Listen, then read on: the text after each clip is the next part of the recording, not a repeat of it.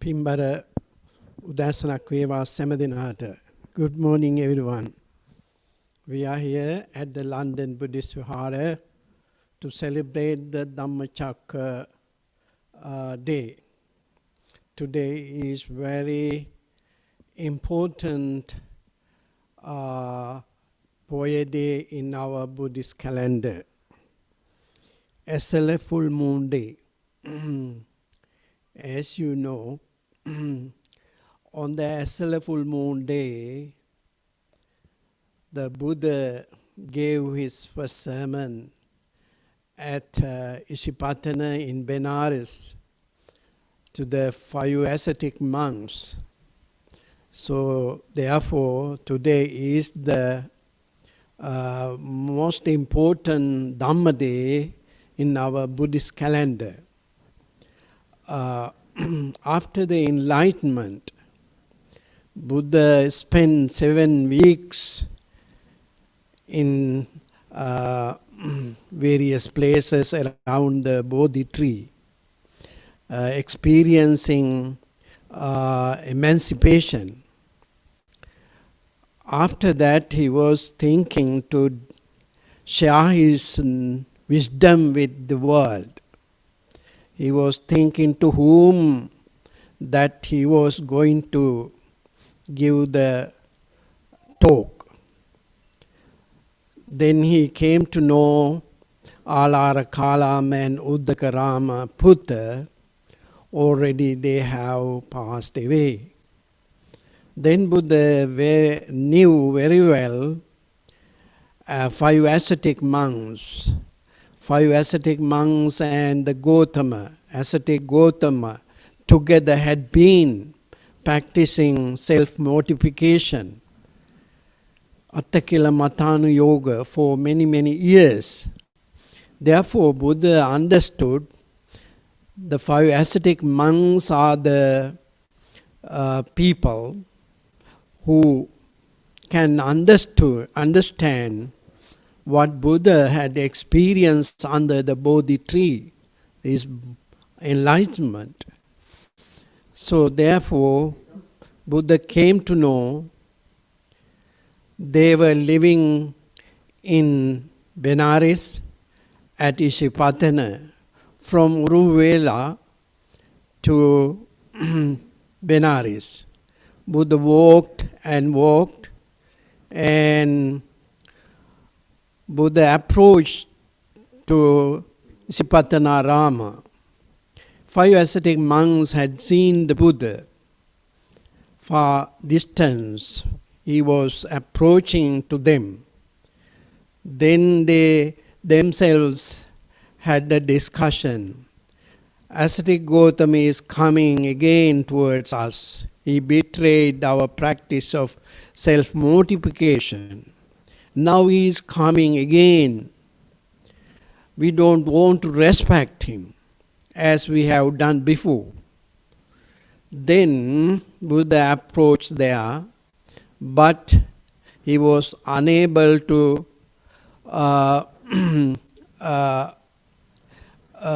welcome the Buddha. They welcomed the Buddha, and one monk washed his feet, and one monk arranged a seat. So Buddha sat down on the seat, and they were talking with where you have been, what you have done this time when you have left us. The Buddha explained, don't call me as a friend. I am the Buddha. First time Buddha revealed to the world that he was the Buddha, awakened one, the enlightened one. Then in the evening, Buddha addressed the 5 ascetic monks and shared his wisdom. He gave the Dhammachakra Pavattana Sutta. He explained the 4 Noble Truths, and he explained the middle path, Noble Eightfold Path. So this is very important day in the history of religion. New spiritual path was revealed, opened the door for that spiritual path on this important day, ESALA. So the Buddha's first sermon was listened by ascetic monks. First time as human being, Kondanya understood the Buddha's first sermon and he attained Sotapanna. He gained spotless, stainless eye of Dhamma, Dhammachakku. So this is the day we are celebrating, and monks observe Vasana precepts on ESALA full moon day. Buddha he himself observed Vasana retreat on the day ESALA after the first sermon. And Buddha, if we think about the life of the Buddha, we can see the renunciation, great renunciation had happened on the ESALA full moon day. So many important historical events took place on this day. In Sri Lanka, the foundation stone of the construction work of the great Ruwamwali Saya, laid by Dutugamunu on the ESALA full moon day. So this way, ESALA full moon day is very important religious day, not only in Buddhism but so many religions in Eastern countries. Consider the ESALA full moon day is very important spiritual day. So therefore, today we are celebrating the Dhammachakra sermon of the Buddha, and end of the day monks will observe the Vasana precepts today. So regarding considering all these important events of the history of Buddhism, we have a program. At the very beginning, we administer 8 precepts. This is very good opportunity for all of us, as the entire world has been threatened by the fear of corona. But we haven't forgotten the spiritual practice in our Buddhist calendar. So therefore, this is a very good day, very good opportunity to all of us to practice spiritual practices, and we can have very important, unforgettable spiritual day in our life. So I would like invite you to get ready, get prepared for observing 8 precepts. First of all, say sadhu, sadhu, sadhu. Say recite Namo Tassa 3 times. Namo Tassa Bhagavato Arahato Samma Sambuddhassa. Namo Tassa Bhagavato Arahato Samma Sambuddhassa. Namo Tassa Bhagavato Arahato Samma Sambuddhassa. Would you repeat this sentence? Ahang bhante tisaranena sadding attanga silang dhammang yachami anuggahang katpa Silang deta me bhante Buddhang saranang gacchami Dhammang saranang gacchami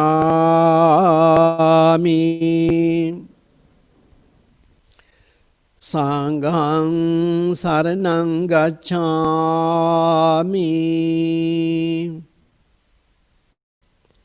Dutiyampi buddhang saranang gacchami Dutiyampi dhammang saranang gacchami Dutiyampi sanghang saranang gacchami Tatiyampi buddhang saranang gacchami Tatiyampi dhammang saranang gacchami Tatiyampi sanghang saranang gacchami Saranaгаmanang sampunnang Panatipata viramani sikkhapadang samadhiyami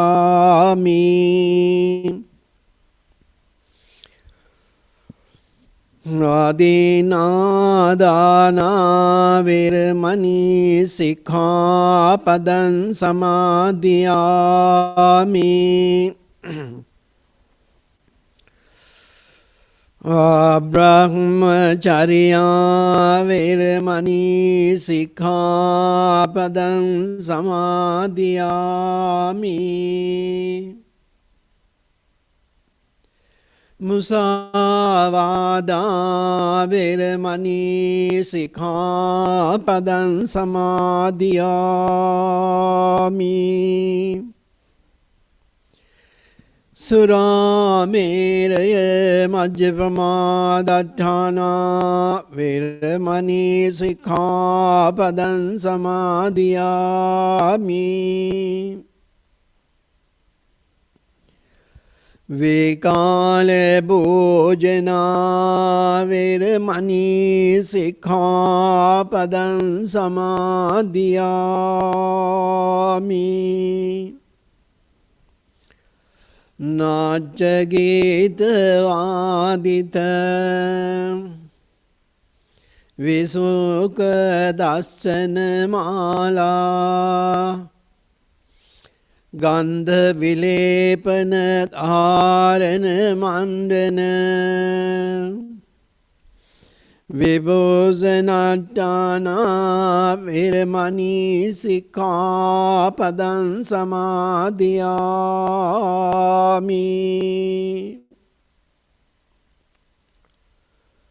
Ujjasayana mahasayana viramani sikkhapadang samadhiyami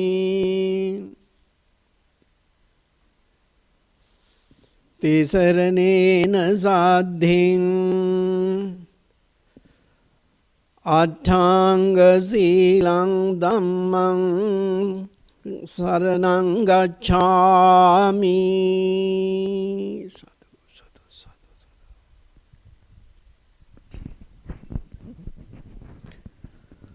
Now let us offer these offerings to the Buddha and pay respect to the Triple Gem, reciting these stanzas.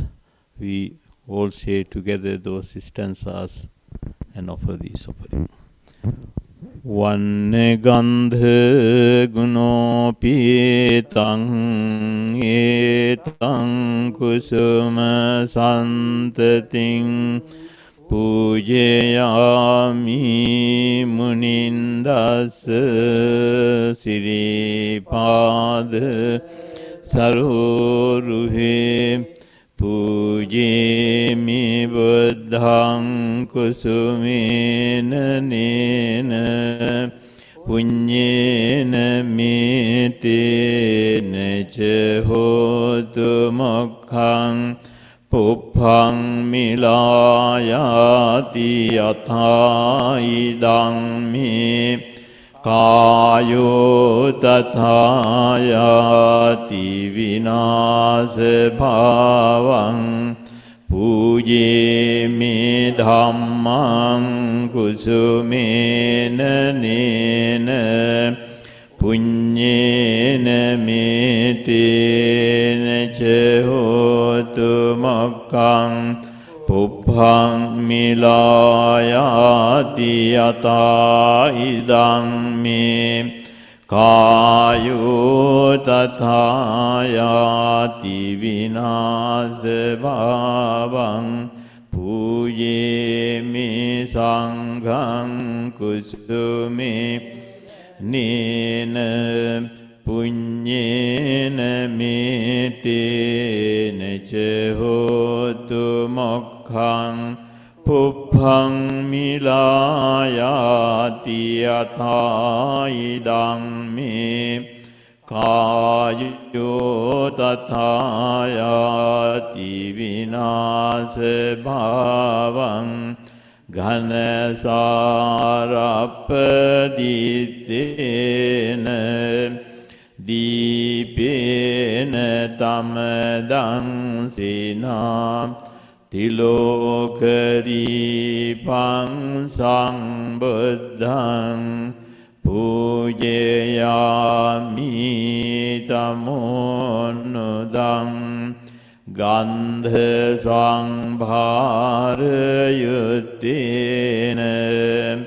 dūpēnāhaṃ sugandhinā pujaye pujanīyantaṃ pujābhājanamuttamaṃ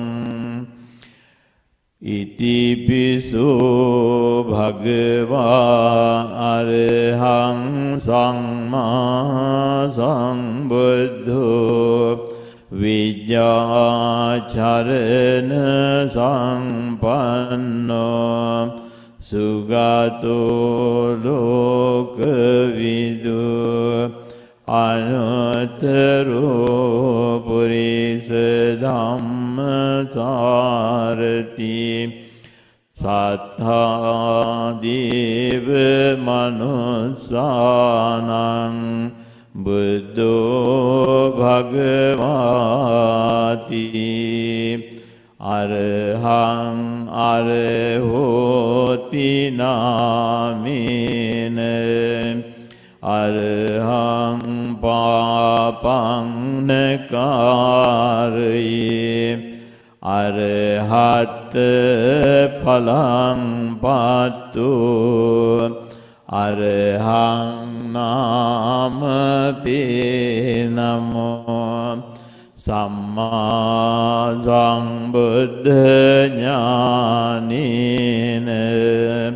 sammā sambuddha desanā sammā sambuddha lokasmiṃ sammā sambuddha te namo vidyācharana sampanno tassa vidyāpakāsitā atita nāgatuppanno vidyācharana te namo sugato sugatātānaṃ sugato sundaraṃ pica nibbānaṃ sugatiṃ yanti sugato nāmate namo lokaviduti nāmi attita නාගති විදු සංඛාර සත ඕකාසේ ලෝක විදු නාමතේ නමෝ උත්තරු ඥාන සීලේන යෝ ලෝකස්ස අනුත්තරෝ පූජ්‍යලෝකස්මින් තං නමස්සාමි අනුත්තරෝ සාරති දේවා යෝ ලෝකස්ස සාරති පූජ්‍යලෝකස්මින් තං නමස්සාමි සාරති දේවයක්ඛ මනුස්සානං ලෝකේ අග්ග පලං දදම් තං දමයන්තානං පුරිසාජඤ්ඤතේ නමෝ භාග්‍යවා භගවා යුතෝ භග්ග කිලේශ වාතෝ භග්ගං සංසාර මත්තාරෝ භගවානාම තේ නමෝ ඊතේ නව ගුණායස්ස සම්බුද්දස්ස සිරිමතෝ නමාමි තං මහාවීරං සබ්බඤ්ඤං දීපදුත්තමං ස්වාක්ඛාතෝ භගවතා ධම්මෝ සම්දිට්ඨිකෝ අකාලිකෝ ඒහි වාසිකෝ ඕපනයිකෝ පච්චත්තං වේදිතබ්බෝ විඤ්ඤෝයිති සුපටිපන්නෝ භගවතෝ සංඝෝ උජ්ජපටිපන්නෝ භගවතු සාවක සංඝෝ ඥායපටිපන්නෝ භගවතු සාවක සංඝෝ සාමීචි පටිපන්නෝ භගවතු සාවක සංඝෝ යද්දිදං චත්තාරි පුරිස යුගානි අට්ඨ පුරිස පුග්ගලා ඒස භගවතු සාවක සංඝෝ ආවුනේයෝ පාවුනේයෝ දක්ඛිනේයෝ අංජලි කරණීයෝ අනුත්තරං පුඤ්ඤාකේතං ලෝකස්සාති. Sadhu, sadhu, sadhu. Okay, let us recite the Karaniya Metta Sutta. You all can join with us to recite Sutta.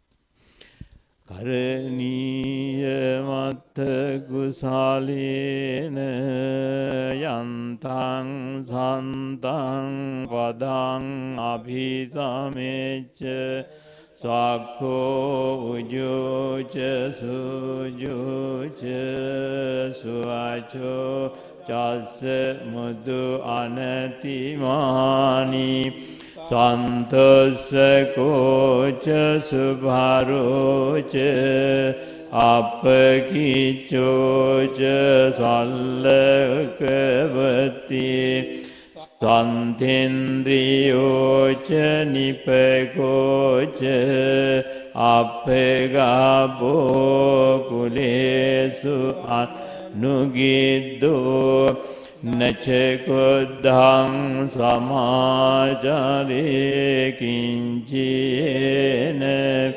nyupare upevadeyum sukhino vakheminontu sabbe sattha bhavantu sukhitattha Ye kejipana bhutati tasavatavarava anavasesa digavaye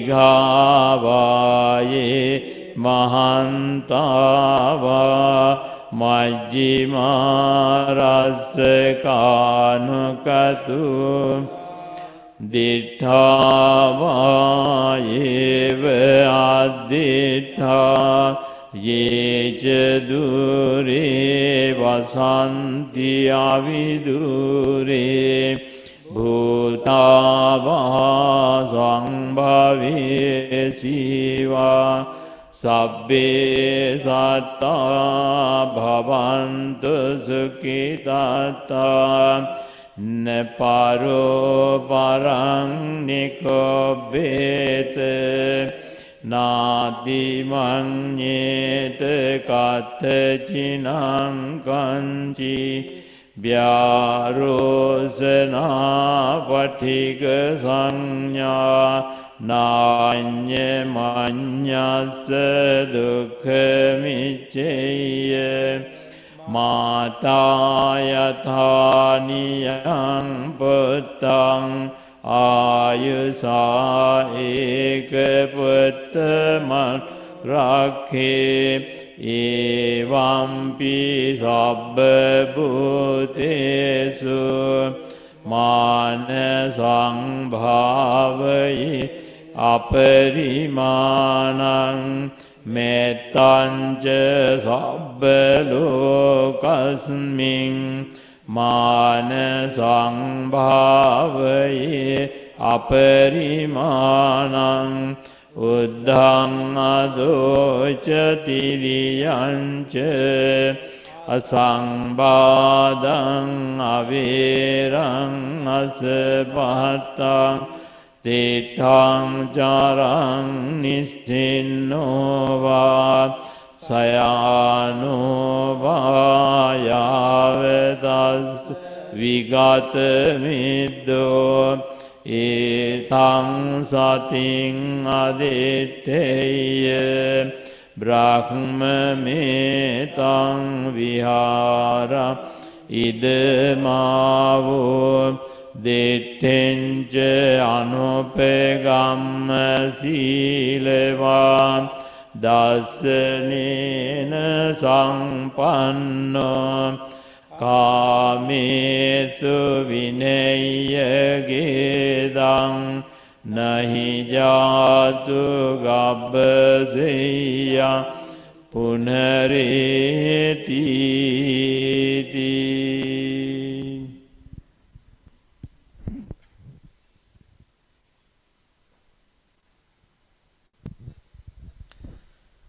We will now practice meditation on metta for a few minutes. In order to practice, start the meditation, you all can adjust your postures and sit in a comfortable, convenient posture. Keeping your body straight and gently close your eyes.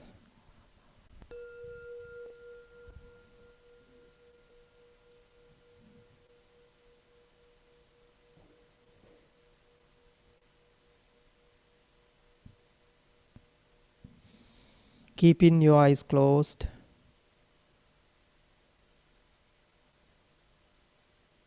Now relax your body from the top of your head to your toes.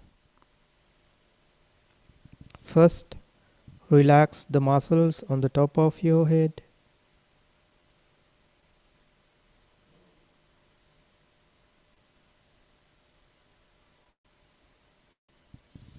Relax your forehead.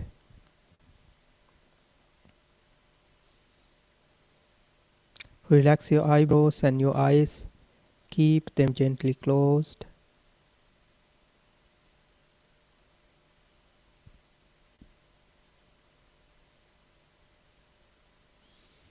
Relax your cheeks and your chin.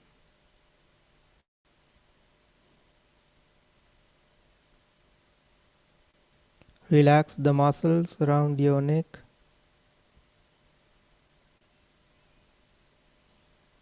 Relax your shoulders and let them drop.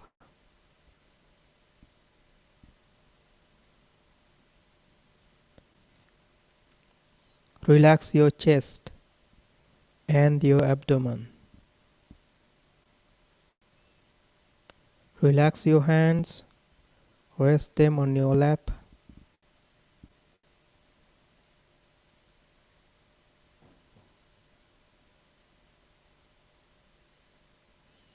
Relax your thighs, your calf muscles and your toes.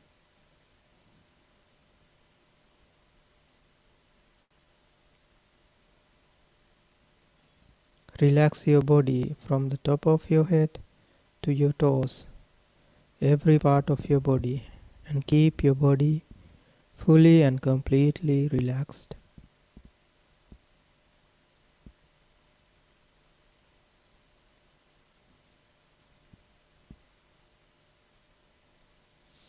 Relaxing your body now, relax your mind and bring your mind to the present moment. You can take a deep breath in and slowly breathe out. One more time, take a deep breath in and slowly breathe out. Take another deep breath in and slowly breathe out. Relaxing your body and your mind. Now generate loving kindness, metta in your mind.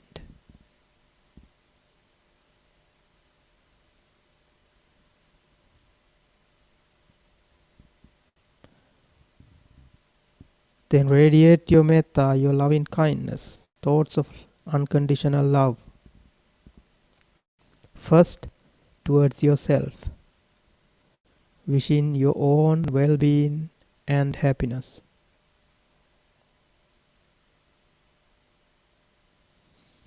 May I be free from anger. May I be free from ill will. May I be free from enmity. May I be well,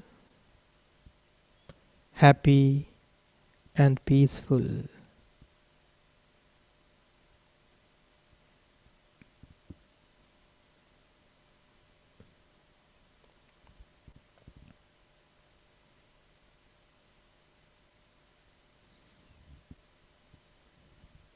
Just as you wish your own well-being, radiate in metta towards yourself. Radiate your metta now towards your loved ones, wishing their well-being and happiness. May my loved ones, my parents, my children,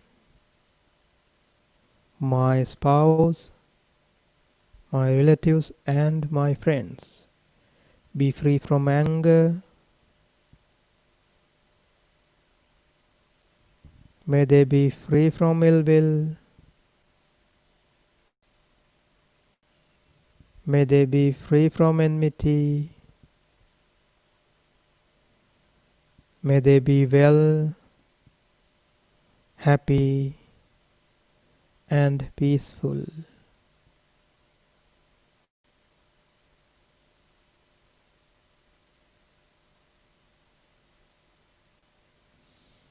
Now radiate your metta even further towards other people who are friendly to you.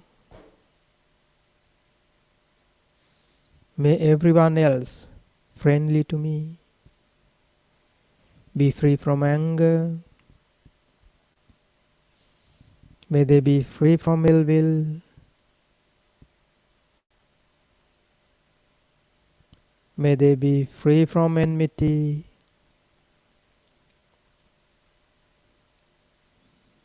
May they be well, happy, and peaceful.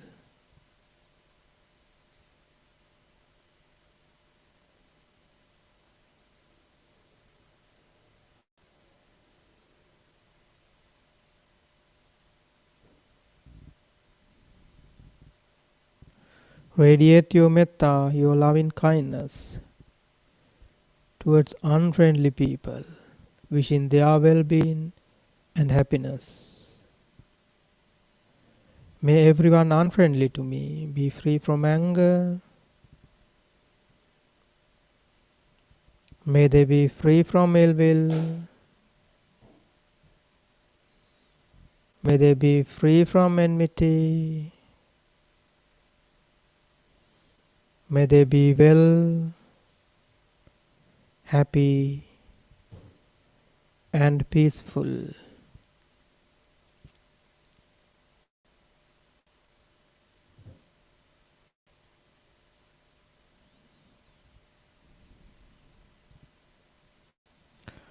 Radiate your metta, send your loving kindness, thoughts of metta towards all human beings living all over this world, wishing well-being and happiness of all human beings. May all human beings living in this world be free from anger. May they be free from ill will. May they be free from enmity. May they be well, happy, and peaceful.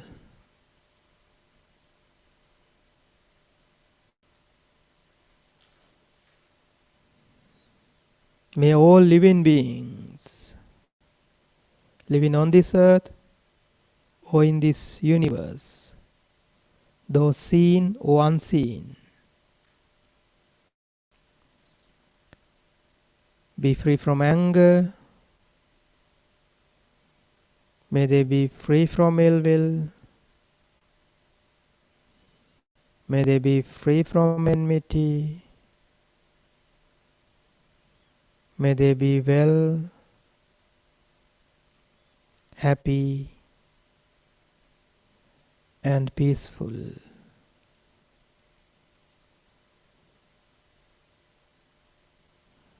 Keep generating and radiating metta. In your mind.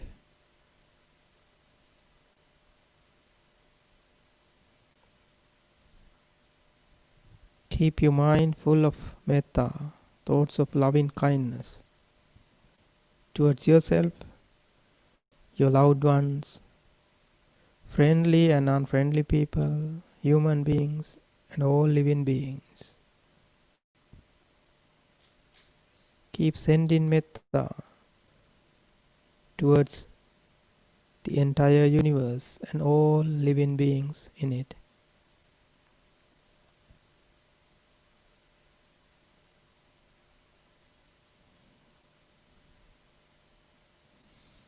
Start with yourself. Send in your thoughts of metta towards yourself.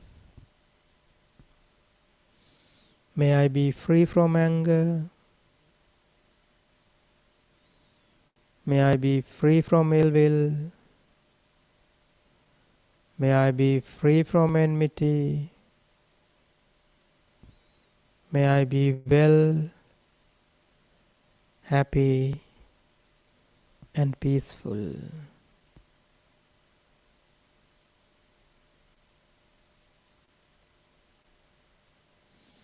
May my loved ones, my parents, my children, my spouse, relatives, and my friends be free from anger. May they be free from ill will. May they be free from enmity. May they be well, happy, and peaceful.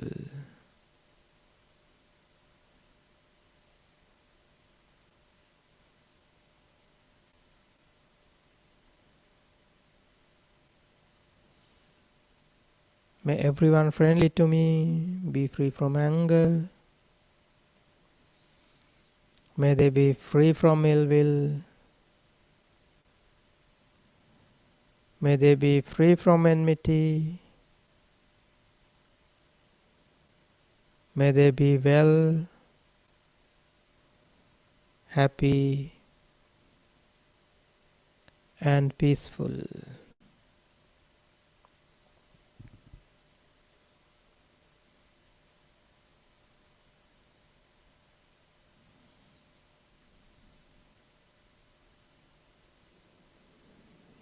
May everyone unfriendly to me be free from anger.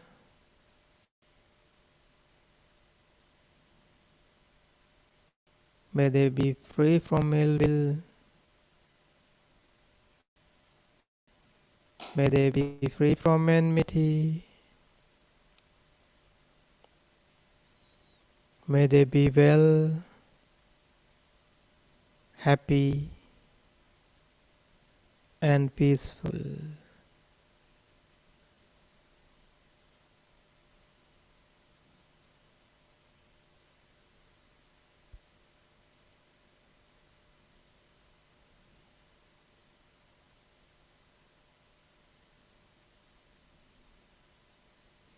May all human beings living in this world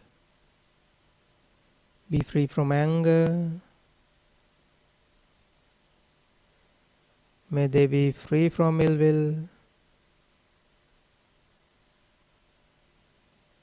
May they be free from enmity. May they be well, happy, and peaceful.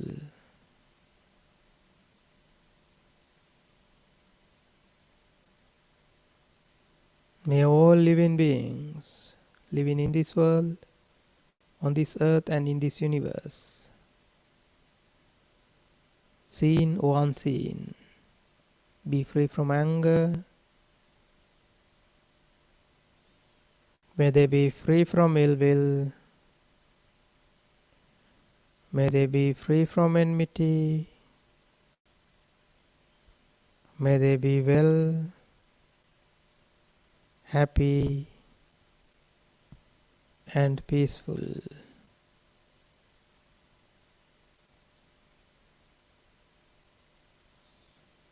Keep generating metta in your mind and radiating metta, thoughts of loving kindness, from your mind towards yourself, your loved ones, friendly and unfriendly people, human beings, and all living beings. Keep your mind full of metta, full of loving kindness.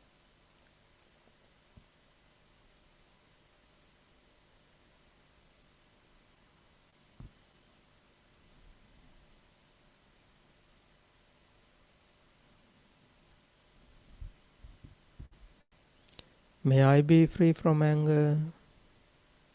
May I be free from ill will.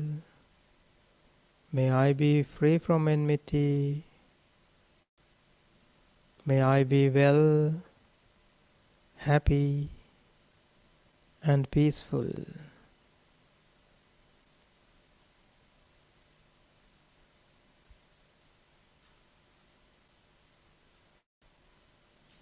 May my loved ones, my parents, my children, my spouse, my relatives, and my friends be free from anger. May they be free from ill will. May they be free from enmity. May they be well, happy, and peaceful.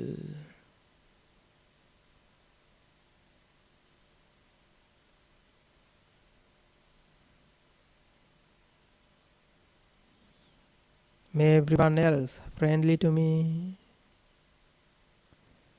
be free from anger. May they be free from ill will. May they be free from enmity. May they be well, happy, and peaceful.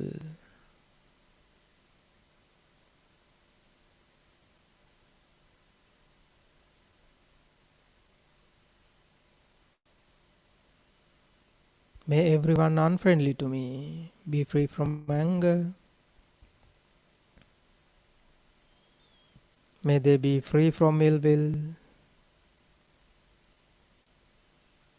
May they be free from enmity.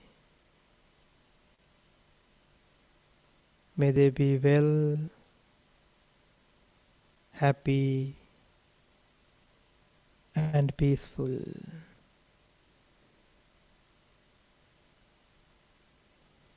May all human beings living all over this world be free from anger.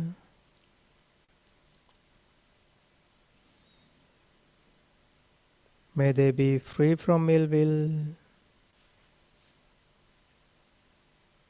May they be free from enmity.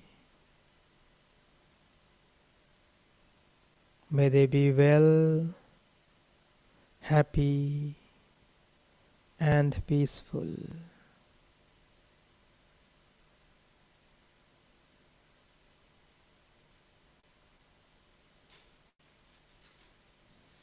May all living beings living on this earth and in this universe, those seen or unseen, be free from anger.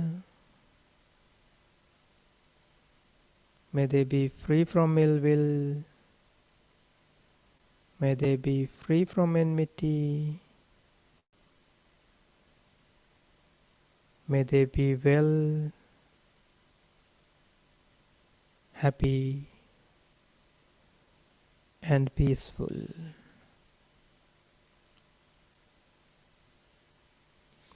Keep generating metta in your mind and radiating metta from your mind towards yourself, wishing your own well-being and happiness, and towards your loved ones, wishing their well-being and happiness.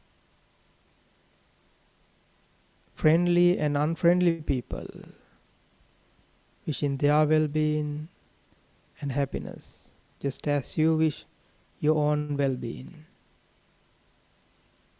And send your thoughts of metta towards all human beings living all over this world. Radiate your metta towards all living beings in this entire universe, wishing well-being and happiness of all living beings. Keep your mind full of loving kindness, thoughts of metta, unconditional love, just as you wish your own well-being and happiness. Wish the well-being and happiness of all all living beings.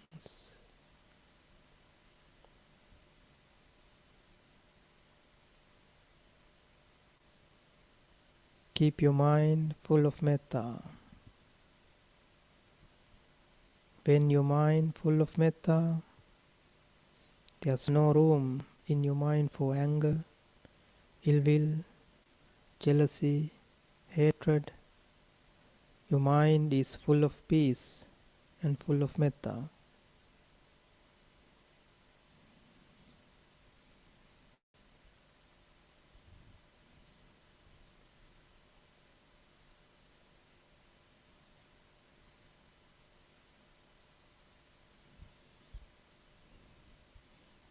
Keep your mind full of metta for the rest of the day. And with your mind full of metta and full of peace, you may now conclude your meditation on metta.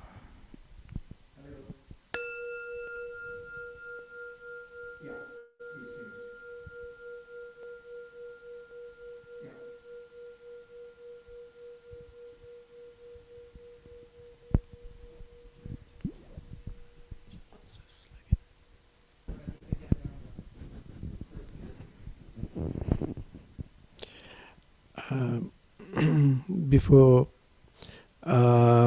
we conclude the first part of this program, I would like to mention the sponsors for this program today. The New Modern People are the sponsors for this program, especially Mrs. Ruki Vijay Singha. She always taking the leading part of this ESALA day ceremony. So today also she and Mrs. Savitri Rajakaruna, they have taken responsibilities to organize this, to sponsor this day, and also Mr. Ernie Gunasekara and Mrs. Gunasekara also contributed for the expenses of this program today. We would like to appreciate their contribution and wish good health and long life to them. May you all be well and happy, and may we all attain peace of Nibbana.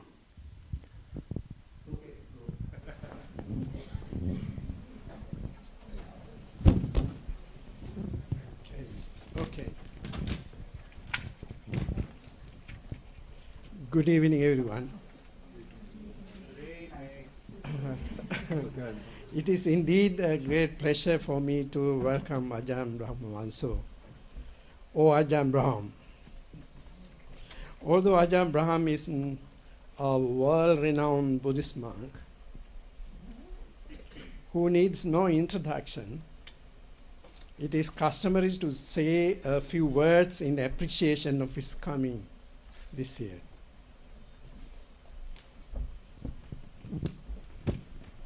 Ajahn Brahm has visited this Vihara so many times. He is a very good friend of our Vihara. Last year, he signed our visitor's book with a little note.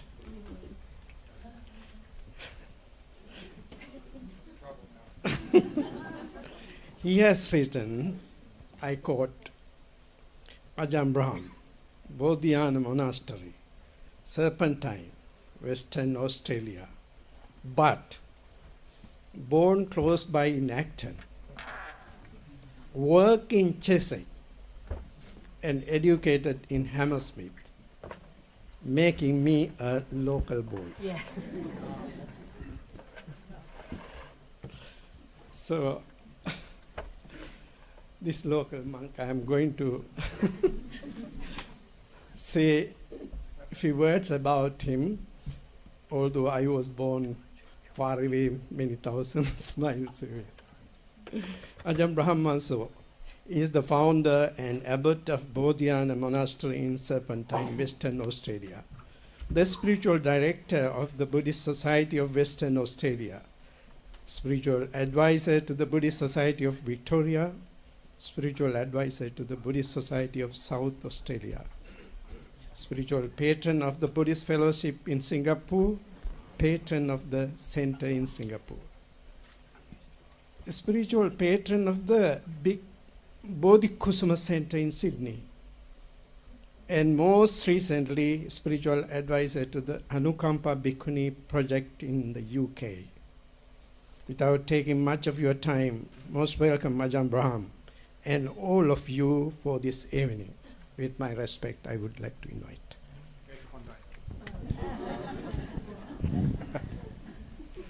That's good. Okay, it is true that I was a local monk and know this area very, very, very well. Just round the corner, I used to spend my Saturday mornings cleaning the toilets at the local petrol station. I think it's gone now. The school just down the road in Hammersmith, and many, many parties and some memories I don't want to share with you because they're embarrassing, which happened just round the corner here when I was young. But it's nice to come back to a place where you grew up, and in those times you never saw any monks. Even though there was a temple just in Heathfield Gardens, I remember going there several times, we actually never saw a monk. And even though my brother reminded me, I was just staying with him last night, reminded me that I was a Buddhist when I was at school at only about 16. But nevertheless, I never knew where to go to find some good Dhamma. And that's from that time on, I always remember that I used to work around here, school around here, my friends were around here, and I never saw any Buddhist monks. It's one of the reasons now I like, if I possibly can, to actually to walk from place to place or go in public transport so people can actually see you. And that's really important these days, because I always say that the robe of a Buddhist monk is their advertising slogan. They see straight away this is a Buddhist monk, and it means there's Buddhist monks in the area so they can actually see you, which is really, really important. So please encourage your monks not just to go in your cars from place to place, but have public transport, do walking around the area so people can actually see you, which is marvellous. But anyway, that's not the subject of the talk this evening. It's about ethics and the internet, or cybernetics, whatever you call it. And it is one way we can take these Buddhist teachings, this very wonderful ethics of Buddhism, which are quite powerful, not just actually say what to do, but also how to do it, why to do it. And that is one of the reasons why it's quite easy to adapt ancient principles for modern times. And it's simple to do that. And just basically, I know that we have ethics and precepts in Buddhism. Many of you are traditional Buddhists here. And I always remember that for most people, they always talk about the 5 precepts or the 8 precepts. And it was only some time ago I realized that some people were going much better, and they were keeping 13 precepts, especially on the Poya days. So the 5 precepts, many of the traditional Buddhists know these: not to deliberately kill a living being, steal, commit adultery, lie, or take alcohol or drugs. And on the Poya days, you have extra 8 precepts: not to eat in the afternoon, and not to use luxurious furnishings, and not to, I missed one out, which is to watch entertainment. And sometimes people say, well, Ajahn Brahm isn't watching you entertainment. I tell funny stories and jokes. But if you heard my jokes for a few times, that's not entertainment anymore. That's torture. But interestingly, I'm always like going off the subject. Interestingly, that I've been promoting another event, which I was talking to my brother earlier about, was next month. That's on 9th of November, on Thursday night. I had another invitation, which means I'm coming back to London again, but just for 2 nights, for the Cambridge Union. That's where I went to university. And I always remember that place used to have these debates with all these famous people, Winston Churchill, and who else was there? Ronald Reagan, Bernie Sanders, Pamela Anderson. I'm not sure what she was debating about. But anyway, that they're having a debate over there that this house has lost faith in faith. And they wanted me to debate with the comedian Russell Brand. So that's next month. So I thought that's an interesting gig to go to. And so I was talking about it. Apparently he's a comedian. But then I told my brother that once when I was in Melbourne giving a talk, mostly at a Sri Lankan temple, and there was a young man there who was a comedian and also on the TV in Australia. And he was in the back listening to my talk. And he told me afterwards, he came up to see me and said, I'm very impressed with, your timing and your material, and I think you could make it as a stand-up comic. He said that. And he said, I can get you a place in the Melbourne Comedy Club, which is the place where most comedians actually get their start in Australia. And I was very, very flattered to be given that invitation, but I never took it up because I say my day job takes all my time. But it's interestingly that you can, in other words, it's not entertainment, it's like taking some very interesting parts of Buddhism and putting it in a way which people see, understand and remember because it's amusing, it's funny.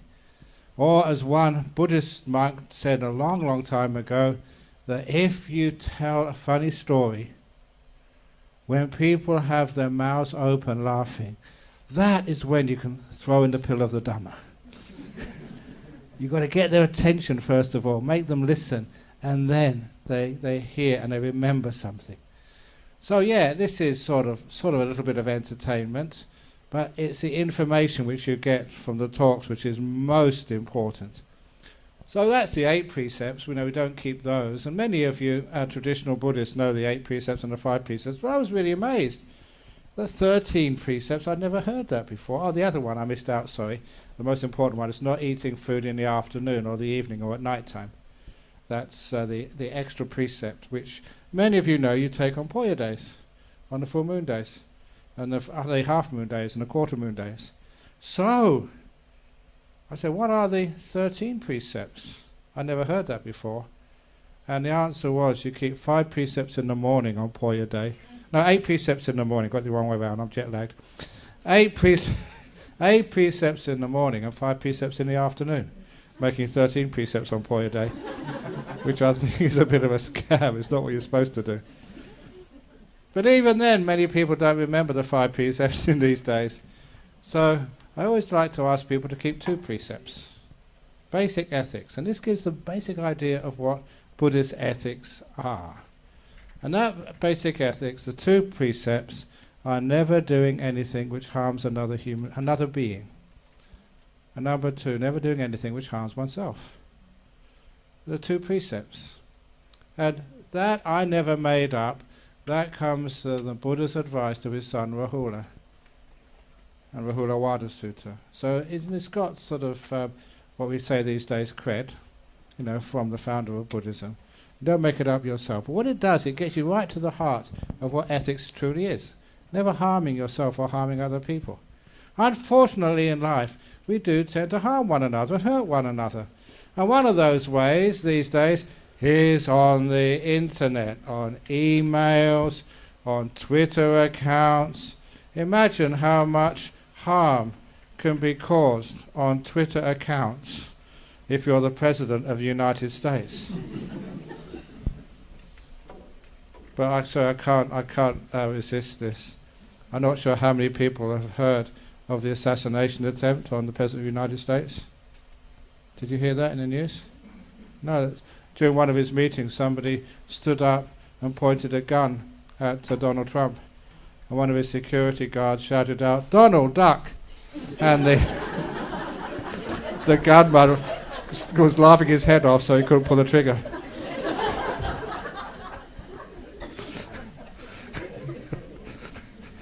Okay, I made that up. It didn't really happen. But we do offend one another on emails and we do harm one another on the internet, and we do harm ourselves.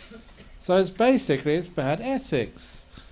So one of the things we always need to do is when we write an email or we do some text message to someone, is don't send it right away. Just pause for a moment. It's called mindfulness. To actually know what you just said, or what you've just written, or what the consequences of what you've just tweeted are going to be. Pause for a moment. Because you say, well, I've got no time to pause.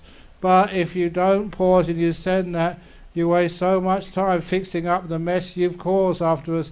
A heedless message to somebody. That is why we always want to pause, and another word for mindfulness is called reflection. How can you reflect if you don't look in a mirror? You know, I look in a mirror because I have to shave.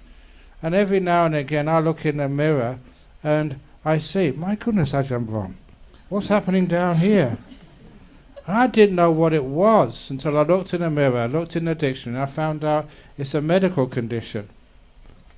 It's called anorexia, because I looked in the medical directory and it said anorexia is you look in the mirror and you think you're fat.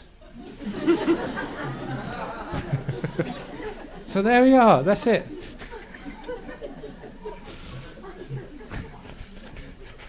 But I need to do some more reflection to find out what's really going on. But anyway, so the reflection is actually looking at something and just not staying there with the first impressions, but just to see what it truly is. It's also, not just mindfulness and reflection, it's where we get wisdom from, insight from. I have an interesting life, not just going debating interesting people like, I think Ken Follett is also going to be there, he's supposed to be an author or something. And anyway, it's not just doing interesting things and going a little bit outside the normal sphere of contacts for a Buddhist monk. I did this very carefully when I was a young monk, made a resolution, don't just hang around in Buddhist temples or just meet other Buddhists, because you get so narrow-minded sometimes. Meet other people, different parts of life, because then you get a much wider experience. And you also get what people call these days synergy. So I've done many, many interesting things as a Buddhist monk. And one of them was 2015. I was the keynote speaker, which is, after the introductions by the presidents and stuff, the first talk of a major conference. This one was in Seoul. No, not Seoul, in Daejeon in South Korea.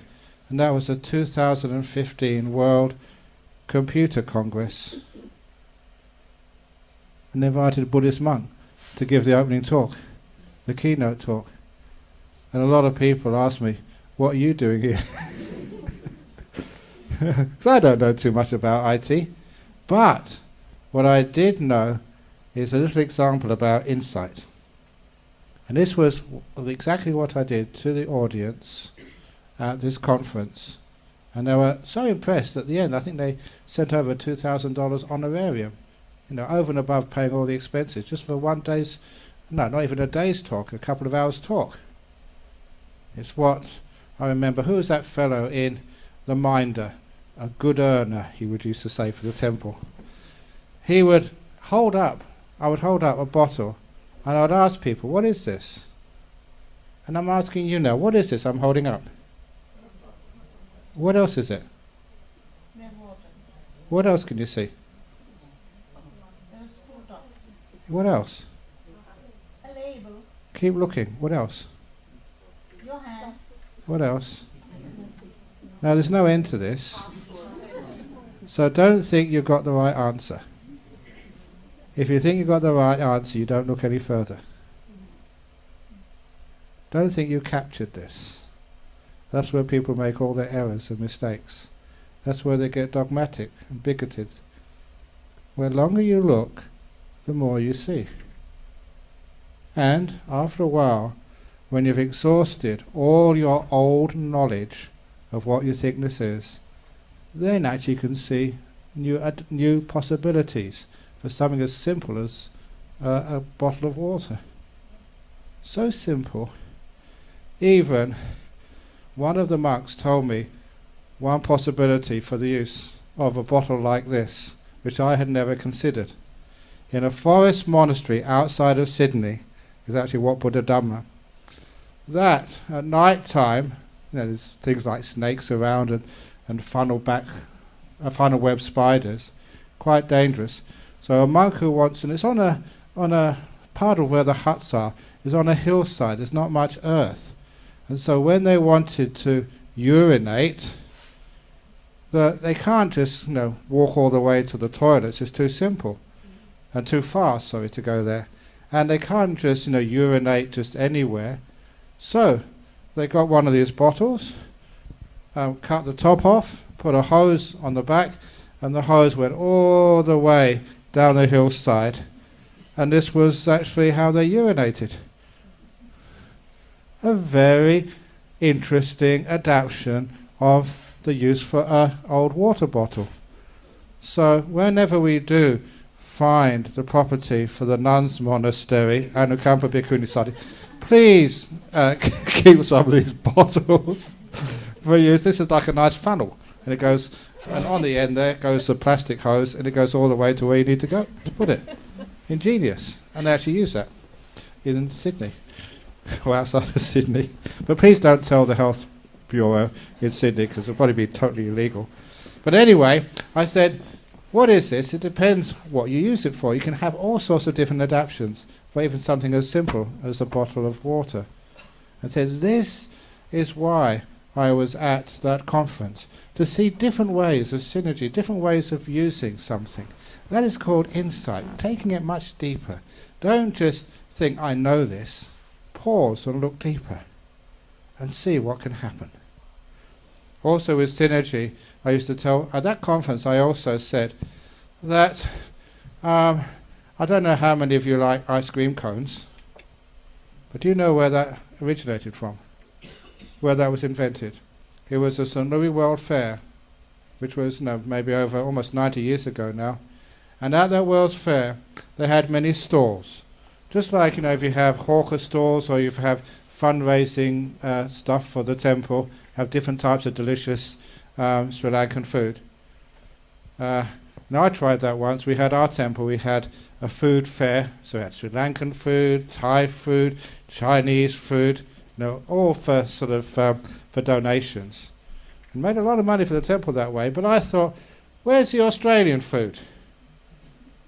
So there's no Australian food on sale there, so I thought to keep it multicultural, I got my Anagarikas to make beans on toast. No one bought any. So we took all these beans on toast back to the monastery afterwards. Anyway, so at this particular World's Fair, they had the ice cream stall right next to the waffle stall. You know the waffles? And two of them made a friendship together, and they started thinking, how can we join together? And so the waffle was made into a cone with ice cream on top, and that was the origin of the ice cream cone. So that's why it's really interesting for a Buddhist monk to go to the World Computer Conference and to see how that synergy, we could actually get something new in IT. Who knows where synergy will lead? So especially in the world of the ethics of the internet, one thing with the emails is the importance to pause. So I'm sure it wouldn't be that hard to have an app so that when you wrote the email, there was a 1 minute delay before it was sent. So you'd have to look at it. And if you tried to go off to another email, log off or something, then it would not be sent. A compulsory 1 minute reflection after every tweet by Mr. Trump. Because that gives the space that we know what we just said, what we've just done. A chance for mindfulness and the ability to correct what we just said.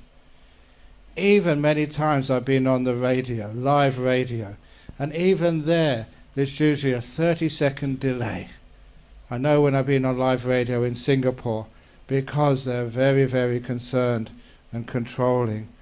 That's always they used to say over there, that the leaves only fall in Singapore at night time.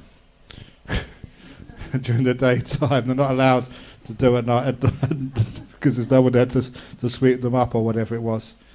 But in over Singapore, there was a 30-second delay or 20-second delay, and there was always someone listening to what you were saying.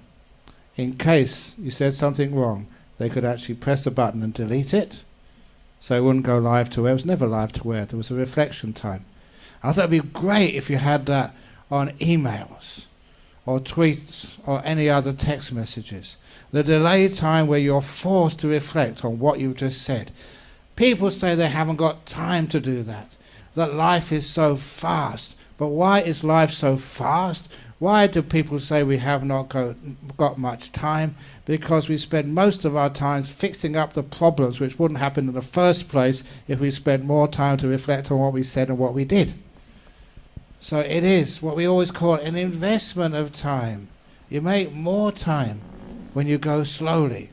Just like one of my friends, he told me he's a big businessman. He meditates 1 hour every day, except when he's busy. And when he's busy, he meditates 2 hours a day. In other words, he needs to have a clear mind, an efficient mind. He can't afford to make mistakes if he has so much work to do.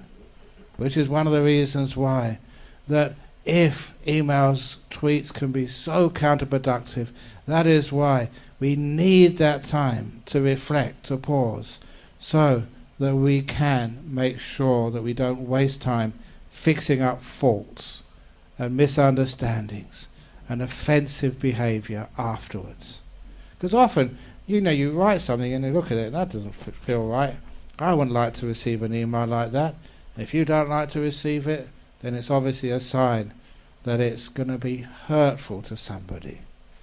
And the other thing which, if we say any emails or any other criticism, we have always to know what similar to right speech is we never criticize a person. We only criticize bad behavior. So, the example of that were the two children in the supermarket and in the checkout aisle with their parent, and one child, they dropped a jar of honey and it went splash all over the floor, and the other one dropped a carton of milk and that went splat all over the floor. It's very important when you give bhana or sermons every now and again to change the tone of your voice and make it loud. Splat! Crash! Because we don't have any other special effects in this temple, so you've got to make them up yourself as you go along. And so, splat and smash. And one parent said to their child, "You stupid kid, you stupid kid." And the other one said to their child, "That was a stupid thing you did." And there's a world of difference between those two responses. One is saying the whole person is stupid, and the other one is just focusing on the bad, silly act. They're not a bad person. They just need to focus on one area and just improve that. But generally, they're a good kid. I don't know how many of you have actually had that experience, either at work or at home, or maybe at school, university, when someone calls you stupid, you idiot, as if like the whole of you has been rejected, like the whole of you has got a fault in you which can't be fixed up. When they just focus on the bad behavior or a bad speech, this rest of you is okay. It's just part of you needs to improve. And that is called like wise speech.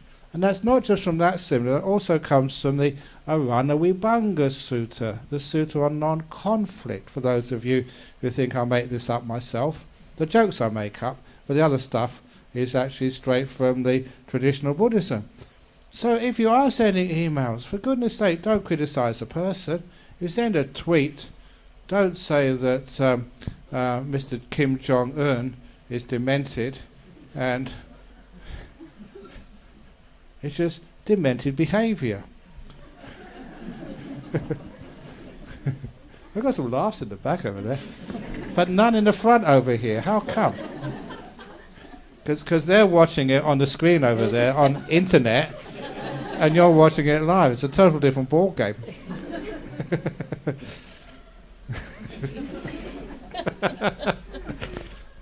That's really nice. Thank you so much, whoever you are. That's very encouraging for me. But anyway, this is actually the why we can reflect on what we say and make sure we never criticise the person, criticise the act, and also to make sure we're coming from the right place. You know, trying to build up harmony and peace and kindness in the world. Because sometimes that when people shout at one another and just get angry at one another, all the time people don't actually hear what you're saying. They just hear the anger. They think, why do I need to sort of listen to a person like that, if all they ever do is anger and shouting? So that's the trouble when people shout at one another, scream at one another. They don't actually take what they're saying seriously. An example of that, one of my favourite stories, is the husband who had the afternoon off work, and his wife was cooking dinner, and said to her husband, darling, I've run out of eggs. Would you like to please go to the market and get some eggs for me? This is known in Sri Lanka where they get all the best food from the local markets. Not these huge supermarkets, but the real life, going to the stall in the market. So he said, yes, certainly, darling, I'll get the eggs for you, but I've never been to the market before. Please give me instructions. And I did actually see on the internet, I always look for funny stories, that one thing when...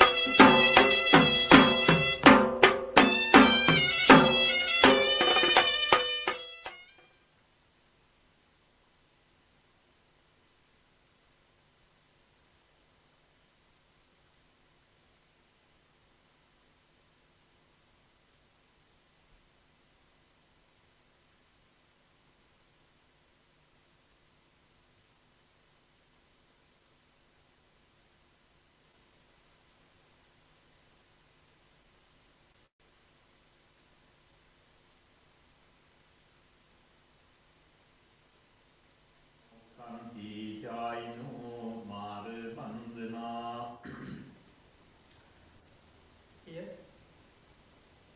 Dear friends in the Dhamma, I have selected as my sermon Dhammacakkappavattana Sutta. The stanza I have given is from the Dhammapada. It says, you yourself should make the effort. The Buddha only can show the way.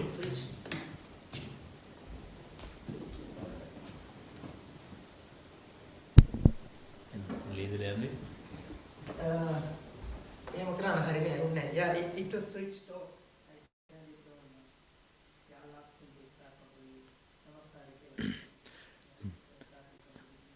Namo tassa bhagavatu arahato samma sambuddhassa. Namo tassa bhagavatu arahato samma sambuddhassa. Namo tassa bhagavatu arahato samma sambuddhassa.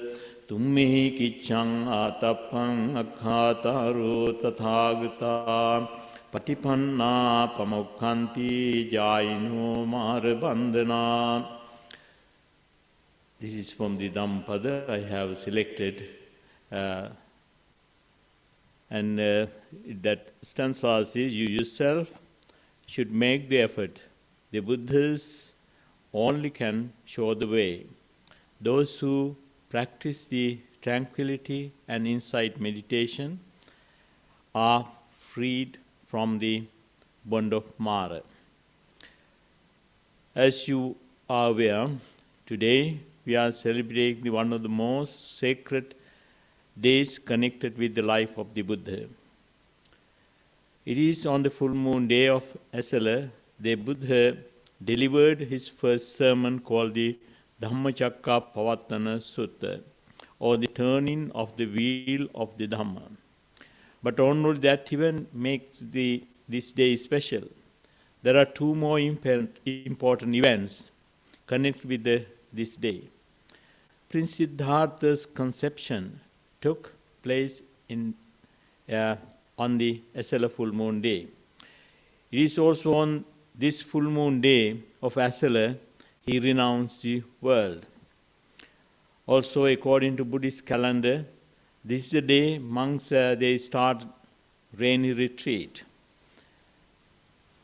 Let us talk about the Dhammacakkappavattana Sutta. This is the sermon supposed to be given today. In Buddhism, the primary purpose of life is to end suffering.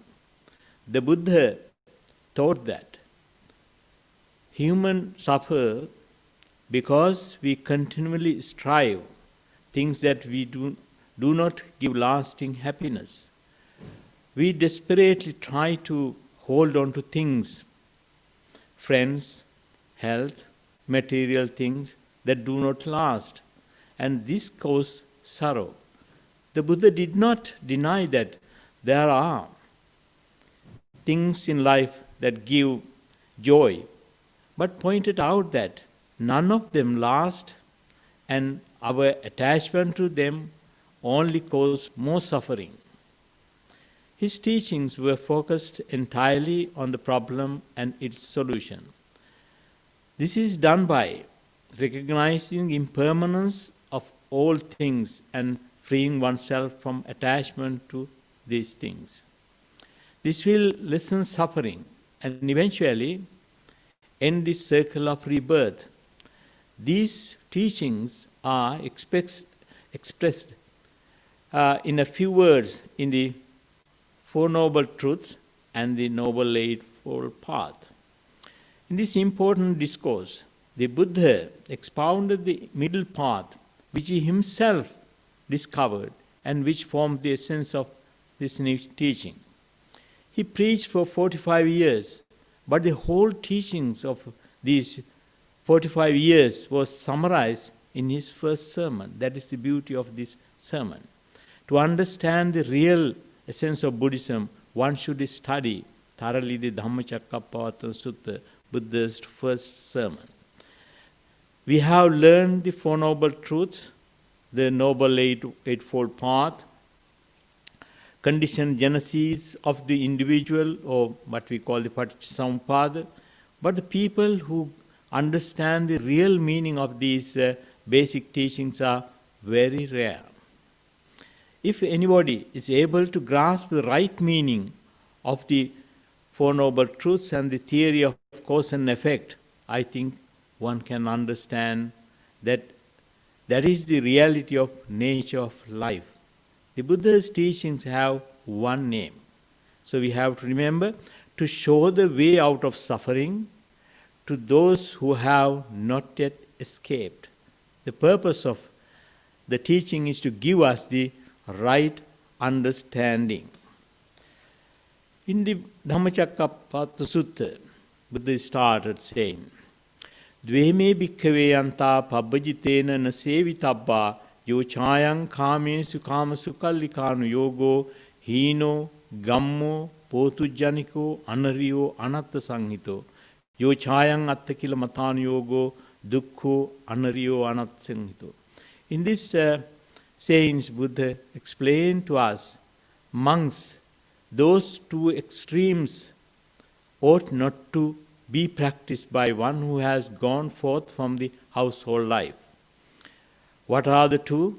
There is addiction to indulgence of sensual pleasures, which is low, rough, the way of ordinary people, unworthy and unprofitable.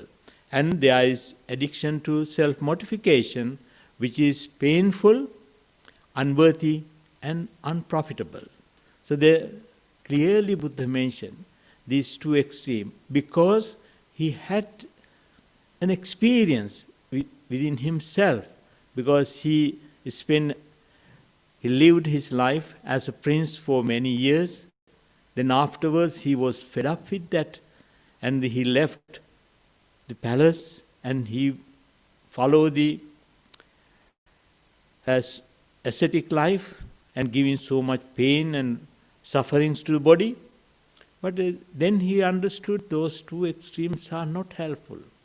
Then the Buddha said, Etete bhikkhave ubhu ante anupagamma majjhima patipada tathagate nabi sambuddha chakku karani jnana karani upasamaya abhinyaya sambodhaya nibbānaya sanghati. Buddha said, avoiding both these extremes, the Buddha has realized the middle path.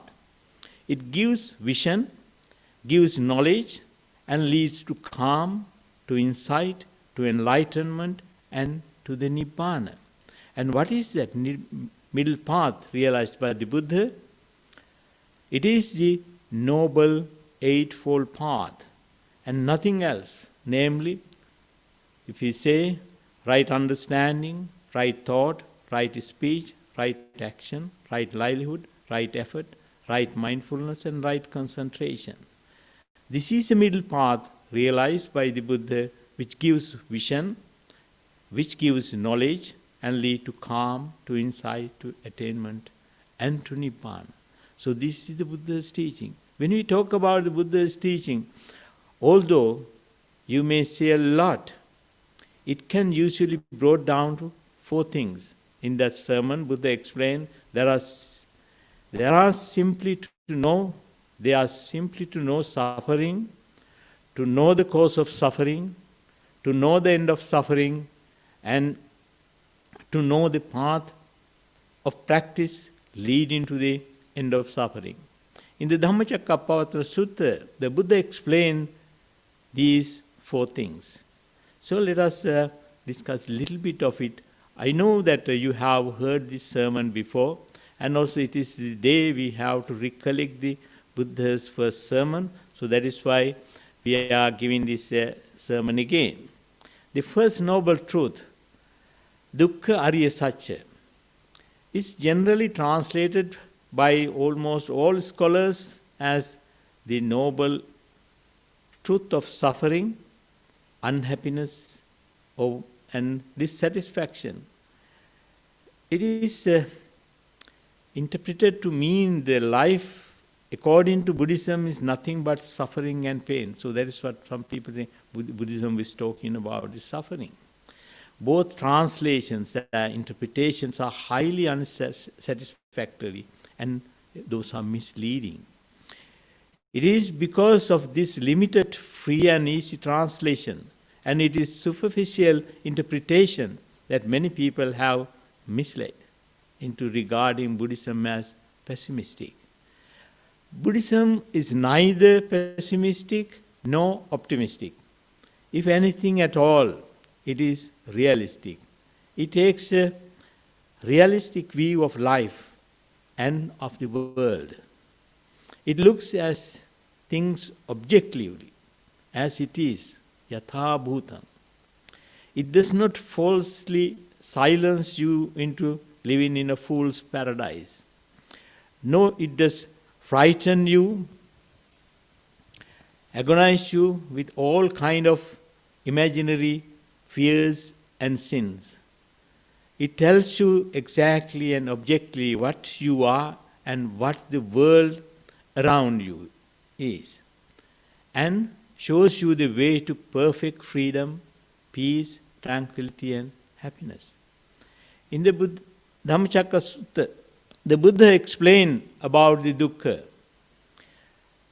Buddha said, Jati pidukkha, jara pidukkha, vyadi pidukkho, maranam pidukkhaṃ, appyehi sampayogo dukkho, piyehi vippayogo dukkho, yam picchaṃ nalabati tam pidukkhaṃ, sankittena panchupadanakkhandha dukkha.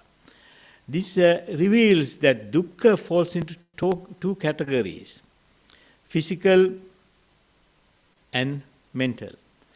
There is so much suffering in the world. Let us see how poverty makes people suffer. Every day there are millions of people who do not have enough to eat, suffering the pain of hunger. There are millions of people in the world who do not have enough clothes or shelter, experience of cold, rain and heat. There are so many millions who are suffering in pain. Another factor is conflicts in this world. There are so many beings in the world, helpless enemies, in the hand of people who want to harm them. In so many countries, prisoners are being brutalized. There is the violence of war. Men and women with feelings just like our own are helpless in the face of pain, unable to do anything about it. How many times have we been in that very similar situation? And how many times will we be there in future wondering? One little turn in the karmic wheel, and we again are those people. At the moment we are lucky, but we don't know what will happen in the future. In having this physical body of ours, there is such a potential of suffering. How many times have we experienced it? And how often will we continue to do so? There is this suffering of birth. That is what Buddha called jati pidukkha. The pain of the mother, even more pain for the child being born. The body gets diseased, it gets sick, and it gets old and weak. So jati pidukkha, jara, getting old, and vyadi, getting sicknesses, and also the marana, the death. All those things are there. Then let us see what is mental dukkha. There is a pain of mind, depression, despair, anxiety, worry, anger, hatred, fear, lust, grief, so many things. How long will we remain trapped in this long round of rebirths, hurrying on, driven by ignorance and craving? The pain of this endlessness. Every morning we wake up to the same colors and smells, sound, thoughts, endless repetition. We go through the day and go to sleep, and we wake up. Same colors and same sounds and smells and taste and sensation and thought over and over again. And you can imagine about your life, how much sufferings you have, but you don't consider as it is suffering, because you don't understand what is suffering is, because those things are covered with some of the ideas. We do not like to look at the pain of suffering in our lives. We put the old and sick away in homes, so we do not have to see their sorrow. We chase beggars off the street, so we do not see the pain of poverty. We dress up dead bodies as if they are going to a party, never confronting the face of death. The first noble truth of the Buddha's enlightenment is the truth of suffering. It does no good to pretend that it does not exist. No matter how we hidden it, the body is going to get old and diseased. It is going to die. No matter how many distractions we are entertained with, there will be anger and ill will and frustration anxiety and tension. We burn with anger, burn with desire. This is first noble truth.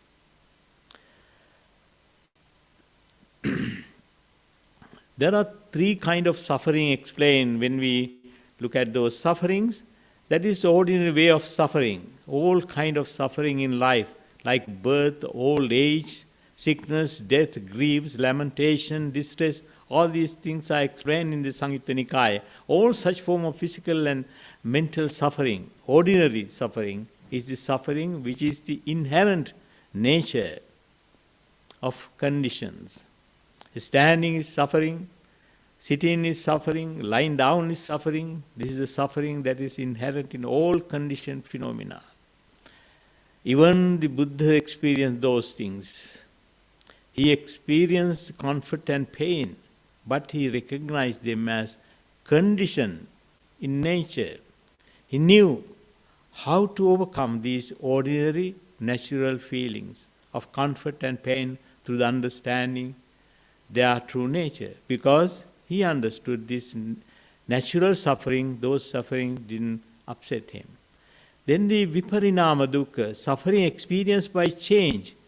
When somebody passed away, that suffering, that happy feelings comes, happy condition in life comes, it is also not permanent. When it is not everlasting. When it is changed, it gives it will change sooner or later, but when it changes, that suffering comes. It produces pain, suffering, unhappiness. When you have to live with unpleasant people, then you have suffering. When your loved one has gone, then that is suffering. In this way, there are things, unhappiness, that is also easy to understand. But the importance of suffering is the third kind, the suffering that creeps in from the outside. That is called sankhara dukkha, conditioned state. This is the most important philosophical aspect of the Four Noble Truths. The extraordinary suffering is the suffering that arises from what we call the upadana, grasping into things. So that is the suffering Buddha was talking about, not the ordinary way of suffering. He is talking about sankittena panchupadana kada. Due to aggregates, how we get the suffering. So that is what we have to understand. Then the Buddha goes on to explain. He explained about the suffering. Then the second noble truth explained the Buddha's teaching in that the cause of suffering. As cause of suffering as desire and attachment. That is what explained in the teachings, kama tanha, bhava tanha, vibhava tanha. Attachment to sensual pleasures, attachment to be, attachment not to be born. Desire for sense pleasures. There are things explained in this teaching. There are some other desires we have. Desire for sensual pleasure, cherishing views and opinions, the beliefs that rites, rituals and ceremonies are going to bring relief of suffering, and the very strong attachment we have to the concept of self, of I. No one makes us hold on. There is no force of power outside of ourselves which keep us bound to the wheel of life and death. It is just the clinging in our own mind. That is the most important point we have. It is just the clinging in our own mind continue our samsara, continuation of our birth and rebirth. There are four great grasping or attachment which keep us bound to the wheel. The first of these is our attachment to sense pleasures. That's called kama upadana. Always what we do, we are seeking pleasant sound and sights, agreeable smells, delicious taste, and pleasant sensations of the body. seeking after momentary, fragmentary pleasures. We are attached to them as if they will solve our problems, as if they will bring an end to suffering. So enjoyment, we think, enjoying sensual pleasures will end our suffering. Some people think that. We live our lives waiting for next vacation, the next relationship, sometime some new objects to own, to buy a new car, new house, or new dresses and things, waiting with desire for some new happiness. That is the sensual pleasures. So that is make us to be bound, because we are always looking forward to have something more and more. When we receive it also, you are not happy with that, then you are going for new one. When the new model comes, then you need to have that one. In this way we are attached to that sensual pleasures. The second attachment is attachment to our own opinions and views. That is called Dittha Upadana. We have so many opinions about things, so many preconceptions. Attachment to view in such a great bondage. So because we can't get out of that ideas, it keeps us from seeing how things are. It filters reality through the colored glasses of our own particular conditioning. If we let go of this attachment of the opinions, the whole truth of the Dhamma will be revealed. Everything will be there.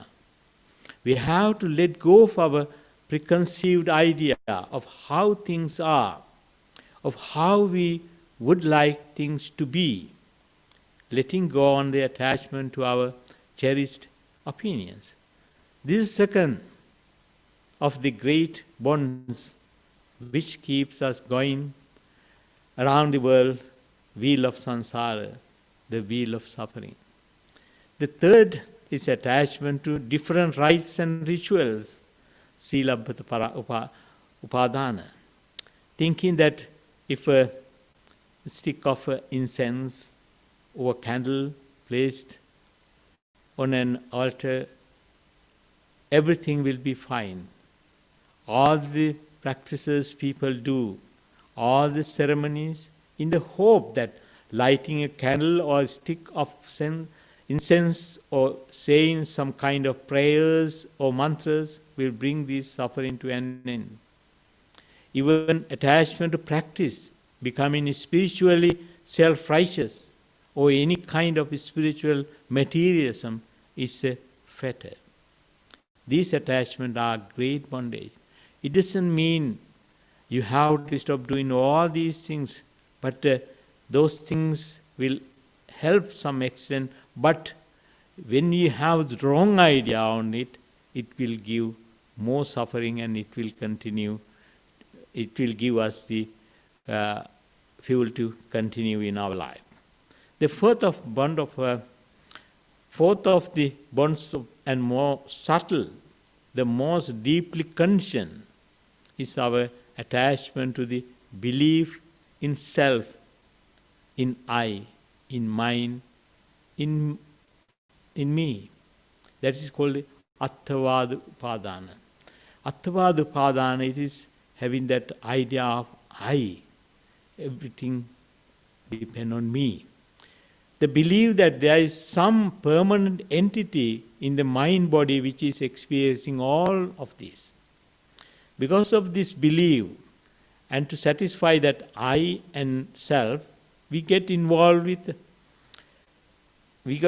in all kind of delusion for the gratification of the self, which isn't even there.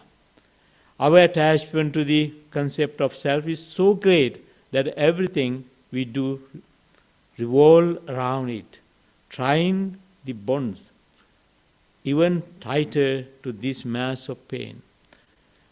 According to Buddha's teaching, our task is, following the Buddha's teaching, is to investigate what It is we refer to as I, as myself, as what I am. We usually take these terms to refer to some kind of persisting entity, an ego, a substantial self possessing a real identity.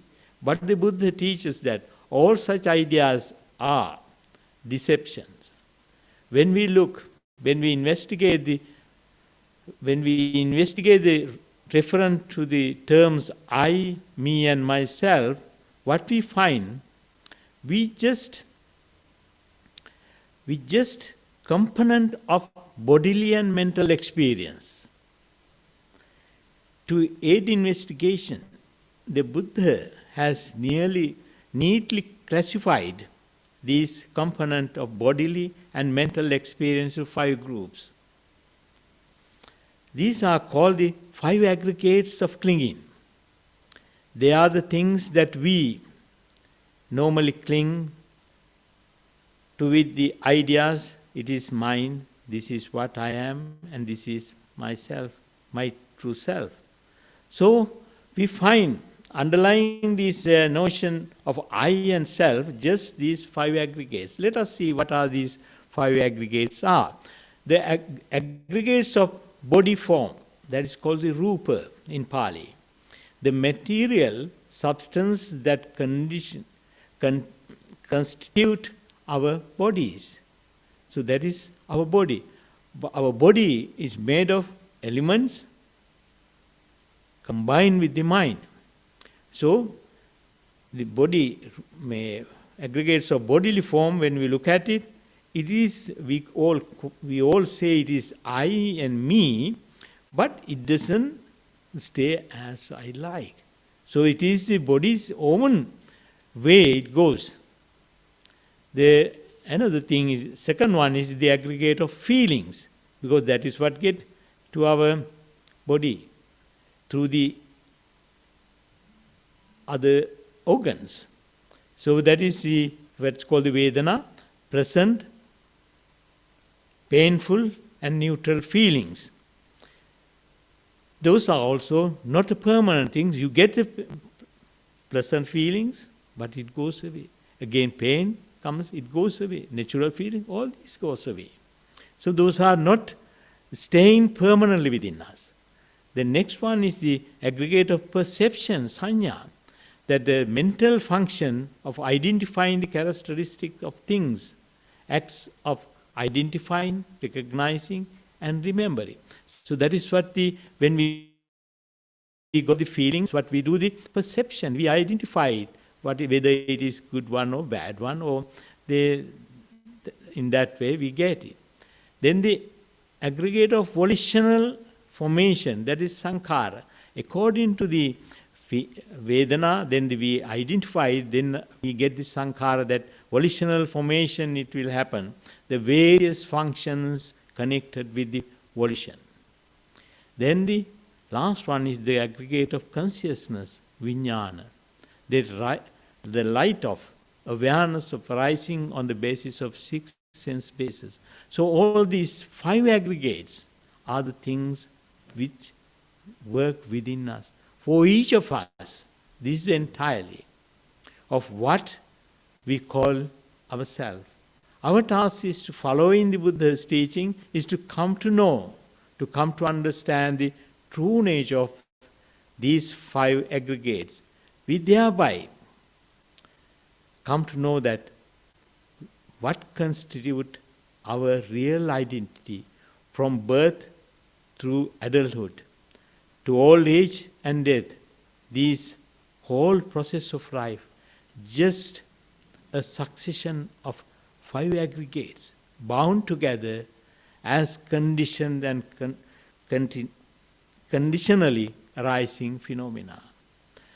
The bodily aggregates or form is the basis, and on the basis the mental aggregates arise and pass away. So that is what happens.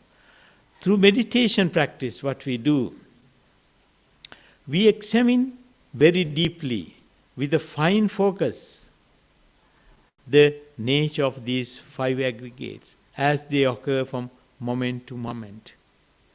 We see them arising, standing, and dissolving, which gives us the insight into impermanence. Then we understand what is impermanence is. From the understanding of impermanence comes the insight into suffering, the unsatisfactory nature of the five aggregates. We then realize that these changeable five aggregates are undependable, insecure, unreliable, and therefore cannot be taken as ourselves. They are empty or selfless. So that was the Buddha's teaching for us to understand that selflessness, go beyond the attavada upadana.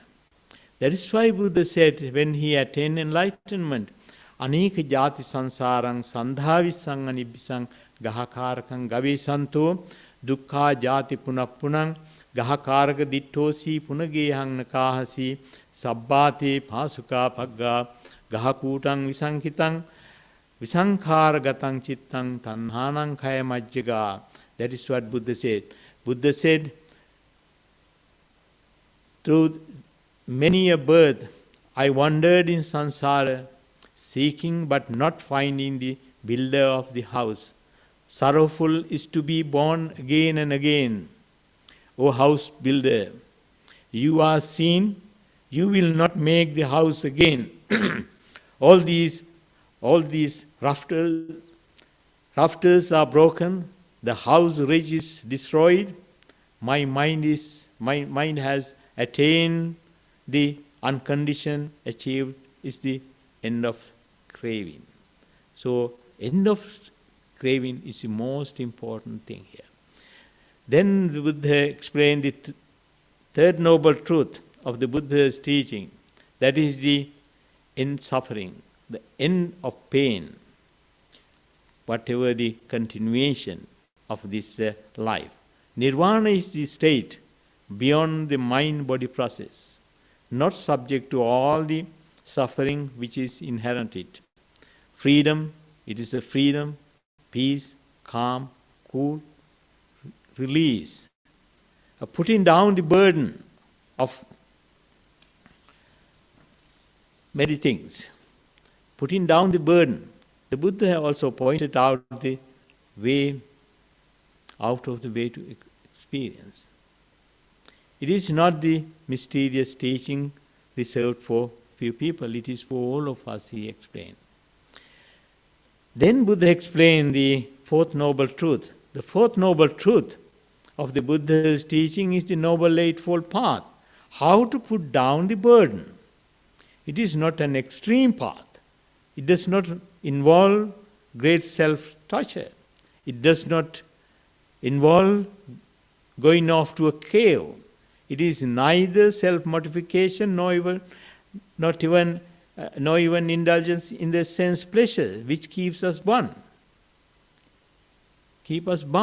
It is the middle path, to be aware of how things are happening, to be wakeful and balanced, to be mindful, not clinging, not condemning, not identifying with the things as being I or self, moment to moment, freeing the mind from defilement.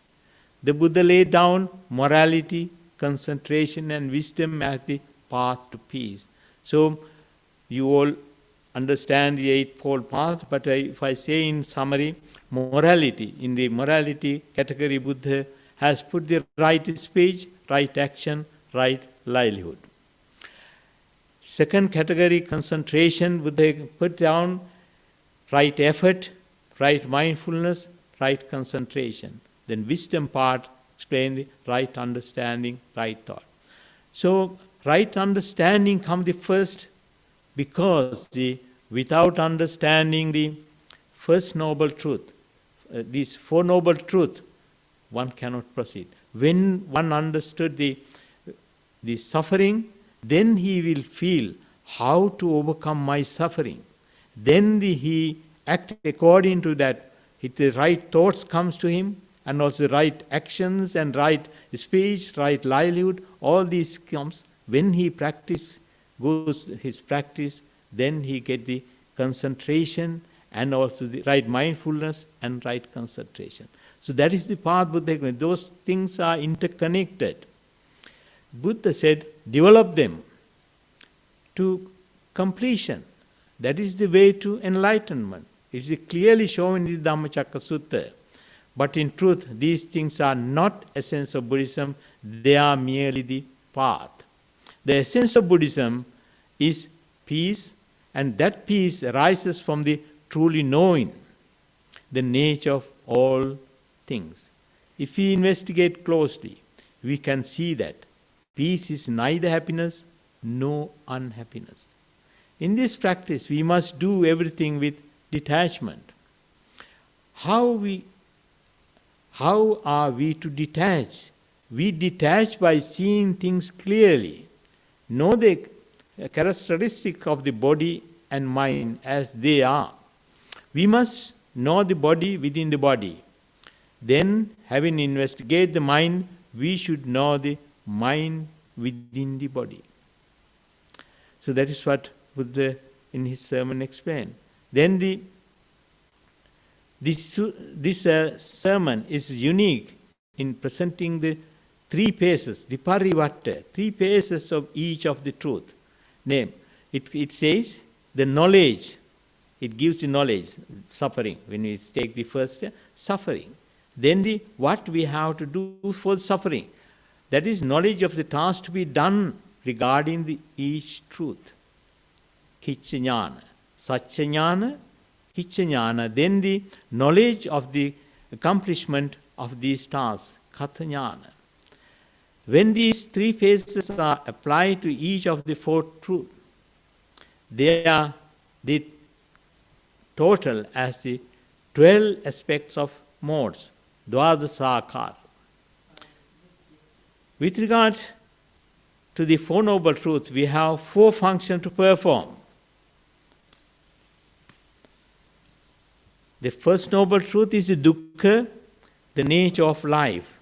It is suffering, it is sorrow and joy. Its sorrows and joys. Its imperfection and unsatisfactoriness. Its impermanence and insubstantiality. With regard to this, our function is to understand it as a fact, understand the suffering, then clearly and completely. That is called the pariññaya, and pariññata, when you understood it, pariññata. The second noble truth is the origin of dukkha, which is desire, thirst, accompanied by all other passions, defilements and impurities. The mere understanding of this fact is not sufficient. Here our function is to discard it, to eliminate, to destroy these, destroy and eradicate it. That is called the pahatabba, and afterwards we can say pahinang, I have finished it. The third noble truth is the cessation of dukkha, that is nibbana, the absolute truth, the ultimate reality. Here our function is to realize it, satchika tabbang, then afterwards we can say satchikatang, I have attained it. The fourth noble truth is the path leading to the cessation of realization of nibbana, a mere knowledge of the path. However, complete will not do. In this case, our function is to follow it and keep it up, bhavetabba, because the eightfold path had to be keep it, and also we have to finish it. Then the Buddha's, when we look at the sutta, we will find the Buddha's declaration of his awakening. It is only after having realized the 12 aspects as they really are that Siddhartha claimed the full awakening. He became a Buddha, the supreme awakening. Buddha said, so long because as my knowledge and vision of these Four Noble Truths as they really are in their 3 phases and 12 aspects are not thoroughly purified in this way, I did not claim to have awakened to the incomparable full awakening in this world. But, Buddha said, when my knowledge and vision of these Four Noble Truths, as they really are in their 3 phases and 12 aspects, are thoroughly purified in this way, then I claim to have awakened to the uncomparable full awakening in this world. The knowledge and vision arose in me. Unshakable is my liberation of mind. This is my last birth. Now there is no more rebirth for me. That is what Buddha said. Buddha in here, we can find another stanza. It says, Abhinyeyang abhinyatang bhave tabbancha bhavitang paha tabbang pahinang me tasma buddhosmi brahmana. And Buddha said, when somebody asks him, why you call the Buddha?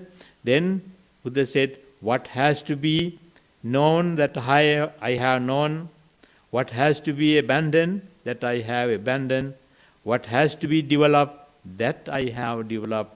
Therefore, O Brahmana, I am a Buddha. At this end of this Dhammacakkappavattana Sutta, Imasmin Chapanaveya Karanasmin Bhanjamane Ayasuto Kondanyasa Virajang Vitamalan Dhammacakkung Udapadi Yankinchi Samudaya Dhammang Sabbhantang Nirodha Dhammanti. Buddha declared that. Then what happened when this doctrine was being expounded?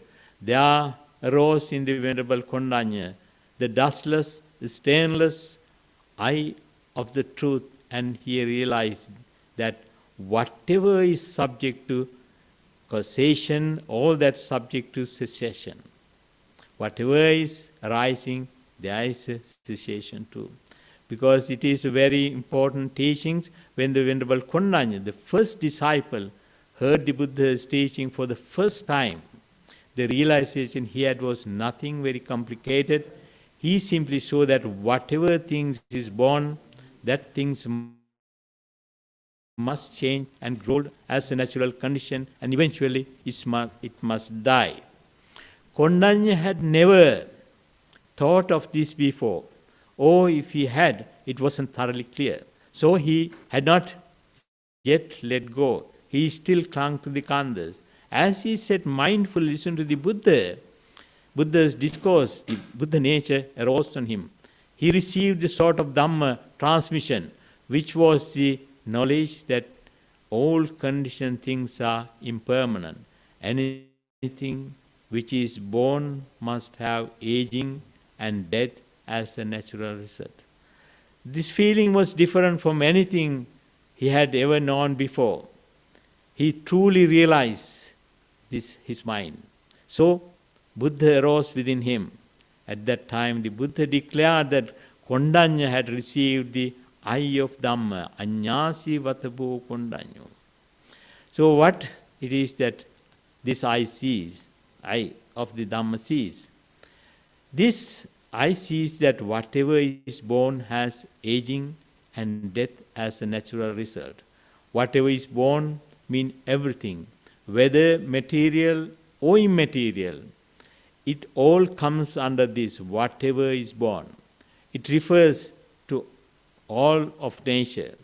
Like this body, for instance, it is born and then proceed to extinction. When it is small, it dies from smallness to youth. After a while, it dies from youth and becomes middle age. Then it goes on to die after middle age and reach old age, finally reaching the end. Trees, mountain and veins, all whatever we can find in this world has the same characteristic. There is existence, then it will die. So, the Buddha encouraged his disciples to practice with the mind, because the world is born in this mind. The 8 worldly Dhammas are there, the 8-fold path, that is investigation through calm and insight meditation, our diligent effort and the wisdom we develop, all these things loosen the grip of the world. Attachment, aversion and delusion become lighter. being lighter. So we know them as such. If we experience fame, material gain, praise, happiness or unhappiness, we are aware of it. We must know these things before we can transcend the world, because the world is within us. Although the Buddha gave this sermon to the monks, but it is for all of us, all people, whether it is a monk or novice or layperson. It is for all of us Buddha has given. That is why we have to practice. If you attain peace, it is all the same peace. It is the same path with the same method. Therefore, the Buddha did not discriminate between men and women or laymen or monks. He taught all people to practice to know the truth of life. The Buddha's teachings simply point out the way to realize. So that is why I have said earlier, this is why the Buddha said, Tummehi kiccanga tappang akkhataro tathagata. The enlightened one only points the way. He cannot practice for us, because the truth is something we cannot put into words or give away. To realize the Dhamma, we must take that teaching and bring it to our hearts. That part which is for the body, we apply to the body. That part which is for the speech, we apply for the speech. And that part which is for the mind, we apply to the mind. To achieve this peace, Nibbana, you have to work on yourself. Therefore, work hard to come out of your misery and to enjoy the happiness of liberation. Keep practicing on the path of Dhamma, not only for your own benefit and realization, but also for the benefit and liberation of many.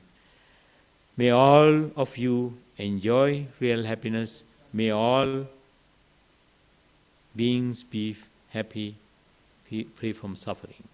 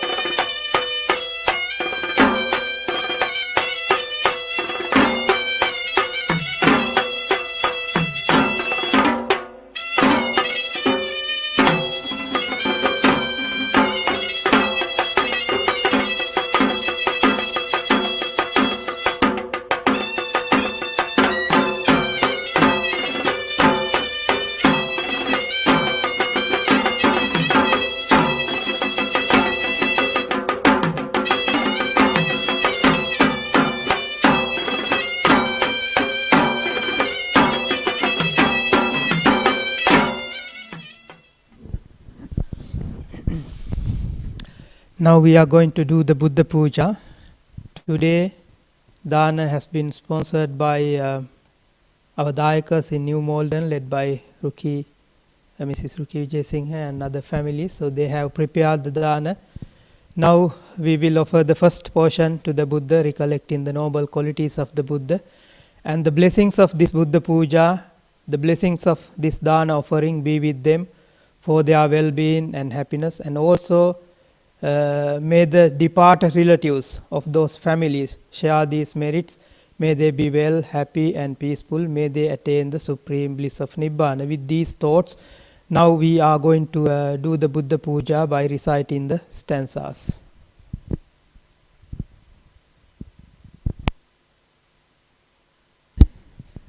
Okay, you can recite Namo Tassa Bhagavato Arahato 3 times to observe the 5 precepts.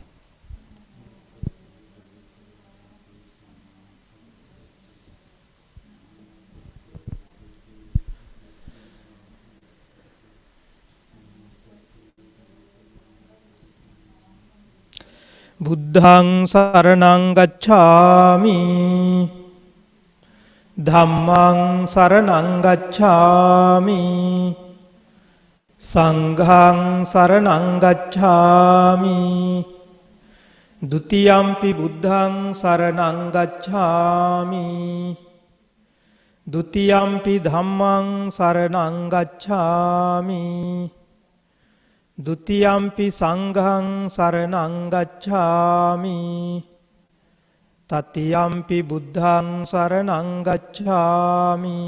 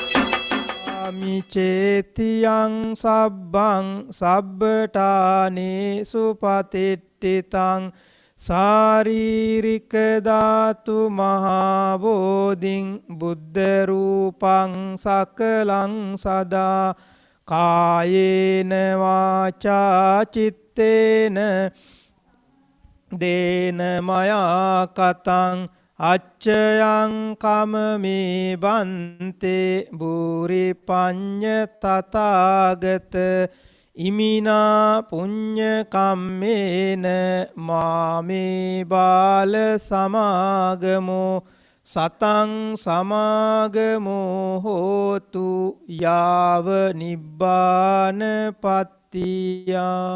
Sadhu, sadhu, sadhu.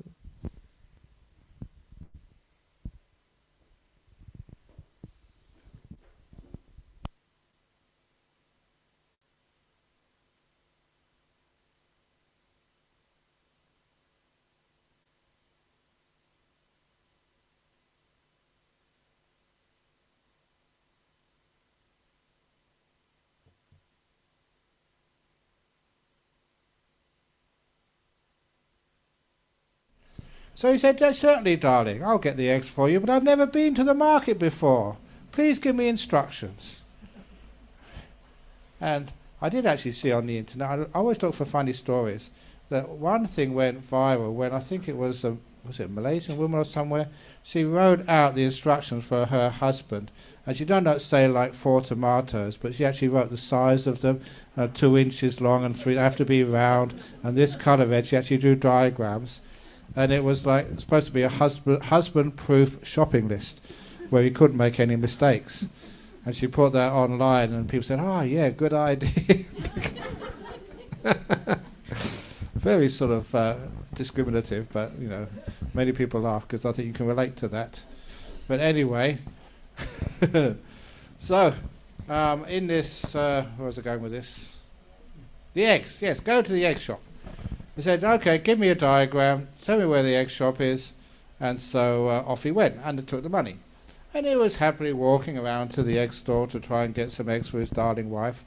And as soon as he got into the market, this young man came up to him and said, "Wow, you are so ugly.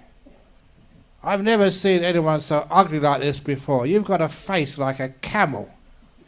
The back side of a camel, that is, not the front end. And I don't know what you've been using for washing, but you smell like dog poo. Is that what you're using for aftershave?" And that was only the beginning of the abuse which this young man hurled at this husband.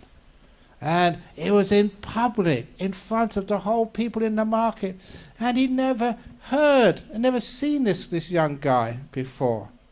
And no, one of the, I shouldn't really say this as a Buddhist monk, but one of the worst abuses I ever heard, examples of abuse, came from the Middle East. One of the worst abuse was to actually say, if you want to curse somebody, criticize someone, you say to them, "May the fleas of 1,000 camels infest your armpits." I don't know why I like that and why people are laughing in the back. But it has a certain sort of class, I don't know, to it. But anyway, so he's hurling all this terrible abuse at this poor husband. And this husband got so embarrassed and upset. "I never knew this. I'd never been here before. Why are you criticizing me like this?" And so he got so upset, he turned around and went home. And as soon as he got home, he slammed the door. And the wife said, "Oh, you're home early, darling." "Oh, yeah, and I don't want to go to that stupid market ever again. It's a terrible place. I don't want to go there. I don't know how anyone can stand it going to that place. People are so uncivilized. They're uncouth. They're terrible. I don't like it at all. I don't want to ever go there again. Don't ever send me there again. It's a terrible place. I don't know how you stand it. People are so cruel and miserable and terrible." You know, sometimes when I go to Sri Lanka, I have to have many of my talks translated. And I ask people to translate that. It's good fun because... But anyway, as soon as the husband calmed down, the wife said, "What happened?" And when he told the story, she said, "Oh, it's him. That young boy, when he was very young, had a terrible, terrible accident. He fell down and hit his head. His brain damaged. And he will never be able to go to school and get any education. He'll never find a job. And he will never find a nice person to share his life with. He just hangs around the market. That's where he stays. He criticizes me. He criticizes other people. We don't mind, because he's crazy. He's insane. And as soon as a husband heard that, it didn't matter anymore. Who worries about being criticized by someone who's out of their head, who's crazy? And so, as soon as she saw that he'd calmed down, she said to her husband, "Darling, I still need those eggs." So off he went. He said, "Don't mind that guy." And of course, when he went into the market for the second time, the guy came right up to him. "Cover your eyes. Here comes camel face. Hold your nose. Here comes dog poo." But it didn't matter this time. He could go right up to the egg store, buy his eggs, and come back afterwards not being upset at all. Because who can get upset when you're criticized, abused, cursed by someone who's crazy? Now, I'm trying to tell that to Donald Trump. Kim Jong-un, he must have had an accident when he was young. Or if your husband comes home and wife, he must have hit his head that day. Just assume it's temporary insanity, because when you get angry, that's what we call it. Anger is temporary insanity. So don't take it seriously. So it's the same when a person writes an angry email or angry tweet. That too is insane. People only read the anger, the abuse, the cursing. They never actually listen to the message. It gets hidden, it gets buried amidst the bad words. So you are not getting your message across if you actually have a bad email. That's why to reflect a bit is a wonderful time. Sometimes people ask me that idea of reflection, it gives you the opportunity for wisdom and kindness to come up. If we go too fast, sending emails or even talking to one another, that is where we can get a lot of problems. Somebody asked me how you deal with people who are aggressive and angry. And there's a couple of wonderful little methods which I have learned, which is very, very basic Buddhism and mindfulness and compassion and meditation solutions. If someone does go shouting at you, maybe the boss at work, it may be your partner, it may be your parent, really abuses you and shouts at you, once they finish shouting, don't say anything back. We always want to take the opportunity to get our side of the story across. So as soon as somebody's finished shouting, "Yeah, but you did the same," or "That's not true, I never did that." Instead, give them a 1 minute of silence. They've just shouted at you, they're looking at you, waiting for the response. You keep eye contact and wait to see what happens. Wait for at least a minute. Because in that minute, when they can't go away and they don't need to hear anything from you, the only thing they can be aware of is what they've just said. You allow it to echo in their mind, to reverberate, to give them that 1 minute of opportunity to reflect and be mindful of what they have just said. And that can be very powerful for a person, to realize that what they said is totally inappropriate. They'll only do that if you give them the opportunity, the space to be able to do that. Which is one of the reasons why emails, stop, pause for a minute. Give yourself the opportunity to reflect on what you have just said. I know that life can be very, very frustrating. I don't know why people don't admire my great wisdom and do everything which I say. Obviously you can't live like that. We do have a joke at my monastery, the 2 rules of a temple. Do you have these 2 rules too, Venerable? That the abbot, the head monk, is always right, And the second rule, if he's wrong, go back to rule number 1. But obviously you're not always right. But the idea to reflect and learn and grow is really important. You don't have to be right, you don't have to be perfect. That's one of the most beautiful teachings, which I learnt and adapted from someone like an Ajahn Chah. Because they always used to say that if you want to have wisdom, learn from nature. Not from the internet, not from Wikipedia, but from Naturepedia. The trees, the forest, the wind, the animals, the sea. And he learned so much from that. And having lived most of my life in a forest, real forests, Australian forests, Asian forests, you have lots of walks in forests. There's one thing I noticed, that no tree is perfect. In all the years I've never found a perfect tree, one which is dead straight, one with no limbs hanging off, one with no brown leaves, only green leaves, one with no leaves which will be munched by bugs, one with no scars on the trunk. I've never seen a tree like that, ever. I've only seen bent and crooked and damaged trees. Just like each one of you. All crooked, bent, scarred, damaged. So if you are damaged goods, if you are scarred, if you're not perfect, you belong in the great forest called humanity. And number 2, if you're come to pay respect. No, I shouldn't have said that. Got offended.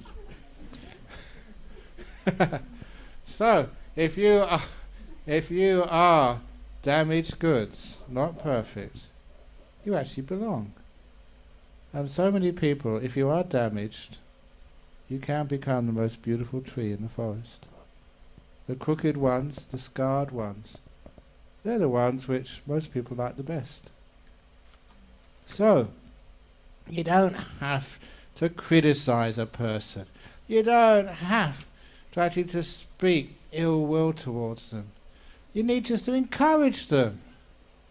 And that encouragement to a person, instead of emailing them, you should do this, you should do that, how about recognizing and emailing and mentioning all the very good things they do? Your boss. Say, what a wonderful boss you are. I'm so happy to live with a boss like you. You are so, you give me so much wonderful feedback. It's amazing. Anything good about a person, if you focus on that, is called watering the flowers and not the weeds, which you will find as a motto on these bags, which are on sale in the foyer. Not really on sale, they're for donation only. How much is donation before you can get a bag? You don't know, donation only, is it? Okay, donation only. So, in Buddhism you can't sell anything. So, but we can't give them away for free. So we say that the prices or the fee is priceless. So in other words, there's a saying on there which you can recall. Water the flowers, don't water the weeds. So how about trying to point out people's good points on the internet? Imagine if that was Mr. Donald Trump tomorrow. If he tweeted Mr. Kim Jong-un and said, I'm so wonderful to have you as my adversary. Just other people in this administration. They're just no one near us. Just a good sort of sparring partner like you. Thank you, Kim Jong-un, for all your responses. You've really made me so wise because of all of your responses. The world wouldn't be the same without you. Imagine just no one would look at the newspapers because there would be nothing to really look at, or find something to sort of admire him about. Your haircut, Mr. Kim Jong-un, is much better than mine. I've got to admit that. Do you know what Donald Trump's haircut is like? Find something to water, to praise. Because when you praise people, you make a connection with them. When you criticize people, you push them away. Someone once made this very beautiful observation. Why is it that when people are good friends, when they're in love, they whisper to each other? But when they are angry, they have to shout. Why is that? And the observation was that when you're very close together, you're really good friends, you only need to whisper because you're so close. But when people are far away and distant, that is when they need to shout, to be heard. The closer you are, the less you have to shout, and even whispers work. Far apart means you have to shout. So if you're shouting at somebody, it means you are very distant from them. And the way to stop that shout and aggressive speech is to come closer together. So anyway, that's just with like the emails. Reflect on them, because you don't want to do anything which harms another person or harms oneself. I don't know how many times you've got these rotten emails. I always like the emoticons, which are great because they can soften things. When you're just writing something, you just you see it yourself and you can't see the full picture. You just see what you want to see. You don't see what's really there. So a lot of people miss it. And I think, oh, I never said that, did I? I said, yes, you did. So the emoticons are always good because that means it's much harder to be misunderstood. When you put a little smiley face, or a big smiley face, or a mega smiley face. So that way, that gives like the emotional context to an email, which is just basically words, otherwise they can be misunderstood. Which is one of the reasons why when you come face to face with people, it's much easier to get some harmony and peace. To this day, well actually, no, only about last year I figured it out. Why on earth do I have to come to London Buddhist Vihara again when you can see all of my stories and all of my jokes on the internet? And you can do it at home, which means if you don't like the joke or the story, you can actually, just press the delete button, or if you need to go to the toilet and make a cup of tea, you can just press the pause button and listen to it later. So why do people want to see you live instead of over on the internet? And that's obviously the reason is because there's a lot of difference when you have eye contact, personal contact, when it's live than when it's recorded on the internet or recorded on TV. There's something different between the live connection to people and seeing it on a screen. And that's one of the reasons why you do have to travel a lot. Even the jokes, many of you have heard before, except there's always a new one. And I tried this out before with a couple of people. It was on last Friday night, but here it comes again. A good Buddhist joke, about Buddhists believing in reincarnation. So one of the students came up and said, had a very strange dream.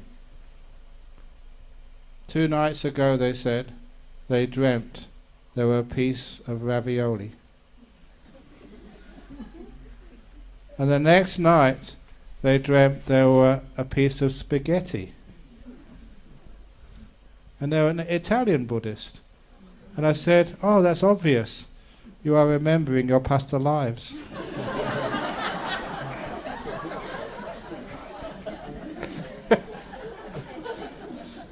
You see, you haven't heard that before. Unless you heard last Friday night. That's your favourite so far.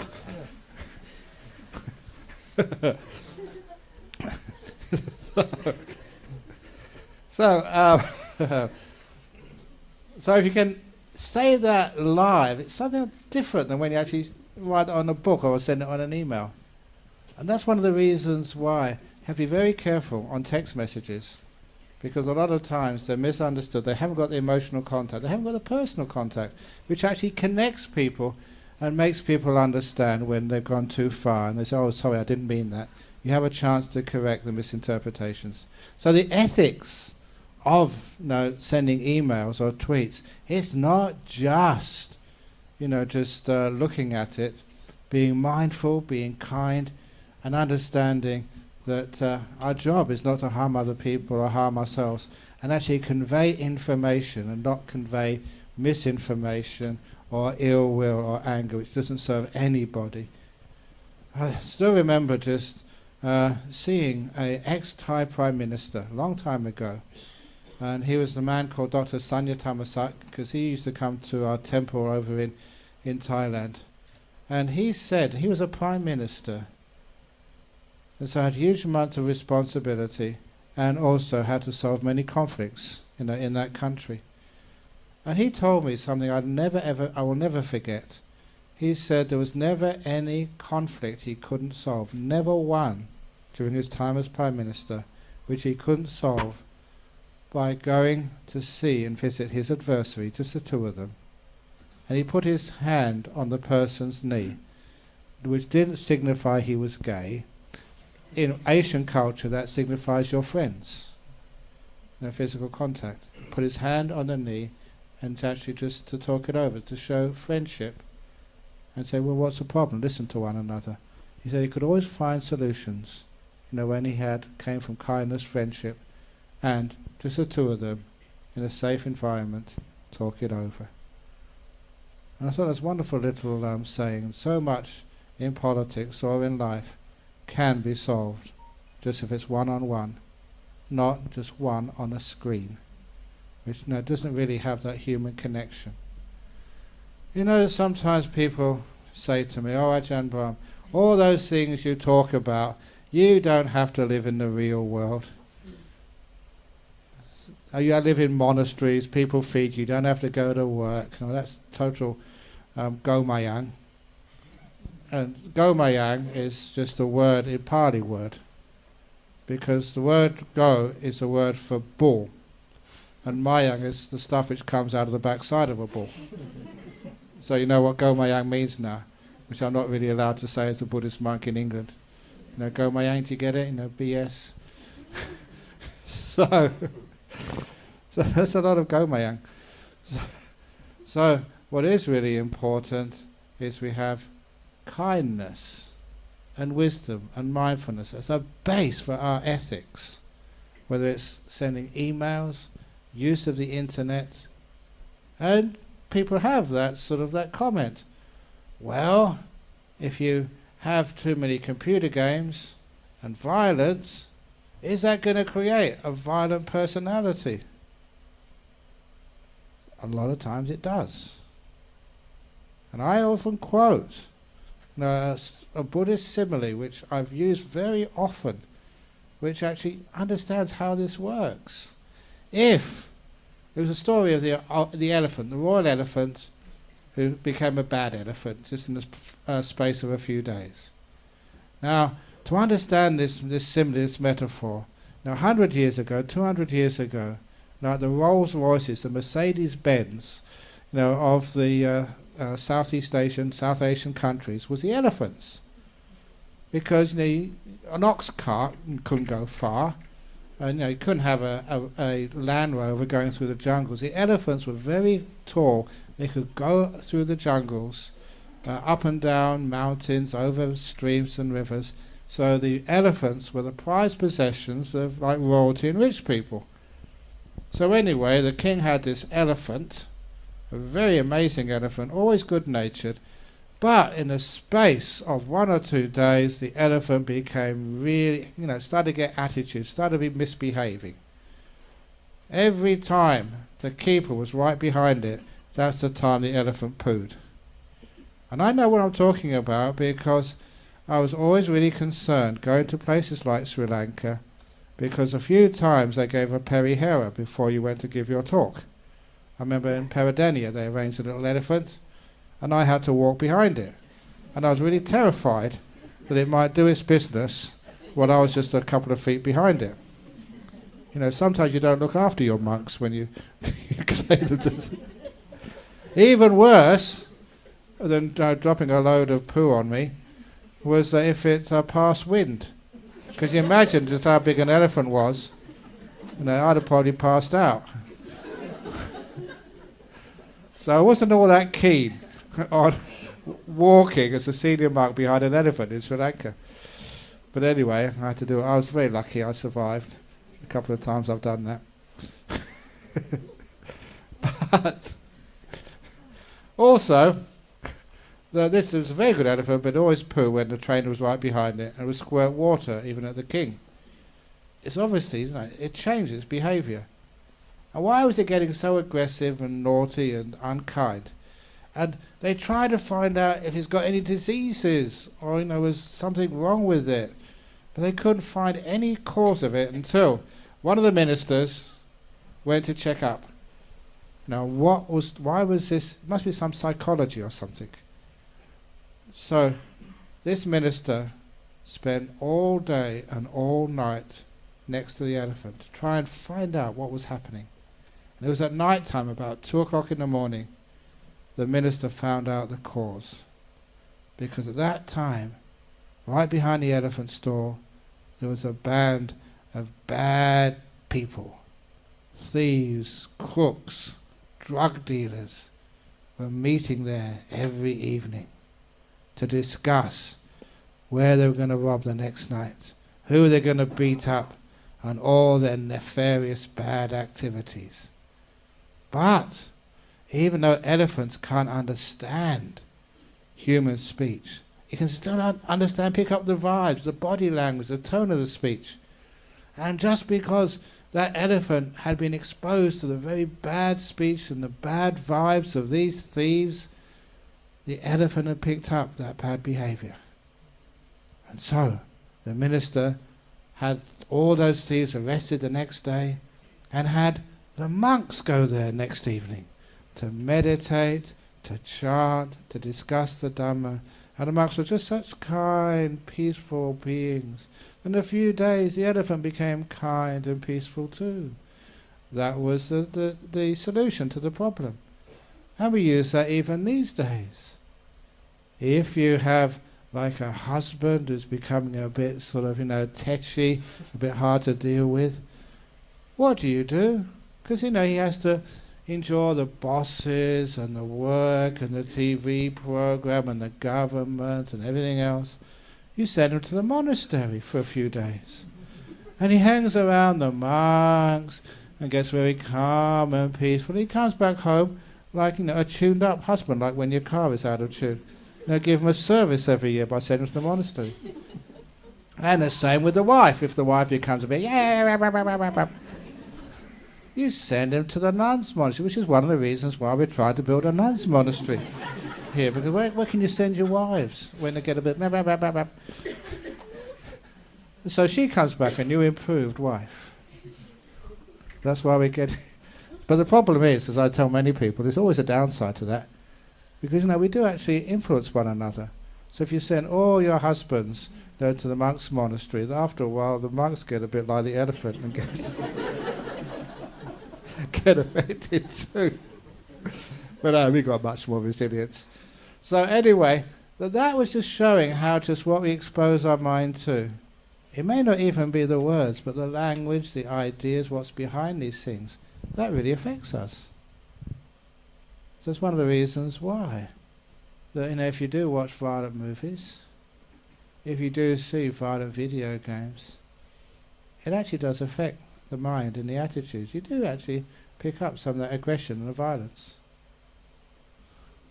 See, so many kids come to the temple and they pretend to be kung fu experts. But that somebody told me there was a movie called Kung Fu Panda. And they look at me and say, that's me, Kung Fu Panda.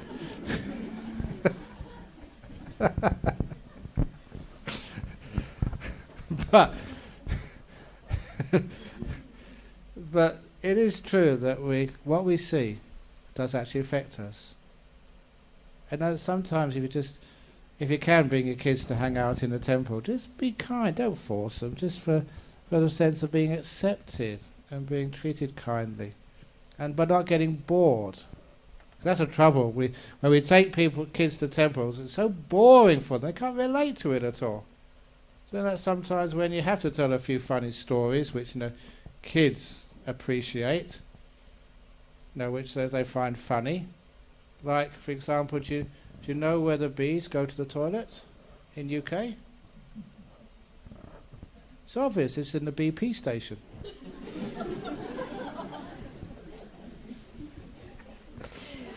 Now you tell that to a kid and they want to actually come back to the temple again. Just to hear a next joke.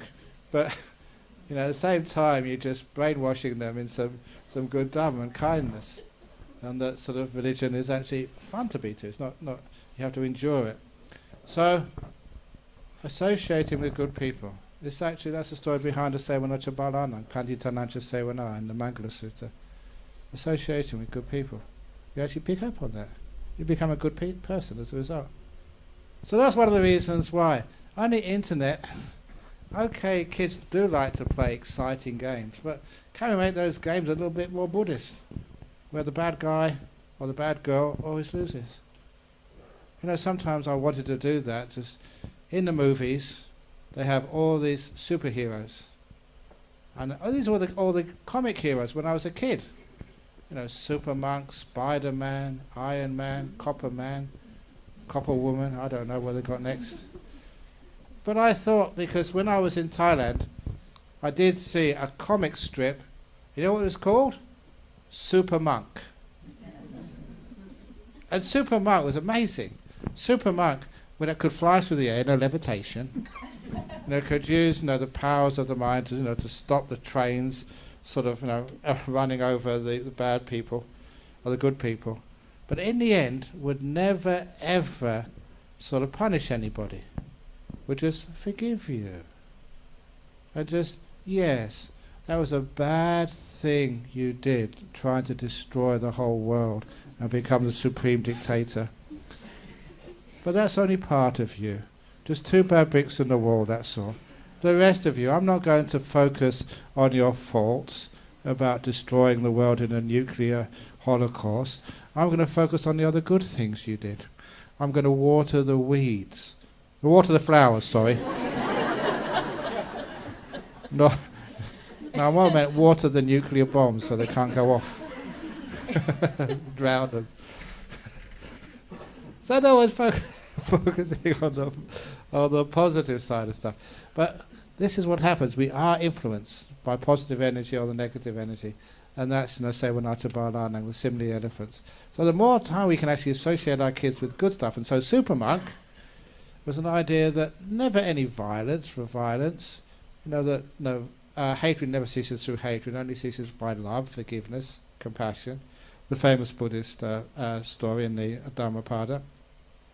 So we're trying to get sort of something like that, for Super Monk. And somebody actually did, I think it was in Budapest.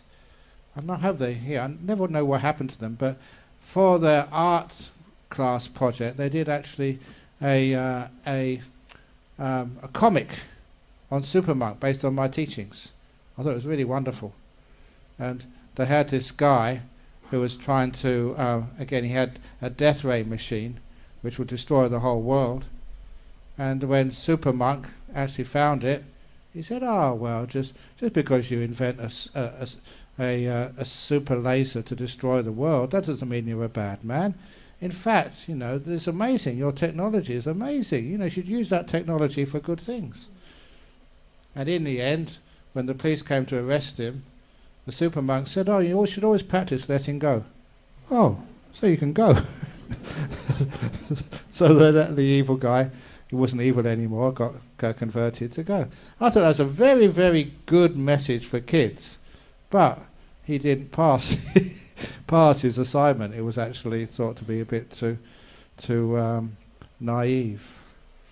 But I thought, no, it's a wonderful thing to have Super Monk, and the sequel can be Super Nun,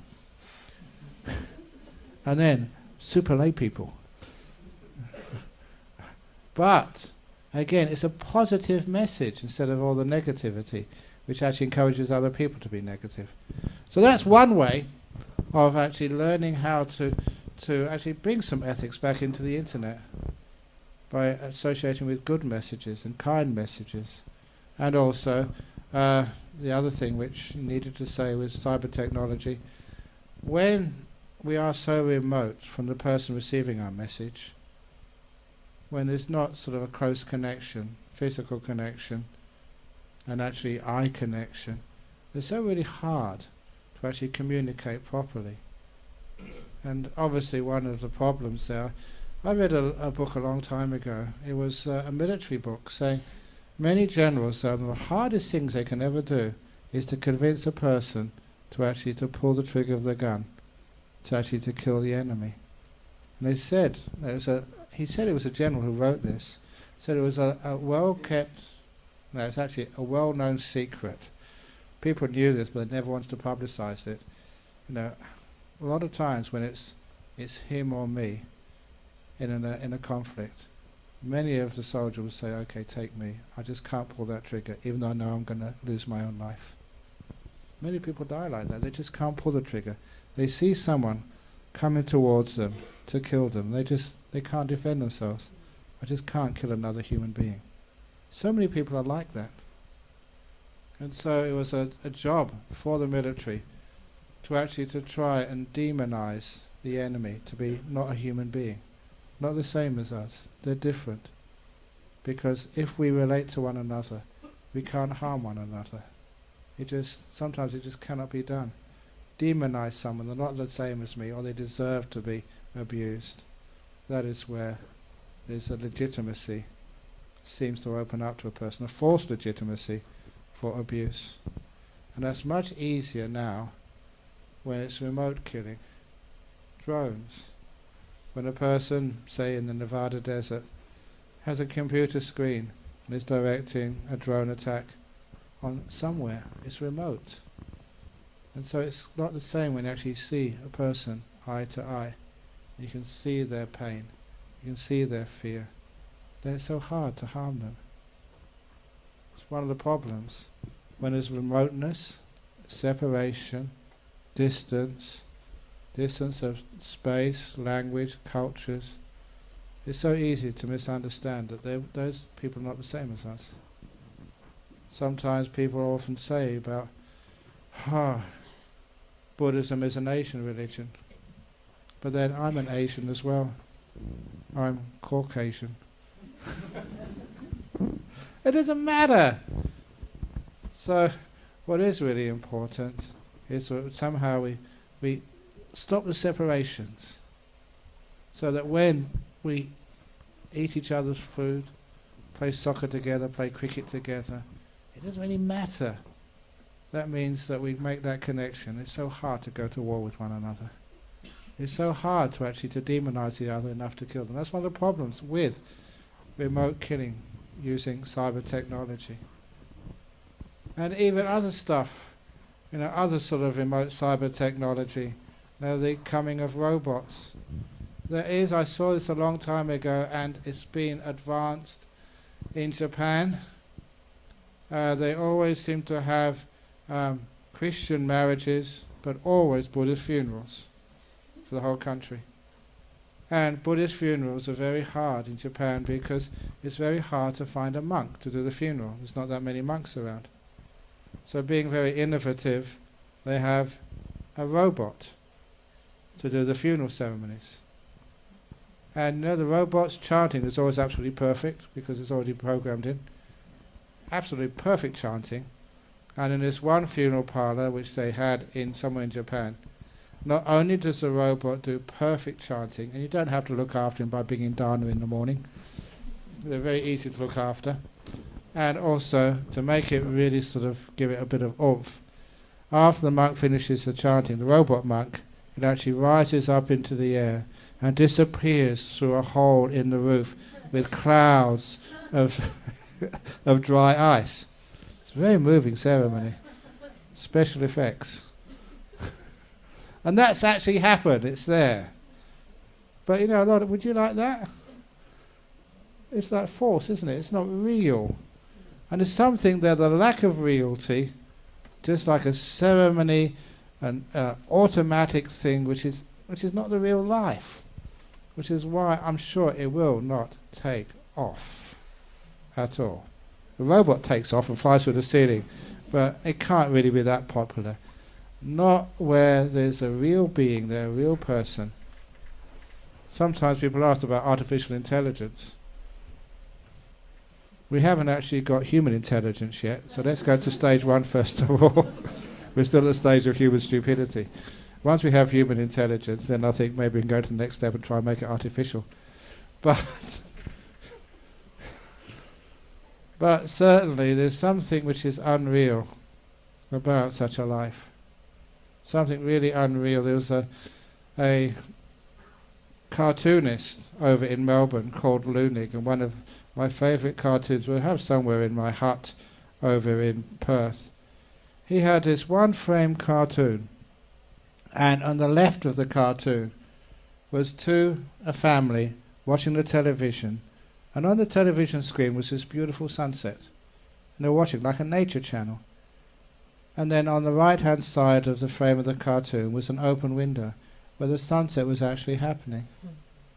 And people preferred to watch it on the TV and actually watch it real. And this is one of the reasons why I say that probably monks and nuns will live much more in the real world than you guys do. You go out and you get wet, not using an umbrella. You get your shoes. You don't wear the shoes, don't wear the socks. Feel the cold. Feel the texture, of the carpet and the concrete and the grass on your bare skin. Don't cover up with so many blankets. Feel the cold. Become alive. Don't worry about getting yourself dirty. We used to jump in the mud, play soccer in the mud, and get it all over you. And that felt like real. These days, everything is either air-conditioned, heated. We don't feel heat and cold. Even recently, because in Singapore, everyone has to do national service for 2 years. And many of the people there, the first time they went on some exercise, sleeping in tents, they'll say, "Where's the aircon? Doesn't this tent have aircon?" They never experienced that before. They weren't really in the real world. So are you in the real world? Or are you actually insulated? So you don't feel things. You don't feel. How many of you have got? Well, I don't matter getting my hair wet. A lot of you guys do. So anyway, this is actually connecting just with reality, not what you see on the screen. And getting that ethics of kindness, mindfulness, reality into what you do. It's impossible for many people to press a button knowing you're going to be destroyed when you're looking right at me. Just can't do it. If you're on a screen and I'm thousands of miles away, it's much easier. You can even see what the results are, but you can't actually feel it. You can't actually know it. There's something missing when you put a screen between human beings. I'm just finishing off. I am well connected in a different sort of way, because I went over to Silicon Valley some time ago to give a talk in Facebook and also in Google headquarters.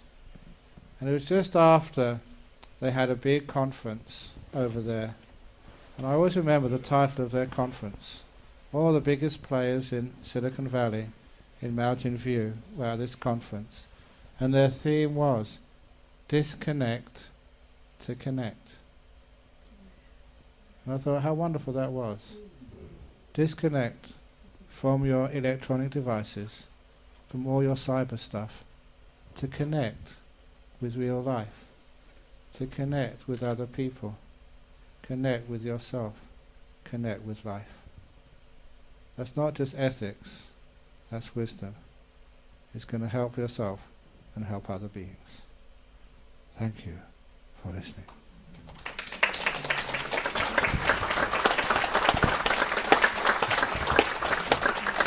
Whistles. Excellent. So now is the time for questions and answers. If you can't actually see me, you can email the questions. No, don't do that.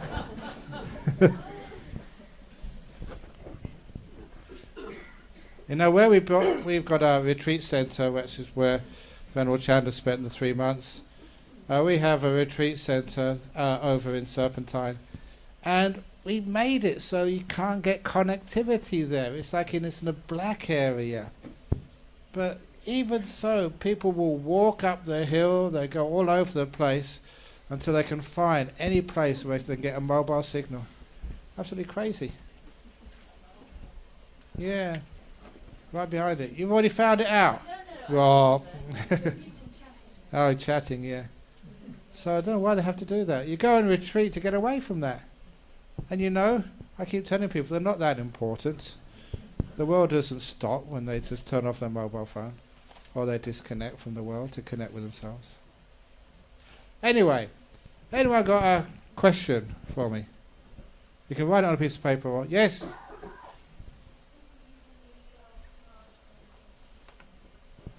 Okay, do I believe in smartphones and stupid people? I think it's the other way around. You know what iPhone means, don't you? Idiot phone.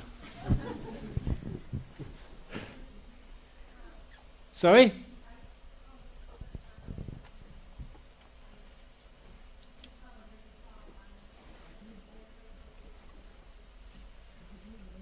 Of course you can, yeah.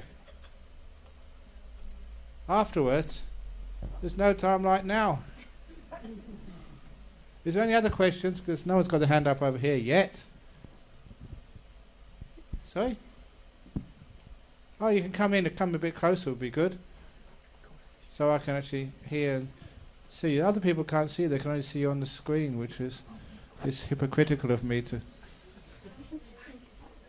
Oh, doesn't matter, doesn't have to be related. Disconnect from the topic.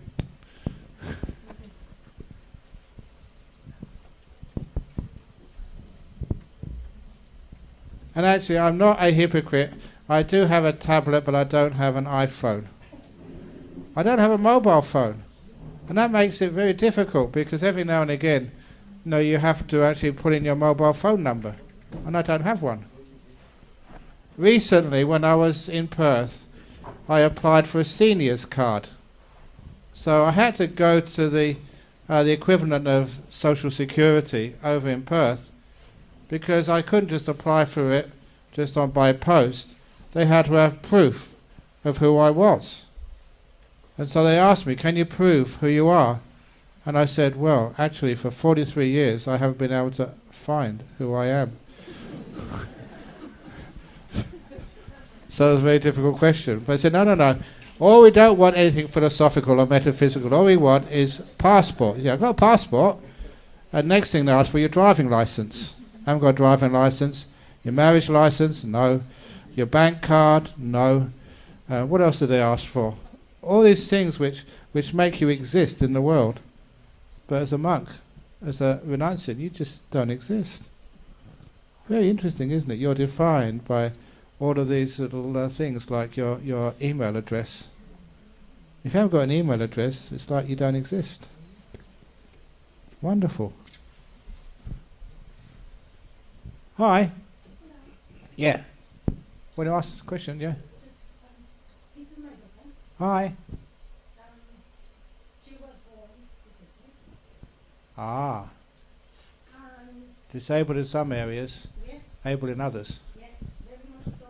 And she is my eyes and my arms. Yeah. And she's been my teacher for so many things. And I just want to know, what does this mean for her karma now? Oh. Spiritual karma and mine. Okay. It does. What is karma is what we have now is a result of our past karma, but how we use that is actually what we make out of the karma. And to put it in a very simple terms, if you are making a cake, some people have the very, very best ingredients. They have got beautiful organically grown whole wheat flour with a free-range wheat. They don't have this anymore. I don't know, I'm just making up as I go along. With no GM crops, actually for thousands of miles. The best quality wheat you can get for your cake. And you've got, what else? You've got honey. Honey from Western Australia. I want to promote the place where I come from, otherwise I'll be in big trouble. And beautiful, pure West Australian honey. And then what else is fruit? Fruit from like apples and pears or peaches from England. And no, I've got to get something from Sri Lanka. What can you get from Sri Lanka? Mangoes from Sri Lanka. And beautiful, what's it called? Cholesterol-lowering sunflower seed oil. Or canola oil. I think some of that, there's supposed to be. I saw that actually on the, this morning my brother made me some toast for breakfast and had this margarine. It says lowers cholesterol. So I thought I better have a lot of that to lower my cholesterol. But anyway, so that's the first person, have the very best ingredients. And the second person has got very poor ingredients. White flour with mold growing on it. Have to take out the green bits to use the white bits. They've got cholesterol enhanced butter, and they've got diabetically added sugar, and they've got very, very hard fruit. The worst ingredients. Who makes the best cake? And it's not always the person with the best ingredients make the best cake. Sometimes, when I was in Singapore, there was a competition, I think, with Jamie Oliver and the street hawkers, the people who would actually make food on the street. And no one knew it was like a celebrity chef competing against these poor people who made this food every day. And the local people tasted the food. They didn't know what they were really doing, which one was the most delicious. And it was the street hawkers always made the most delicious food. They beat the celebrity chef because the competition was so cutthroat on the streets. They they had to put so much more effort and love and care into their cooking to survive. And so this is what we mean by those with the best ingredients don't always make the best cake. Those with poor ingredients can make such delicious cakes. So it's not if you're born with so-called disabilities, it's what you make of those. And you can make just an incredibly wonderful, beautiful cake, with what other people think as disabilities. A far better person. I first learned that when I was at Cambridge. That I was a Buddhist at that time, and a couple of my friends were Christians, and they told me just in passing that they were going to visit Fullborn Hospital to do some social work, because that's what Christians are supposed to do. And so I thought, oh my goodness, if you do it, then I better do it as well. It was just keeping up with the Joneses, that's all it was. It was just pride, flying the flag for Buddhism. So I went there as well, every Thursday afternoon to this hospital. And I went there for 2 years. And it wasn't social service, I enjoyed it. Because it was working in the occupational therapy building for people with Down syndrome. And after a while I realized these weren't disabled people at all. They could not communicate in the way which other people could communicate, but their emotional intelligence was huge. That every time I came there, just broken up with a girlfriend the night before, they knew straight away. It was incredible. They'd come up to me and they'd give me a big hug. And it took a while to actually, as an English person in the 60s, to accept being hugged by another man. And not really, not being gay at all, I was very much heterosexual. And actually to have that, and how on earth did you know that? And emotionally, they were just so smart. And when I went back there, sometimes you have dinner with a Nobel laureate. Like the master of the college was a Nobel laureate in chemistry. And basically, I'd much rather be these really emotionally intelligent people in this institution. I learned so much from them. And sometimes over the years, I think, if I can connect with you, not just intellectual level and emotional level, they were my teachers. There we go. So she's not disabled at all. She has a great deal to share and to show and to share. So sometimes we just, as I said earlier, what is this? You can label it straight away. Sometimes all you can see is the wheelchair. You can't see the person. You can't see the being in there. So that's why always look much deeper than surface. You see such a huge amount of value there. Every tree in the forest is welcome. They belong. And one of the worst things which we do in our society is separate out, institutionalize people who are different than us. I certainly know that last time I was in, I think, Hamburg, we're talking with somebody who was, I think, Hamburg University, who was doing a lot of work just showing that when anybody who's different is included in the class, not separated, not special needs, but included in the class, everyone benefits. This is real world. So when we are with one another and when we accommodate one another, instead of trying to cure and make things better, think that something's wrong, we find actually there's much more kindness, awareness and progress.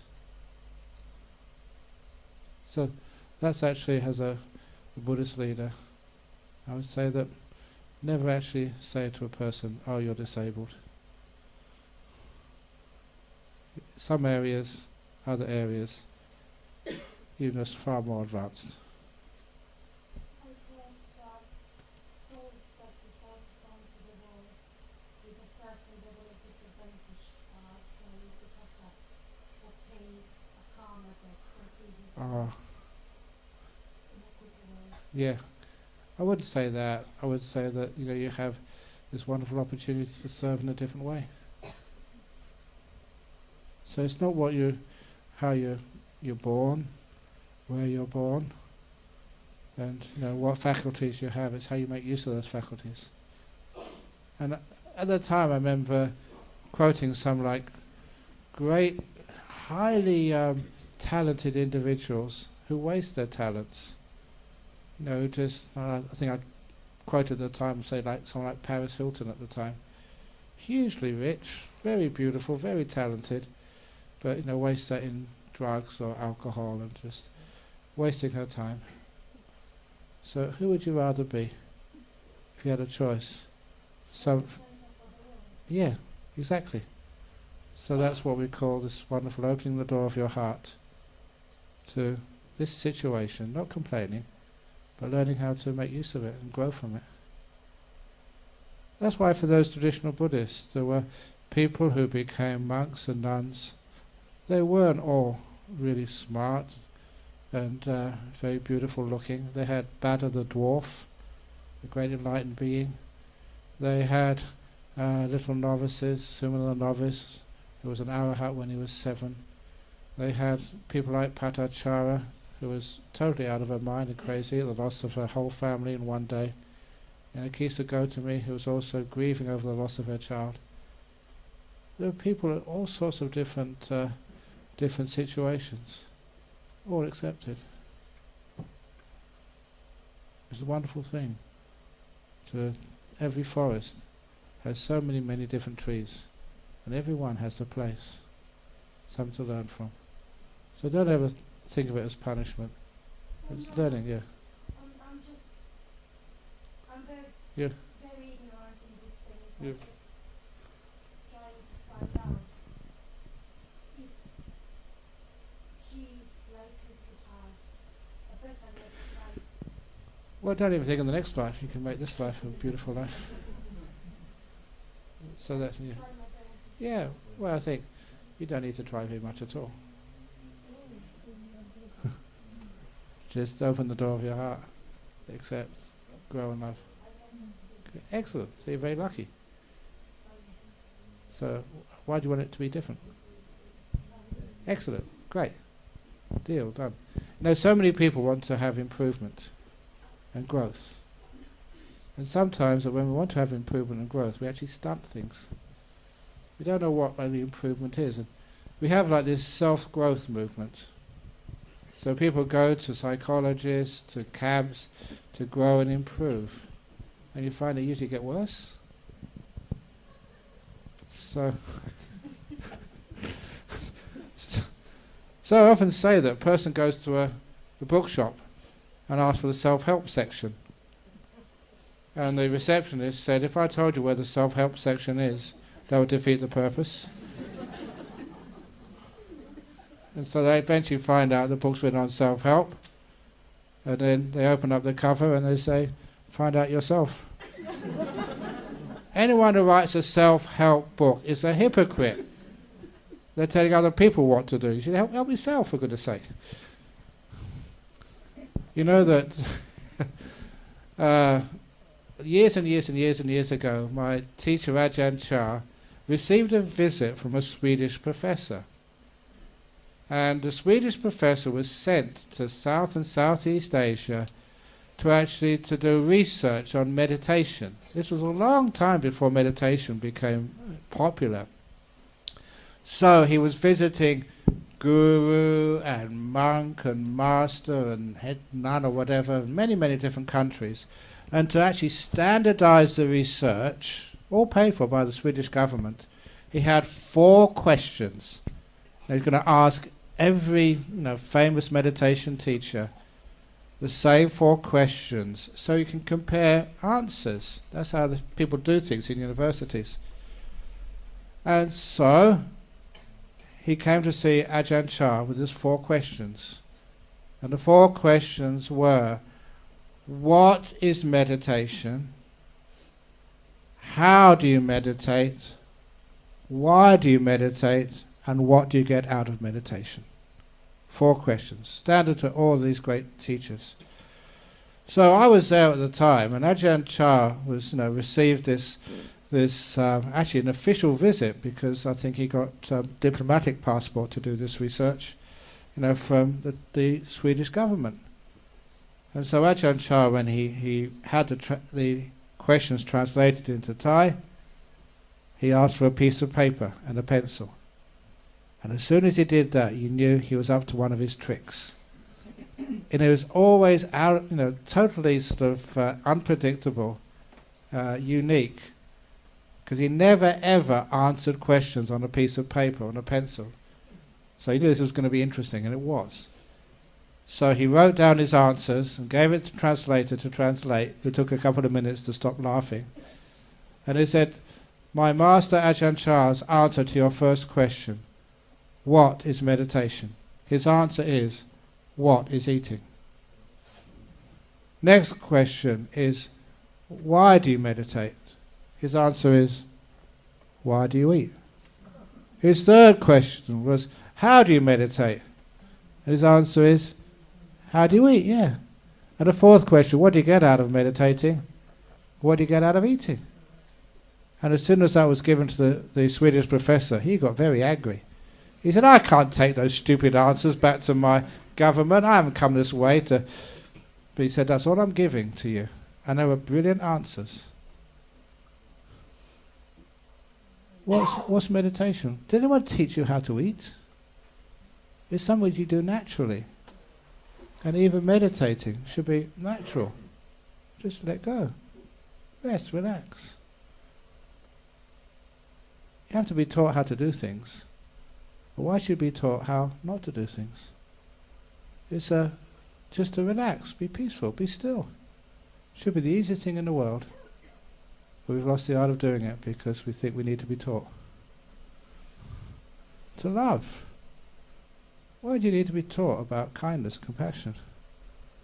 It should be something so easy and natural. We've lost that ability. So, self-help.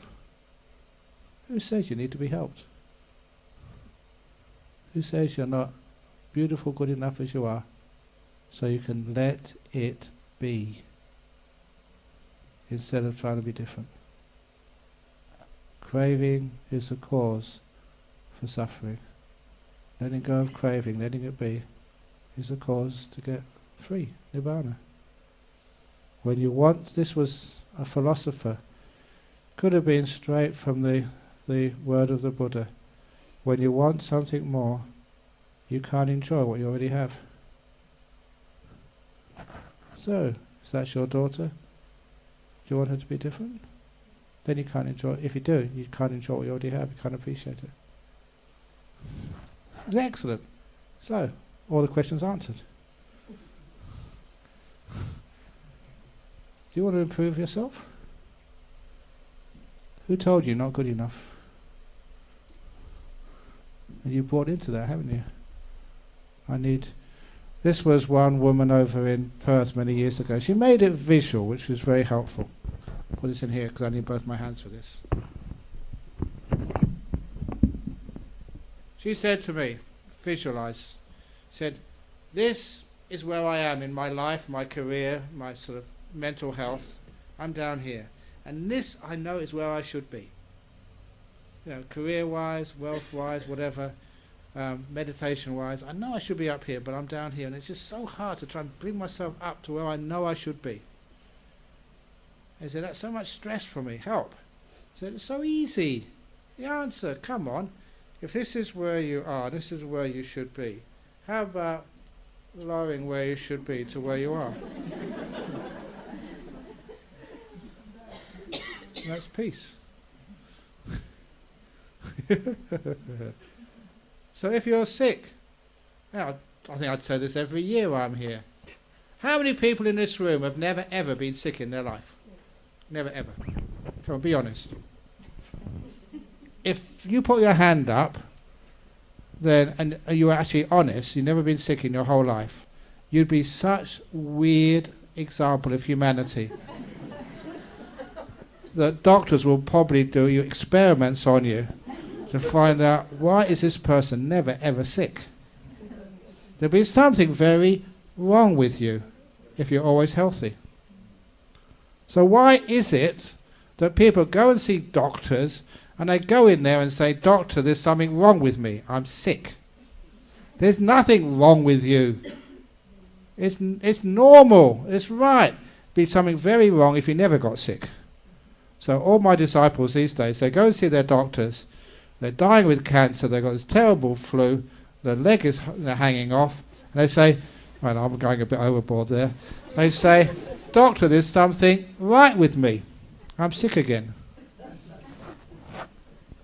So what you're doing there, you're not stigmatizing sickness. Nothing, no, a real person should always be healthy. You're not stigmatizing that. You're not stigmatizing the fact that, you know, you did fail an exam. It's okay to fail exams. No, people do that. It's not stigmatizing when, you know, your kid, you know, doesn't get to university. Half of children in UK, this is actually, I can prove this, statistics, half of children in UK are below average intelligence. That's what average means, isn't it? Half of children have to be below average intelligence. But not mine. No, not mine. Someone have to be below average intelligence. That's a problem with people. Just we try to make our kids something they're not. Emotional intelligence means you love your kid. Give them this beautiful sense of being happy in their own body, just in their own way. They may be different than other people, but happy to be who they are. I'm sorry, Venerable Chanda, but there's no way I am going to stop saying silly jokes. Just who I am. It's conditioned. I can't improve.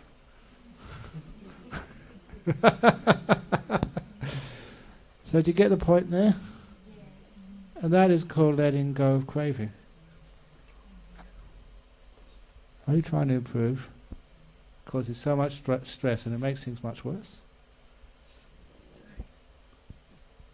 So it's amazing when a kid feels happy to fail.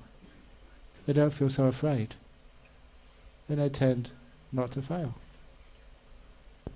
Basic psychology. But if they're really afraid of failing, because you put the pressure on them, it's really important. You've got to pass this exam. O-levels, A-levels, university. If you put the pressure on them, then they do badly. Try so hard, they get stressed, and they don't achieve at all. So anyway, that's a simile of up here, that's where you want to be. That's delusion, and down here is where you are. How about lowering your expectations instead of raising them? Lower your expectations of the government. and then you feel much more peaceful in life. How many times you have another election and the next people are supposed to be much better? We've learned from our mistakes, we can do much better than that. What happens? More of the same. Why you have too much high expectations of politicians? Because you think you deserve better. Politicians in UK, especially United States, are representative of the people. That's what the people are like. So that's what you get. It's true, isn't it? Reflection. We always think we could do better. You give it a try. Anyway, hopefully I answered a few questions and maybe upset a few people, I don't know. Anyway, any other questions? Yeah, okay, one for you and then one at the back, yeah. About the Cybernetic Age and Yeah. I think with virtual reality sort of on the increase, it's getting increasingly difficult to differentiate between real life and a simulation. Yeah. So, maybe like an example at the moment, but without even virtual reality, one example that we're seeing with kids and young people now is like people are getting into porn, and they can't. That's actually affecting the way that little boys are associating with little girls, and it's just getting out of control. Yeah. So what does that do to people, and is it necessary to sort of have some kind of censorship, or is that against Buddhist ethics to censor material and content? Because things like virtual reality, they will increasingly have a practical application, maybe even therapeutic applications. So there's the positive, but then on the other hand, there could be a hell of a lot of harm as well.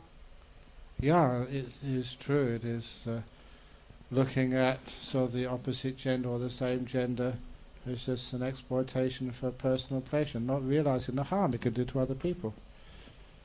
And it does harm people. So, and it does, again, if it's online, if it's on a screen, it's not the same as if you're actually with a person and, having a relationship with somebody, a real person. Because then it's not quite the same. It's something actually very, very different. And it's with the reality of, face to face, touching the skin rather than fantasizing about it. That is actually where a person gets into reality, and they realize that ethics is about the real interactions between real human beings with a real planet, real animals, rather than just things which are fake and false. So it's always the case that we live in a very fake world, where boy meets girl and would be happy ever after. And of course, it doesn't work that way. You can't assume and feel entitled just because you have a ring or two rings on your fingers, you're going to live happily ever after. I told my brother this story, that I've actually done this at a wedding ceremony. I said that marriage is like a pack of playing cards. It's like a pack of playing cards, marriage. You start off with two hearts, and then a diamond, and then you go on to clubs, and then a spade. And why do people laugh at that? It's because there's some truth to it. And it's only because of false expectations, instead of actually working with a relationship. So that's one of the problems there, that a relationship is with another living being, not with a machine. So it's dangerous. I went to, the school I went to was Latimer. It was an all-male school. So, the women at the time were the other, you didn't really understand them as a male at the time. And, you had to sort of go to university and get to know sort of the opposite gender to appreciate, exactly who they were. The separation, they're not real, they're not being able to touch, to hold, and whatever else. That was meant that you couldn't really associate what is a woman. I'm speaking personal experience, a man. So it's the same with the gay community. I was always heterosexual, but then, when I became a monk, that coming to Australia, giving lots of talks, I always remember this time when a leader of the gay community in Perth came up to me after I gave a talk and said, "Religion has been so cruel to us gays." And he said, sometimes you can write that, but when someone is right in front of you and they say that, they just went right inside. Right inside, but I'll never forget that. And that moved me. And I said, I'm embarrassed that as the leader of religion, I'm not really helping, supporting you. So from that time on, that was one of my causes. Support the gay community, lesbians, transgenders, whatever. And I was so active in that. One of my proudest moments was to be invited to the gay and lesbian Mardi Gras breakfast, where I gave a little speech saying that you think that you're discriminated against. I'm celibate. That's even more discriminated against these days. It's true, because even people think, you can be gay, you can be lesbian, but if you don't have any sex at all, that is really weird. So one of these days I'm going to go on one of these Mardi Gras and afloat celibate rights.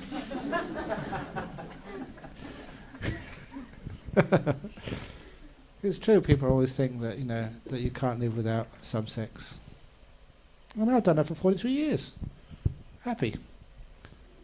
And so that's something which you have to get close to somebody, or at least understand them. Open up your heart to feel their lack of respect, their pain, their discrimination. It's unfair. People are hurting. And as a monk, you're supposed to spread compassion, maitrī, to all beings without discrimination. That's unacceptable. So you work on that. I don't really answer your question, but maybe I started it. It's just interesting, because some people say it's to have this technology so that people can get it out of their system. But actually, I don't think it works like that. I think it makes it worse. It makes it much worse. It's whatever you focus on. Again, they're all saying about the weeds and the flowers. Whatever you water, whatever you focus on, that grows. So you don't need to suppress it, but you can actually focus on the other part of the problem. Look, there was another moving experience. I was invited to give a speech. It was actually one of the presentations. I think it was the 50th anniversary of the Institute of Mental Health in Singapore. And I gave, my presentation on practical Buddhism. And afterwards, one of the professors, who was a Catholic, he said, I want you to come and bless my department. And I said, you're a Catholic, why do you want a Buddhist monk to bless your department for? And he said, because what you said I really admire and agree with. And before I asked exactly what he agreed with, I asked him what he did in the Institute of Mental Health. And he was a professor of schizophrenia, the schizophrenia department. And so innocently I asked him, and I always remember his answer, how do you treat schizophrenia in your department in Singapore? He was the professor there, the head of the department. He said, just like you said in your talk, I don't treat schizophrenia in the schizophrenia ward in Singapore Mental Health Institute. I treat the other part of the patient. I water the flowers, not the weeds. And this is very rarely I've done this. I put my hands up and worshipped him. Not because he was a Catholic or because he was because I admired his wisdom. Yes. And of course, I've met many people with schizophrenia, as many of you have, and it's just a terrible, terrible thing to have. But his approach, yes, thank you, someone's understanding just the solution. Not to try and cure and get rid of it, but to care. The other part, there's a human being there. They're not schizophrenic, they're a person, a human being. Your daughters I don't see the wheelchair there, I see the person, the being there. And that's so much more helpful. I did actually ask him, what's his results? He said, much better than everyday normal treatment. Let's actually deal with problems like that. So that's something you can't have in just a forced world of internet. It's something which is feeling, seeing something, a bigger picture. So actually with trying to say, oh, just get it out your system, it doesn't get out the system. You're just watering the weeds and it grows, grows, grows. It gets worse. See the other part of a person. And of course, why does a person need porn? Why? You know, sometimes, honestly, I come across this, you know, sometimes you come across like a woman, she comes up and says, I can't find a partner in life. And next time you come across a guy and he says, I can't find a partner in life. What's the big problem? Why human beings, if you want to have a partner in life, why is it so difficult to find? Because I know this girl. She's been coming to the temple ever since she was 2 years of age. Really kind person, good person. And this guy, very responsible, nice guy, caring. Why can't you get it together? It's because our standards are so high. What you expect of a partner. Lower your standards, lower your expectations. You have a wonderful relationship together.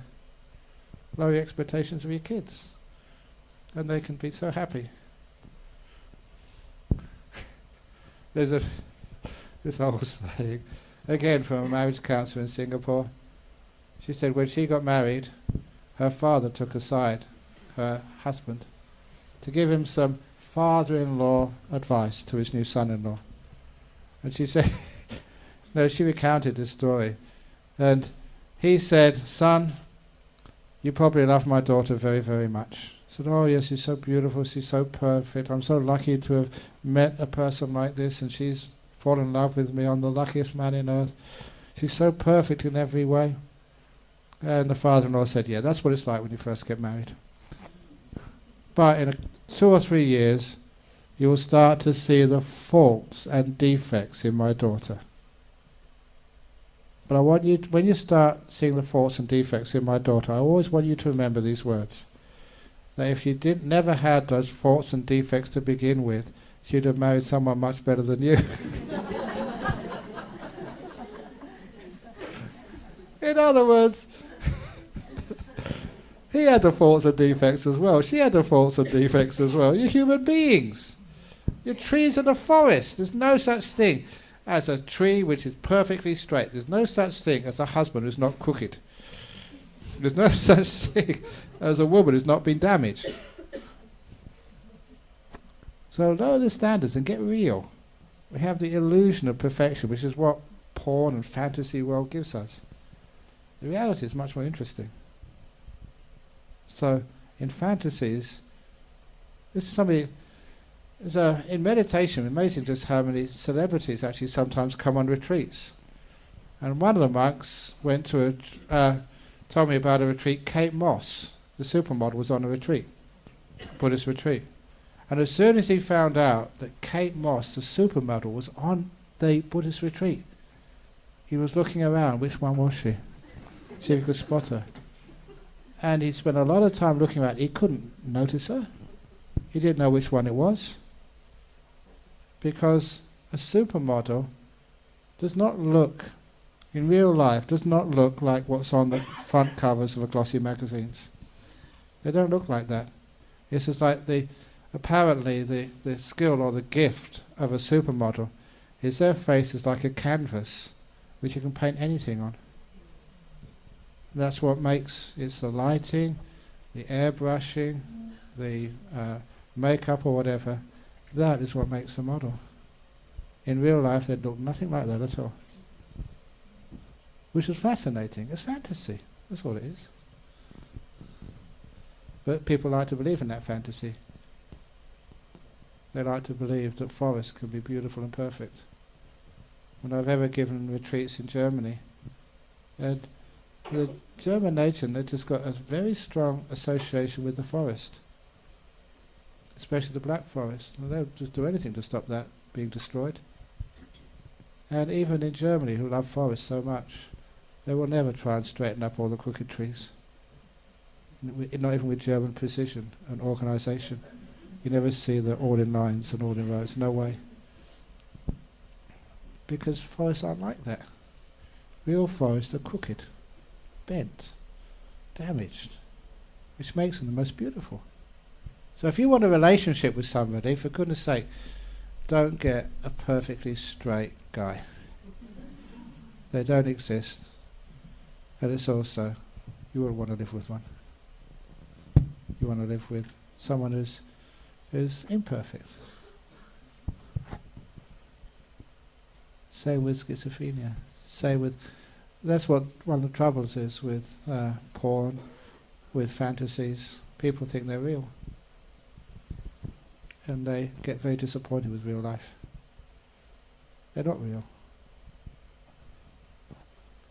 Anyway, of course I'm an expert on such things, having been celibate for 43 years. Okay, another question or comment from somewhere? Yeah. I went to see the film by Birthday Schroeder on the Theravadan Buddhist monk, Venerable W, and his atrocities to the Rohingya Oh, yeah. people. I obviously haven't seen that film, but I've heard about it. It's actually very shocking Yeah. to see the atrocities that have been committed in Myanmar. Yeah. And these are Theravadan Buddhist monks. Yeah. And you actually see a monk killing another human being. Yeah. And I can honestly say that it brought me to tears Yeah. to see that Buddhism is so badly affected Yeah. simply because of these atrocities. And I just wondered, as we are in the Theravadan tradition, what your views were on that. Well, there are rules and safeguards which are not being applied. Any monk who kills another human being is automatically not a monk. Parajika, they have to leave. They have to become a layperson for the rest of their life. They don't belong. They're not monks. And even like Buddhists are non-violent, and anyone who is violent, they're flying in the face of the Dhamma. So what is happening here is a confusion between Buddhism and national ethnicity.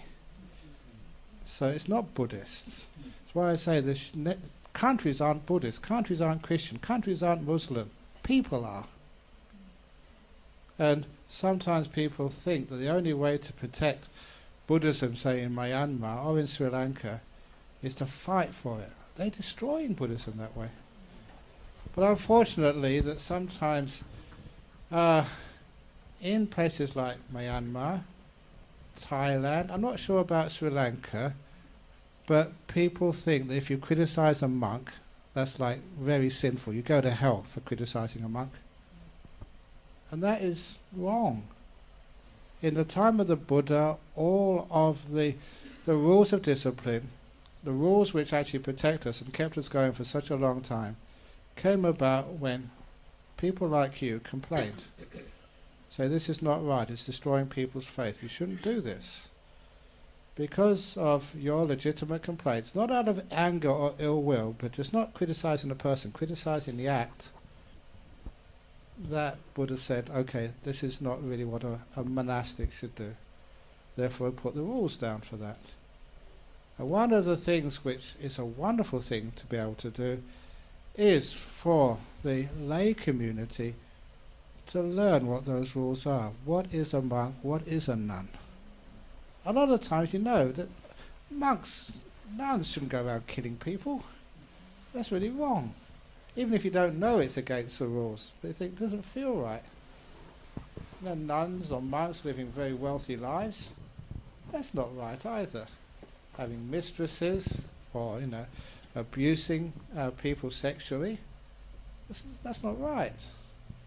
You don't need to have a law about that. Well, it's great you do have laws, but just to harm another human being, to hurt them, to take advantage of them, that's obviously not right. So number one, I think it would be wonderful for not just teaching Four Noble Truths and Dhamma, but teach even the rules, what's expected of a Buddhist monk, so everybody knows. Throughout the film, Yeah. they were reciting the Mangala Sutta throughout the film, Yeah. and the monk was, Venerable W, was Yeah. actually preaching this with all his Buddhist monks. Yeah. And it was quite shocking to see how much the Theravadan tradition has been destroyed in Myanmar. Well, actually, I think, to defend the people of Myanmar, he was put in jail before for That's right. preaching such views for many years, and he was allowed to come out again. I think it's sometimes empowering more the lay community is important. But against that, there were many monks who were protesting against the military government. They were chanting the Metta Sutta, and while bullets were flying at them from the military. So there are heroes as well as villains. I will hope and expect the majority of the monks in Myanmar. I haven't visited Myanmar, but there's some very, very good, great monks in there. Hopefully many of them are protective of real Buddhism. Real Buddhism. And lay people get to understand what real Buddhism is. You can actually, wonderful these days, you can just go online and get the original teachings of the Buddha. Read them for yourselves. What does the Metta Sutta actually teach? Whatever living beings there may be, omitting none, the great or the mighty. And I do say that none is N-O-N-E, not omitting nuns. Let nuns deceive another or despise any being in any... That's the English translation. It's a bit of a joke, but that nuns are part of things. So I know I might get in trouble here, but in Myanmar, it's illegal to become a bhikkhuni. A nun. This is something established by the Buddha. Why? But also to give some excuses, well, I think excuses are deserved. After many years, Myanmar has been under the control of military. So it's just getting some sort of democratic freedoms. So hopefully this is just those pains, those difficulties which come as they emerge from a military regime into a semi-military regime and eventually into a democratic, which was run according to law. The human rights, doesn't matter who you are, no one is exempt from the law of the land. And everybody should be treated fairly that way. If you're a monk, the highest monk, even if you're a prime minister. I used to go and teach in prisons in Australia, and one of the prisons I used to visit was a newly constructed prison, and they had the Minister of Prisons who actually opened it. And it was about 4 or 5 years later, he was an inmate in that prison for corruption. He was put in jail in the prison which he built and opened. And you thought that's actually, it was a good sign, in the sense that if someone did make a mistake or did do something which was against the law, they would actually, it doesn't matter who they were, they would be put in prison, treated like everybody else. But sometimes that doesn't happen, which is a big problem. But again, do not criticize the group or the person, criticize the acts. So violence is bad, no matter who commits it.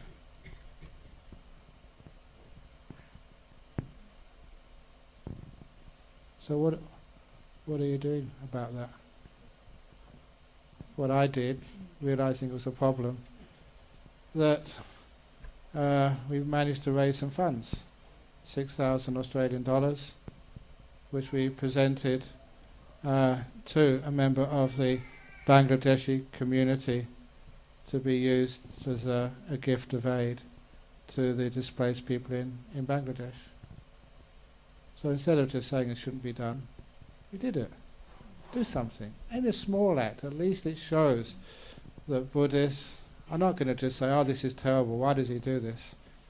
Actually just give some aid and help people in need. If there was a tsunami in Sri Lanka, or the mudslides this year, did you do a collection and send it over to Sri Lanka? Yeah. Have you done a collection to the people in Bangladesh? Why? Isn't our Buddhism, may all beings be happy and well, not just fellow Theravada Buddhists in Sri Lanka? May all beings be happy and well. So there's a challenge for you. Interesting, isn't it? We can very easily relate to a tragedy, a disaster in Sri Lanka, because that's your homeland. That's your family's there, you've been there, you can relate to it. But sometimes it's wonderful if we can widen our area of compassion to even people we don't know. Show the Buddha's care. So that's a challenge for you. Okay. Please, yeah, it's a very difficult question, but as a Buddhist we should not shy away from these things. See what we can do.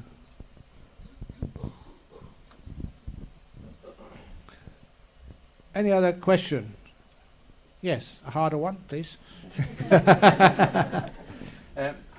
To go back to the subject of connect and disconnecting, yeah? So sometimes I realize that I am too much connected to the phone or to the email for my job, right? So I realize and disconnect with some meditation, and I feel the benefit, right? And I have sometimes issue to connect with my son. I have a 14 years old son, and he have his phone, and he also spend all his free time doing WhatsApp with his friend, YouTube, and playing and so on. I want to connect with him, but I cannot connect because he's with the phone, right?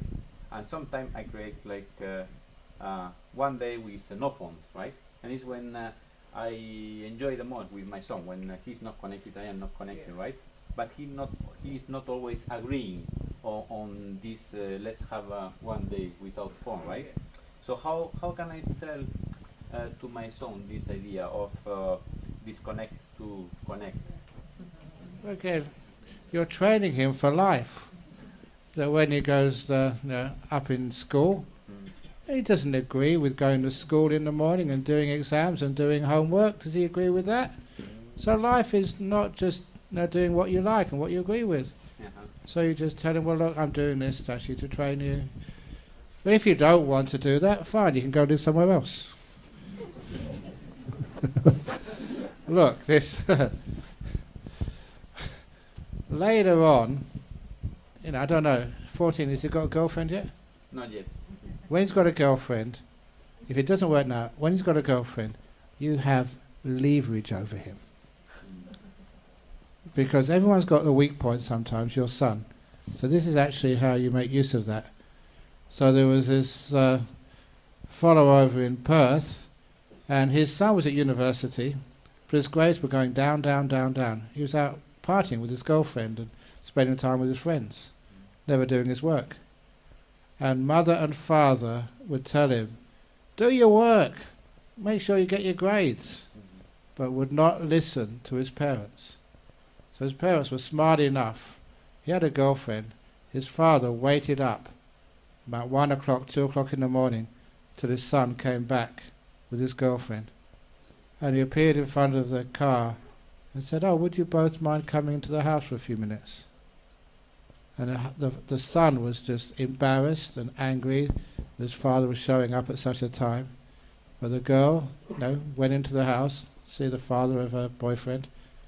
He said, sit down, it won't take long. I never talked to his son, but talked to the girlfriend. I said, we've been going out for a while now. I don't know where your relationship is. It probably won't go far. I don't know, but maybe one day you will decide to commit to one another. And I'm sure that you never want to commit and have a partner who hasn't got a university degree. But he's going to university. Yes, but he's in danger of being thrown out because his grades are going down. And I never knew that, said the girlfriend. Well, I just thought I'd let you know. Good night, have a wonderful night together. And that poor boy would not listen to his parents, but would always listen to his girlfriend. And she was on his case every day. Did you do your assignments? How were your grades? And that was his weak point. And the father exploited that so wonderfully well. And his grades improved, and he eventually got his degree. That's how you work it. So find out your son's weak point, especially if he's got a girlfriend. And that's great.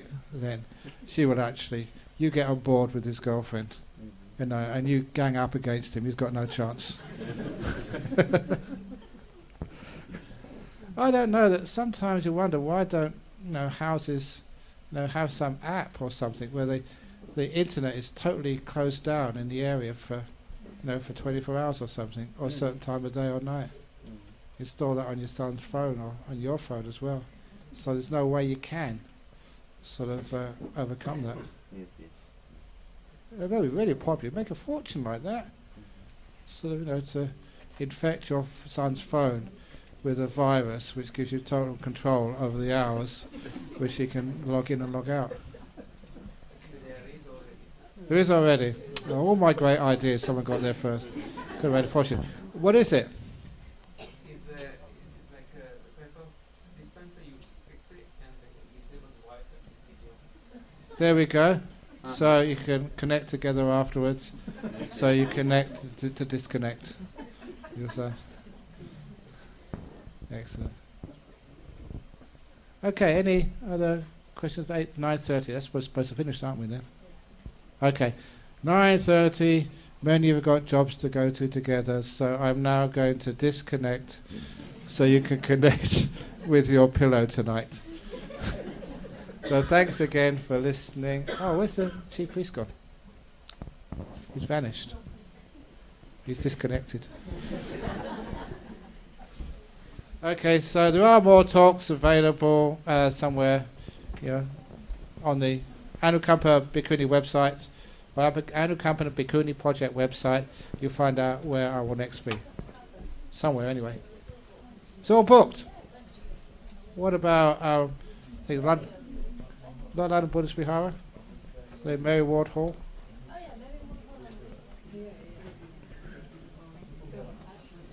Anukampa Bhikkhuni project. It's one of the other things which I know of is that there is no Theravada Bhikkhuni monastery in England, and because this is my home country, I feel a responsibility to do something about it.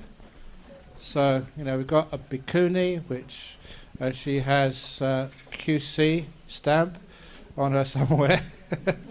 So I just really want to make this happen. But it's hard to get it started. Apparently land for a monastery is expensive over here, but we've already got, I think in the bank, was it 600,000, and just last week an Australian guy pledged £50,000 to start this off. I'm not quite sure exactly how much you need for a decent place, for bhikkhunis over here, and it's in your interest to make it happen, because then you can always have trouble with your wife, send her over there for a few days, and she'll be guaranteed to come back a new and improved product, which means it's in your personal interest, your family's interest to be able to do that. Not just for that, obviously. It's for fulfilling the Buddha's purpose of having not just bhikkhus but bhikkhunis.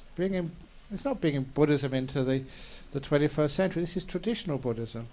The Buddha had that. There's no reason why we can't have it today. We have the women who want to do that, not just English, Sri Lankans, Chinese, whatever, Theravada Buddhism. Why not? We have the people, but unfortunately, what it's like is I don't get anything out of this except just jet lag and working very hard. But doing this for the sake of getting a Bhikkhuni monastery here in England. Where exactly it might be, I'm not sure. And giving power to the female leaders of Buddhism. And I think that's one of the reasons. It's obviously been shown many, many times. Please excuse me, I'm saying this as a man. If you give more power to the female, that it does lessen many of the social problems, discriminative problems, even the violence against one person to another. Not always. Margaret Thatcher, was a woman. At least I think so. But anyway, but you know what I'm talking about. It's just a generalization. But to get a better society, and it's proven many, many times, give a little bit more power to the female, and you do tend to get a much more balanced, compassionate, peaceful society. Not always, but that's evidence-based if you look at many, many reports. So it'd be wonderful to have a Buddhism which you can be proud of. One of my monks, it was Venerable Sunyo, he comes from Holland. And when he wanted to become a monk with me over in Perth, he went home and asked permission from his parents, which you're supposed to do.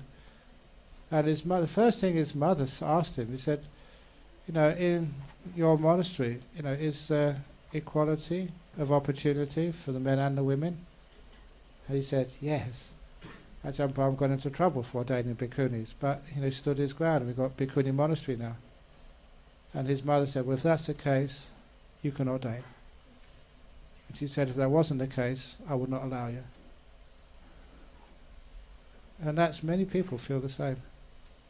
Sometimes you like Theravada Buddhism, you feel very proud of its meditation, its mindfulness, its traditions. There's one flaw in it, which some people feel very uncomfortable about. Why? Where's the women? Where's the women leaders?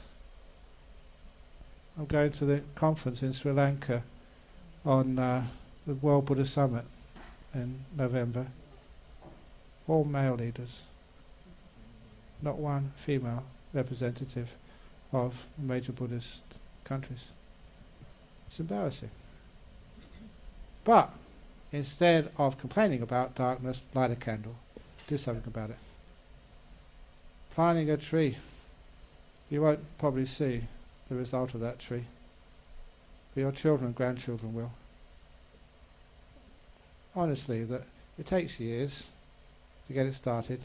I probably won't be alive to see the bhikkhuni monastery flourishing, independent teachers, just being really well known and famous. But I don't know, even if I might do, who knows? But anyhow, I'm planting the tree. So are you, for your children and your children's children. I don't know if you believe in, I'm going over time now, believe in devas. There's many deva stories. These are heavenly beings, angels if you like. And this is one story. Over those years, I thought it was just an ordinary human being, but over the years I'm getting more and more convinced this was something special. Because when we started thinking about a nun's monastery, a bhikkhuni monastery in Perth, that we started a fund, not much money in it. But one of the events which just really made it take off was when this Australian man came to see me in Serpentine, the monastery over in Perth, where I live. He came to see me, was in not a very fancy car, and he was wearing what I call our traditional national Australian dress. Thongs, shorts, and just a singlet t-shirt. National Australian dress, I call it. And, like what we would think is like a lower socio-economic level of existence. But he came to tell me, he said that this Caucasian Australian said that my wife has just given birth to my first child. It's a daughter. And I want to do something to commemorate, celebrate the birth of my first child, a daughter. I hear you're raising funds to build a monastery for women. I don't know if my daughter would ever want to become a nun, but I want her to have the opportunity, the choice, if so she decides. So I want to support your project and he handed me over a cheque for $250,000. I couldn't understand that. It just looked an ordinary guy. 250,000, $250,000 Australian dollars. And then he said thank you and disappeared, and I've never ever seen him again. I don't know where he lives. Didn't want a receipt. He disappeared. And I thought he'd come back and see how's it going, or you know, what's happening. But he's vanished. No trace. That was so many years ago. I think maybe that was a heavenly being come to help a good cause. Weird. But you think, logically, reasonably, that they'll come back and see how's it being used. It hasn't been exploited, used for other things. But no, you've never seen him again. Don't know what happened to him. It's so strange. Because when we've finished the major buildings over there, you know, he'd be one of the people we'd like to invite. Come and have a look. Come to the ceremony. See what happened. Don't know where he is. He's gone. So strange. So maybe there are heavenly beings who do come up and help every now and again for a good cause. Okay, anyway, that's what happened with Anukampa. So anyway, got all the brochures out there. Get online, see what's happening. It's going to happen. One thing which I'm behind this, whenever I start something, I finish it. So that's one of the things which people actually have faith. It's not just, you never go at things like half-cocked, always full on. Make it happen. So it will happen. See when. Thank you. Well, anyway, please excuse me for going on like this, but I get inspired doing something useful in my life. So I invite you to join in. Thank you. Okay, do you want to? Oh yeah, anytime, yeah. And thank you for looking after my local monastery. So I entrust it to your capable hands for the next 11 months and 29 days, however long it is, before I come back again. Thank you. Cheers.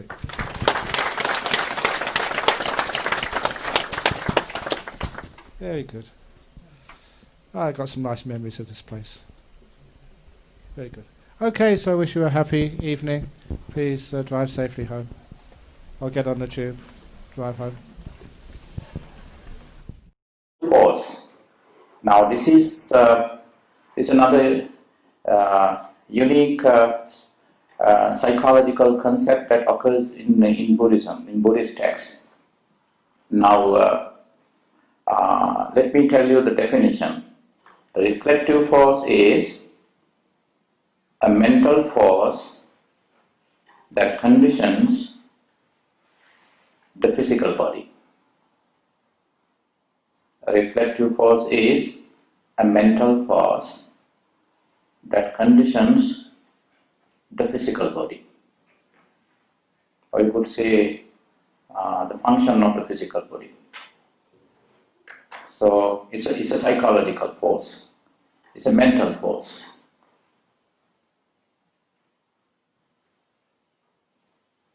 So the reflective force is a mental force that conditions the physical body. So the common sense is that the body and mind are mutually they are mutual in terms of function. Their function is mutual. But at this point we are talking about a kind of mental force that we know already. So now we are done with the definition. If you want me to repeat one more time, reflective force is a mental force that conditions the physical body.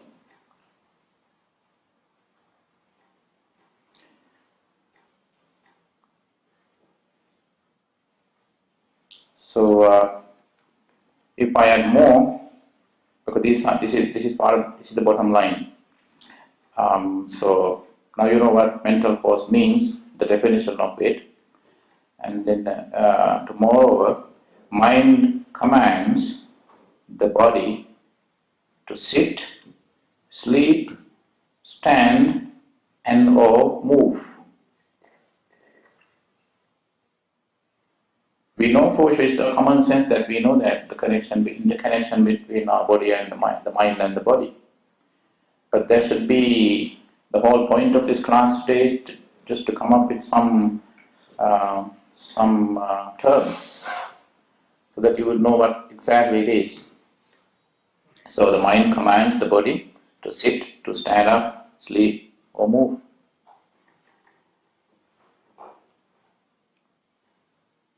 When the will to move arises, will dash to dash move, will to move. When the will to move arises, mind-made version of the physical body pervades the entire physical body. When the will to move arises, meaning when we feel like moving, like sitting, like standing, like sleeping, like reclining, running, at that point what happens is that the mind-made version of the physical body pervades the entire physical body. And do not mistake it with the psychic body. It's a different term. So it has a connection with the psychic body. But this is simply your entire physical body, or in case the movement includes your entire physical body, and so that reflective body takes over the physical body. But actually, it is the physical body that we move around. It's the physical body that moves. But there's another reflective body within that is mind-made. For example, when let's say I have a problem with my vision, right? Now, I feel I'm now looking for my glasses, specs. Okay, they're on the table. And then immediately I decided to wear them. And what I did was, in a split of a second, I would take it and wear. Then I feel comfortable. So according to Buddhist psychology, it's because of the reflective force. Reflective force can be easily understood in terms of a mind-made body parallel to our physical body. But again, at this point, do not mistake it with the psychic body. But when you discuss like the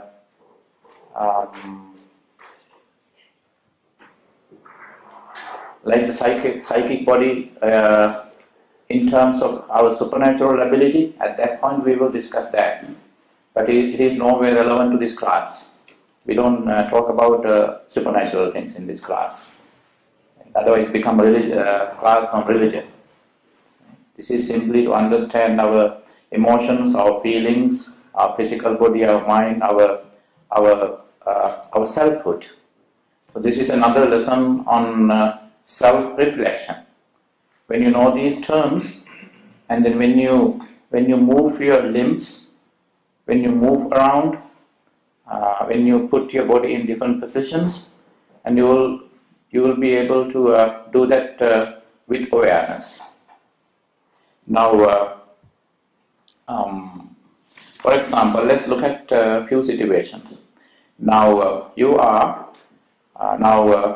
driving back home on the motorway, highway, freeway, expressway, wherever, and then your exit is 10 miles away, and all of a sudden there's a warning about lane reduction, and the traffic gets piled on in a single lane, and you have to, it's bumper to bumper traffic, and that's when you get a nature's call.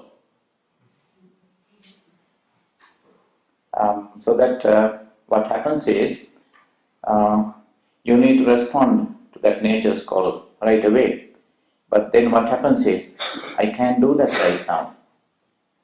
How many more miles? Well, my exit is 10 minutes. 10 miles away. And then there's no exit nearer, closer, so that you have to wait. it's more disastrous that there's a lane reduction due to construction work. So all the traffic are moving into a single lane. So it's piling up in a single lane. So you find it difficult to, but at the same time, because, and at times you put the blame on, why did I drink so much water today in my workplace? Usually I don't do that. My karma, whatever I did that today. And lots of people have told me, they get the nature's call whenever they get caught up in the traffic, heavy traffic. So this is one example. And then what happens? Somehow you need lots of tolerance. It's pointless to hate the situation because there's no way to do that. And if you answer the nature's call on the side of the highway or the motorway, that could invite more trouble when the police see you doing that.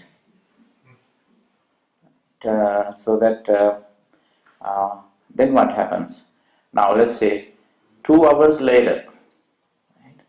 And then you get home, and then you open the gate, and you open the door, and you go in.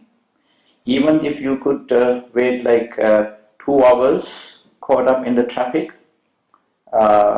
going through lots of pain, frustration, unable to answer the nature's call.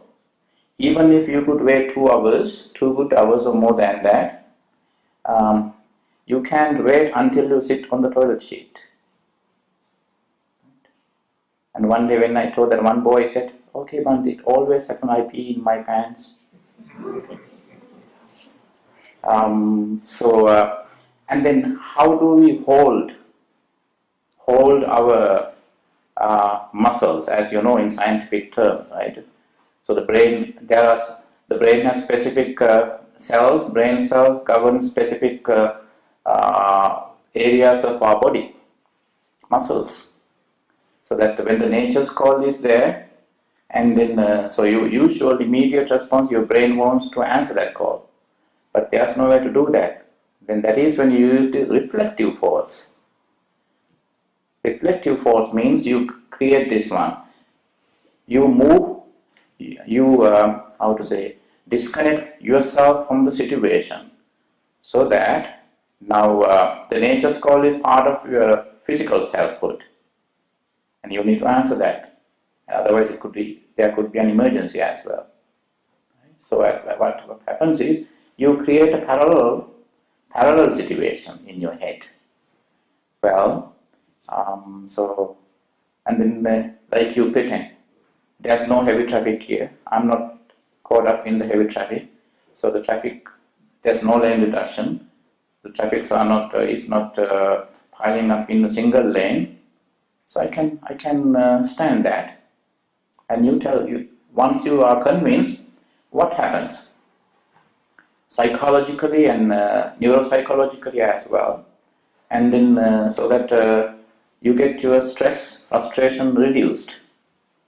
So you can wait, but again you give up on that when you reach your house, your home. But again, that's why. But you have to extend your reflective force few more minutes to make sure that that there doesn't occur an accident. So this is one example. That is called reflective force. One example. Another example is coping with hunger. Now, when you are extremely hungry, so immediate response, the way your body responds, the immediate response of the body to your hunger is that you need to eat something. And at times, you usually get, and then now let's say it's lunchtime. Probably it's around 3 p.m. And then you tell yourself, well, I had been suffering from gastritis for many years because I skipped breakfast. But this is not breakfast time. This is not even lunch time. It's close to supper. Now, but what happens is No sooner do you tell yourself that you got gastritis years ago, or you have recovered now, and then your belly, your stomach start responding as though it is the morning and you are now feeling the gas problem. And what happens at that point is, always, whenever we fail to respond to our emotional, especially our physical, we are talking about the physical body at this point, not mind. So the biological needs. So what we do immediately is that we use our fast at the point of reference. So in the case of that yourself getting caught up in the traffic, well, had I left my workplace 10 minutes early, because I couldn't do that, my co-worker wanted me to stay and talk to you because she had a problem to discuss with me. And then you also at times get frustrated with the people, and you grab lots of people into the situation. But and in the case of hunger also, and then so you feel hungry, there's nothing to grab and eat, so that there's no choice but you wait until you make it until you get home or get to a fast food place, so that you can grab something and eat, so that you can satisfy your hunger. Let's look at another one: cold weather. And then you, when you read the Siddhartha's biography, Siddhartha, as you know, the Prince Siddhartha, who would later become the Buddha. So that the royal comfort he had was such that he had 3 palaces. He has summer palace, winter palace, and then spring palace. 3 palaces. And then, so in the, let's say now, when he lived in the summer palace,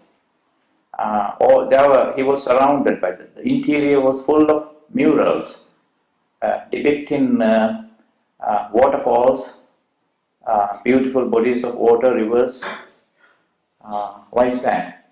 Because when he looked around, the house interior was full of those scenes, pictures depicting cold weather. So that's what happened. Now it is extremely hot. When he looked around, and he felt peaceful. So that is the psychology, ancient psychology of interior design. Ancient psychology of interior designing.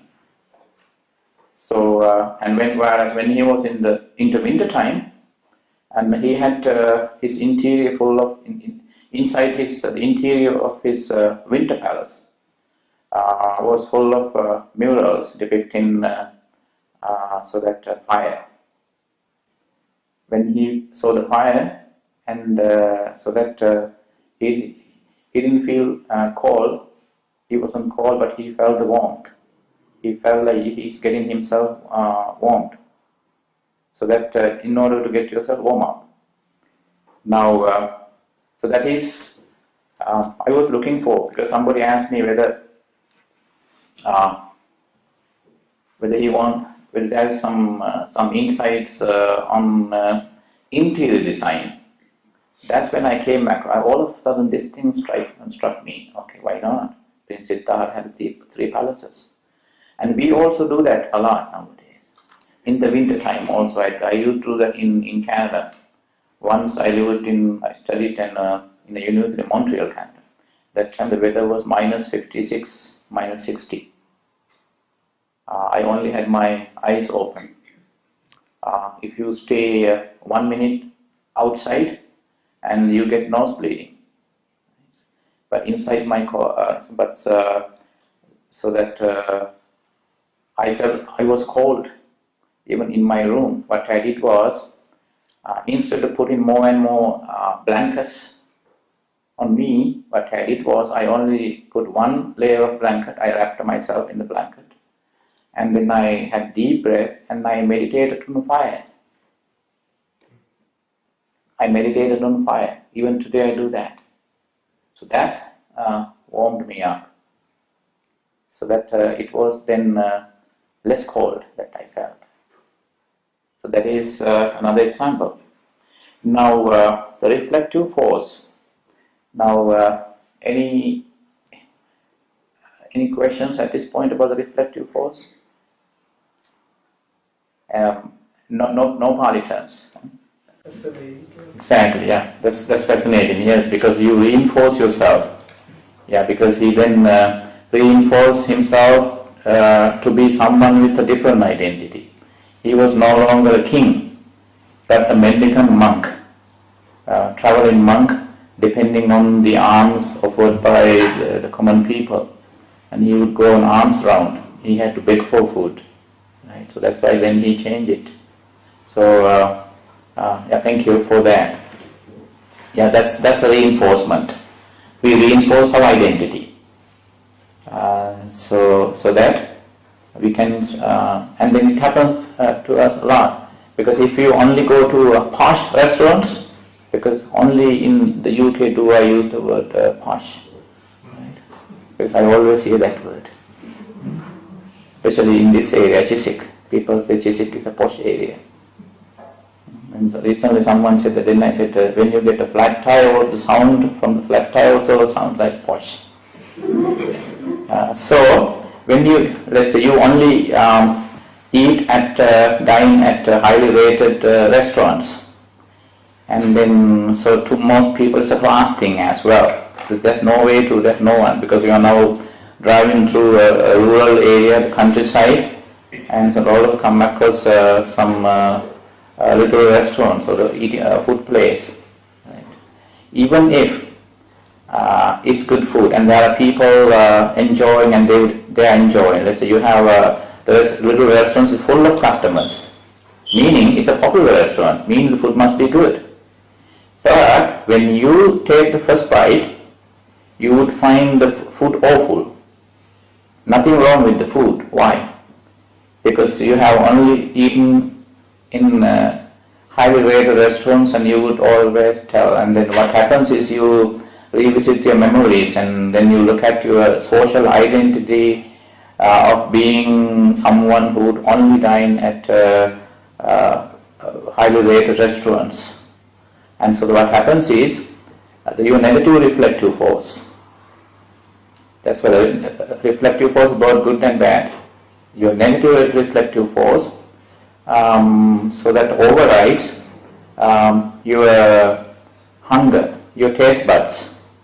Even though the food is good, and then what happened? Then what happened? Wow, look at them. You look around, probably one of your family members will tell him, why? So that why are you angry? Because you know what? We are extremely hungry. It's no time to be angry because we are hungry. There's a saying, right? And a hungry man is an angry man. But at that time you got food. But you are angry because the food is not good enough.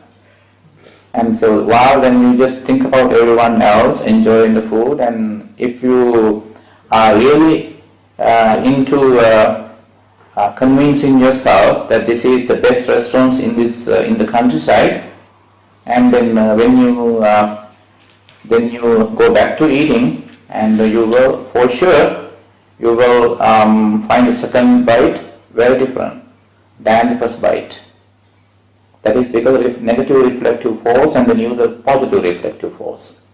Again, reflective force is just like a parallel selfhood. That's what we do all the time. We always revisit our past experience, past memories, and then immediately we try to justify our negative approach. Because we never wanted that. We have never been in that situation. So, and at the same time, so that is where the wrong application is, the wrong comparison. We always do that. And then, so, at that point, when it comes to consumerism as well, you don't drink the water, actually you drink the brand first. You don't wear the new shirt, t-shirt or your dress, your trousers, you first wear the brand. And so that is when, and let's say so So okay, now you go out without your shirt tucked, shirt untucked, so that it falls and it covers the your waistline, and so that nobody sees the band, the band name on your pants, right? And so that, and that's you are okay. I know some people do that a lot. When they dress up, they try to, if it is a cheap brand, they try to cover that up. They cover it because they never want others to see that. But the good thing about this also covering is that when you cover it, nobody sees that and nobody knows which brand it is. So, and that's in marketing psychology also. When it comes to, because anything psychological I love, anything. So, and then we consumed the brand names because we maintain, we conceptualize everything in the way that such conceptualization pleases us, brings us solace, happiness. So we don't actually drink the water. First we consume the brand. I think on different occasions I mentioned that at times when I work with children, I use that. In children's retreat, in the morning I give them each a bottle of water. So in the morning I remove the label. And then I mix the bottles. I make sure that I use the same shape of the bottle that produced by, so that comes from different companies, so different brands. And so when I ask them to drink the water, and there's no label, they simply drink the water. And thereby I make them to avoid the first step of consumption. So that is consuming the brand. And during the day for lunch, I give them a bottle of water each, but this time, so with the label. And so what they do is, and they don't know what brand it is, they take a moment or maybe a minute or so just to look at each other's brands, and then those who got the cheaper brand make a face, whereas those with the best brand, the better one, and they are so happy. They even tease anyone else sitting close to them and say, hey, you know what, I got the best one. But in the morning, at breakfast, they didn't have that agony. Why is that? Because I prevented them from first consuming the brand name. But during the day, at lunch, I purposely, so I let them consume the brand first. So in the morning, they first consume the brand, then the water. At lunch, they first consume the brand and the water. In the morning, they have no chance to consume the brand. So that is how, that's how every moment, within a split of a second. So the reflective force can create chemical imbalance in our body. The chemical imbalance. So it is based on our mind. So you can correct that. And then, so when I was child, I was allergic to tomatoes. You know what, now my favorite thing is tomato. What happens was when I was in the university, but to make sure that there's no, allergy condition, is allergy condition a kind of genetic or biological, not psychological, then that would be a different story. And then I had this tomato allergy. And then one psychologist in the area, he talked to me. And then what happens was, when I was as young as 7 years old, I just took a bite of beautiful and gorgeous tomato, red. But with the bite, I also took a bite of worm inside. It was rotten. So ever since, I didn't know that. I had hated tomato from that moment onwards. But when he asked me a lot of story, why you, because there was no, I wasn't actually allergic to tomato. But it was a mental condition, not a genetic condition, not a biological condition. So now, tomato is my favorite. Drink tomato juice, eat tomato as a fruit or cook, no problem. So, whereas I'm allergic to papaya, I don't eat papaya. And then when I went to, once I ate papaya, and I went to my GP and he told me that he checked my body and said, okay, you are, it's not a mental condition. You are actually allergic to papaya. So why I noticed that was some of my friends had given me mixed papaya into my fruit juice in small quantities, and then immediately I felt I got sick. So whereas my sister, she had mixed tomato into a curry that she cooked. And I consumed that curry, but I didn't feel any allergy condition. Why is that? The tomato thing was a mental thing, whereas the papaya thing is a biological thing. So there are limits also. But still, you can even deal with biological allergy conditions to a certain extent. I'm not saying that. My GP in Canada told me that. He's originally from India. He traveled to India like a few months, go to India every and spend there for meditation, go to the Himalayas and meditate. So he told me the first time he went back to India many years later, first time in many years, he couldn't eat anything made in India. Why? Because he had programmed his mind in a way to believe that the food was not hygienic. So, but later, actually it was nothing. To me, there's no problem. I went to India and ate in different places. There's no problem. What I did was, the people who joined me said that if you go to India, go to Sri Lanka or in certain countries, at times you have to be very careful when you eat. But no sooner did I land at Delhi airport, I told myself, okay, I don't have to worry, I'm going to eat. I see those people. So that you wouldn't do it. It's funny that everyone else, I was healthy, everyone else got sick.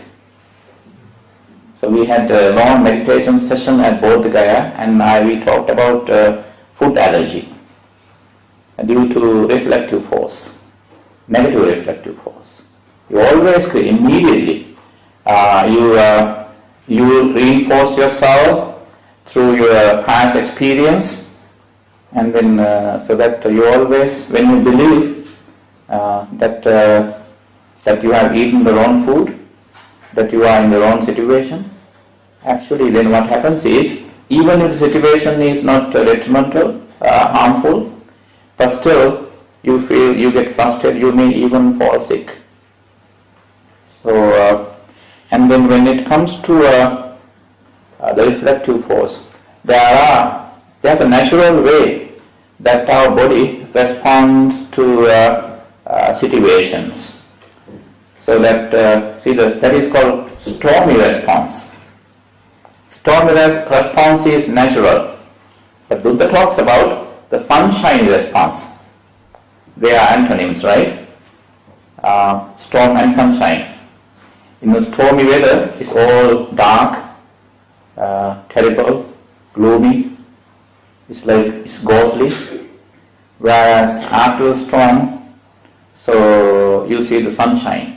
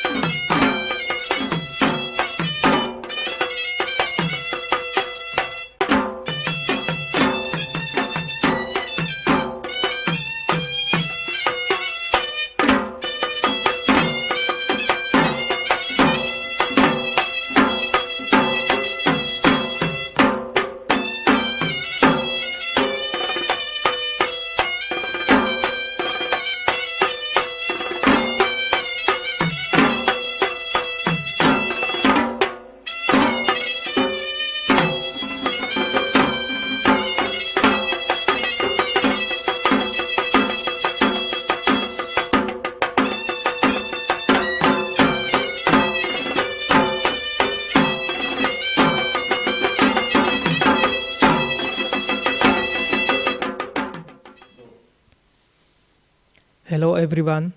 This message is for everyone who are watching us on Facebook. For our next item, we will start our live streaming as a fresh one, as a new video on Facebook. So those who are watching us on Facebook, please go to our new live streaming, and this streaming will end now. For the next event, we will start on Facebook as a new live streaming video. So those who are watching us on Facebook, please go to our live streaming new video. Thank you.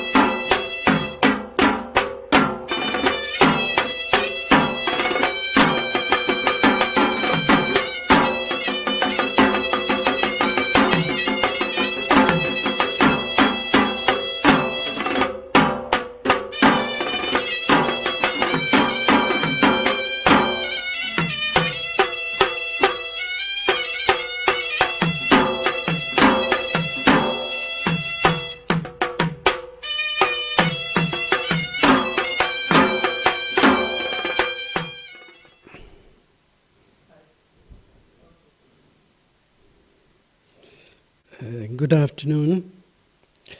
In the program for the Dhamma talk, the topic which I have chosen is Dhamma, its meaning and some qualities, its various meaning and some of the qualities of the Dhamma. Today is the Dhamma day. In Buddhist teachings or in Buddhism, Dhamma introduced to the world on ESALA full moon day. Today is the origin of the Dhamma. So therefore, I was thinking to reflect upon the concept of Dhamma in Buddhism. Every day we observe 5 precepts. Then we take 3 refuges. I take the Buddha as my refuge. I take the Dhamma as my refuge. I take the Sangha as my refuge. When we think about the Dhamma as my refuge, it is very important. So therefore, the Dhamma, when we think about Dhamma, the word, the term of Dhamma available not only in Buddhism, but also in Hinduism and also Jainism as well, and some other Eastern religions. the term Dhamma has been used to explain some qualities, some teachings. But I'm going to here to talk about the Buddhist perspective. In Buddhism, how do we use this term of Dhamma? If we ask from people what is Dhamma,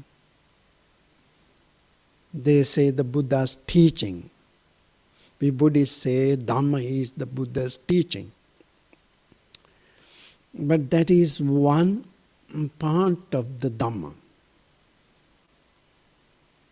There are many meanings. If you think about the teachings of the Buddha, what we call Tripitaka, 3 baskets. Sutra Pitaka, the discourses, over 10,000 discourses are there. This is called Sutra Pitaka. There are 5 books, mainly in Sutra Pitaka: Digha Nikaya, Majjhima Nikaya, Anguttara Nikaya, Samyutta Nikaya, and Khuddaka Nikaya. These are the 5 books in Sutra Pitaka. And again, Vinaya Pitaka. Vinaya is discipline. Sutra is discourse, sermons. Vinaya is discipline, code of discipline for the monks and nuns. Parajika Pali, Pachitya Pali, Mahavagga, Chulavagga, and Parivara. These are the 5 books in Vinaya Pitaka. And Abhidhamma, higher teachings of the Buddha, is in analytical way. Buddha explained the nature of the mind. So this is called Abhidhamma. There are 7 books: Dhammasangini, Vibhanga, Dhatukata, Puggala Panyati, Patthana. This way, there are 7 books. Katavatupakarna and Patthana. These are the 7 books. So this is called Pariyatti, Dhamma Pariyatti.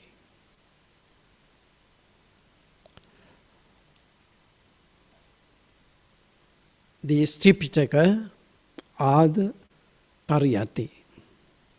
Then again, there are another 2 parts of the Dhamma.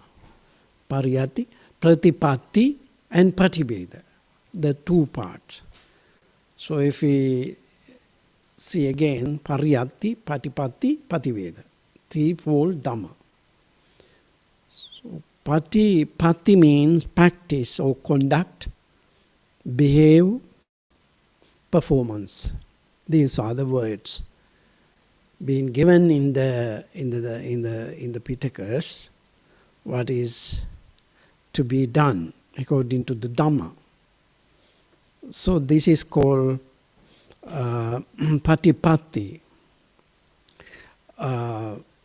In the Vinaya Pitaka, the monks have been given the rules and nuns have been given the rules in the Patimokkha. And also there are some practices have been recommended for lay people, like 5 precepts, like 8 precepts. So when we practice, this is called Patipatti. So when we practice the Dhamma,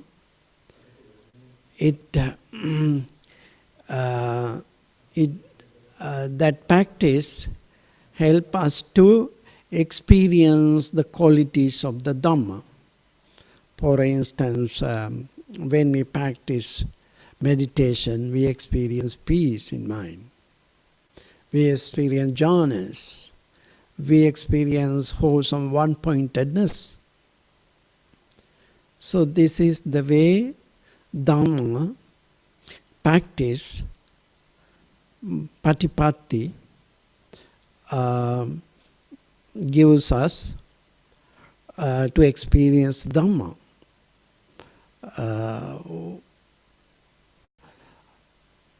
One of the sayings in Hitopadesa, it says, Ahara, Nidra, Bhaya, Maitunancha, Samanya, Metat Pasubik Narana, Dhammadi Seso Madiko Visesa, Dhammo Pahino Pasubik Samana.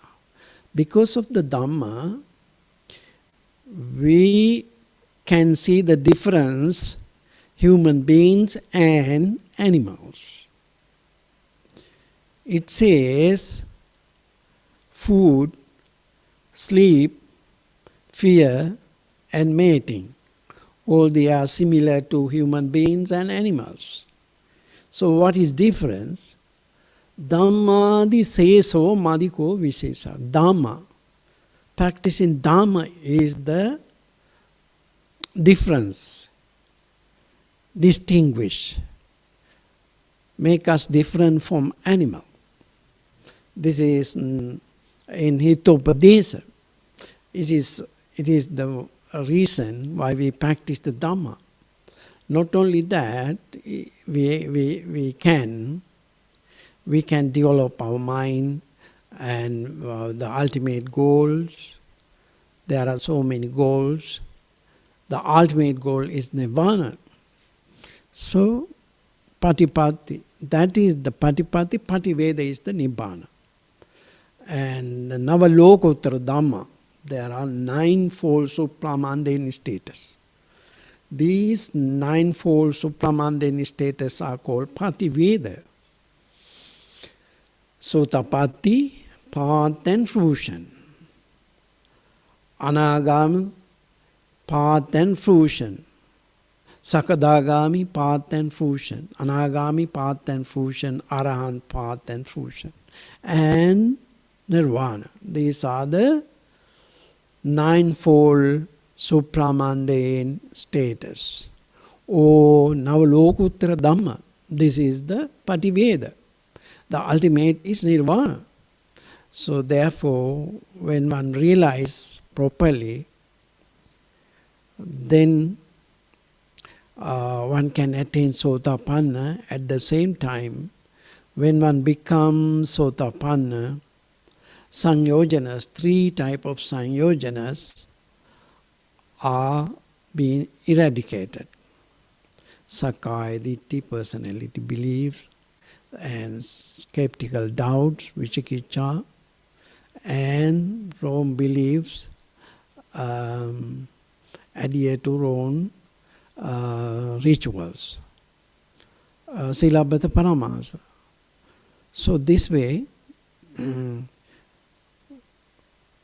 Pativeda, ninefold Pativedas. So therefore, this is Dhamma. If you think about the Buddha's teaching, the Dhamma, these are the Pariyatti, Patipatti, Pativeda, Dhamma. Spiritual attainments and the scriptures and practice. These 3 things. There are so many meanings of the Dhamma. Attano Sobhavan Dhareti di Dhammo. Dhamma is bearer of its own nature.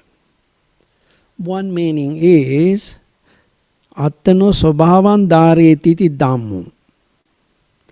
Dhamma is bearer of its own nature. For instance, water flows down. That is the nature of the water. And at the same time we can see in the same pot, same soil, same water, we fertilize, but different colors of flowers we can see. and different taste we can see, sour, etc. Different taste, but the same soil, same pot. Say this way, it's nature.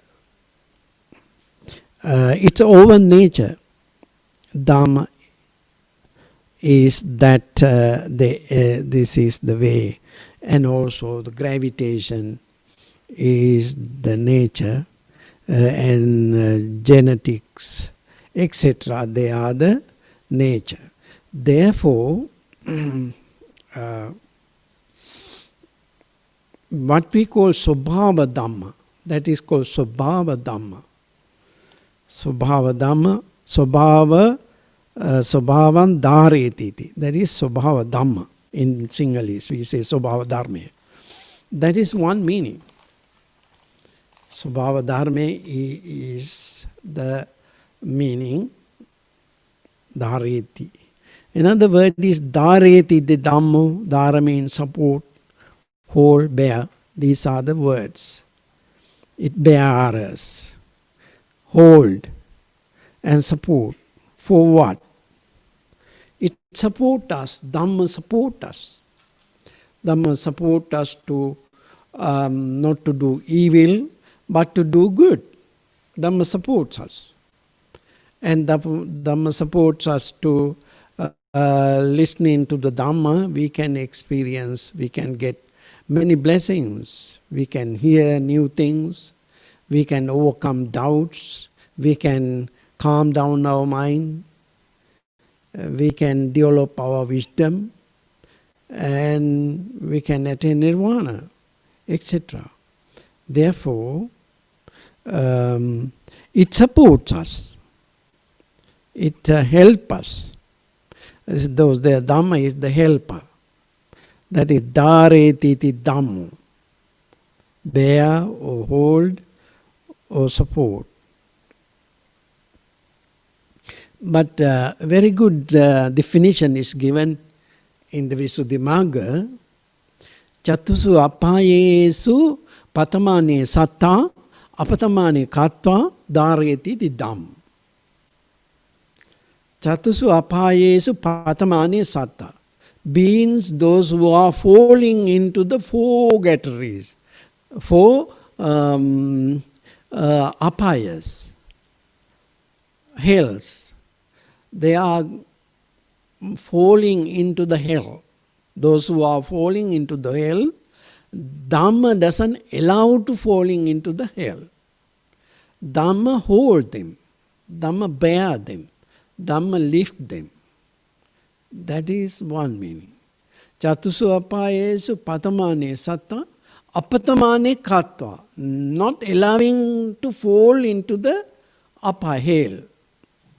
Dhamma, that means if one doesn't practice the Dhamma, he or she does or create lot of akusala karma, papa karma, unwholesome karma, lot of karma. According to the theory of karma, karma gives results. Good actions produce good results.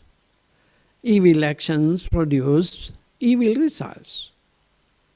That is the theory of karma. So therefore, if one does not know the Dhamma,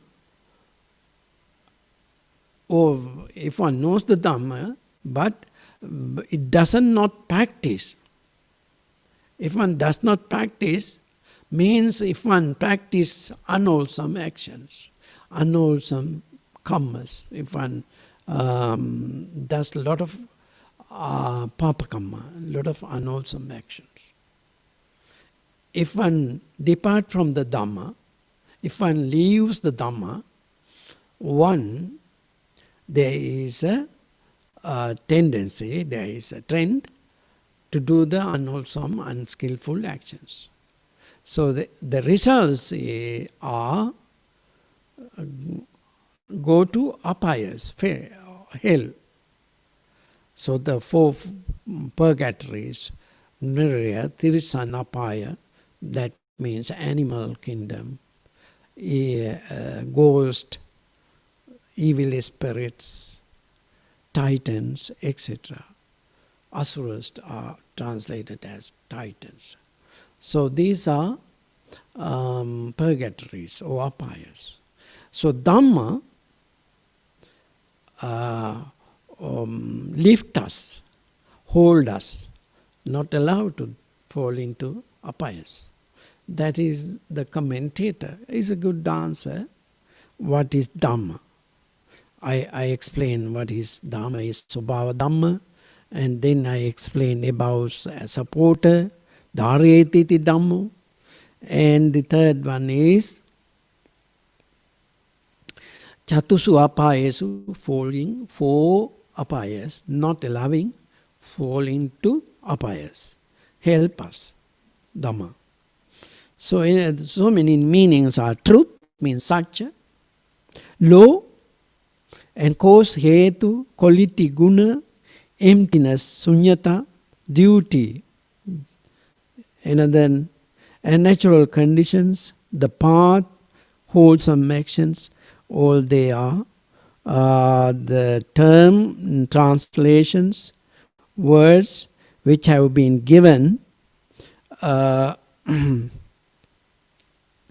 the term of Dhamma, especially when we think the whole Buddha's teaching based on 4 Noble Truths. So therefore the word truth is another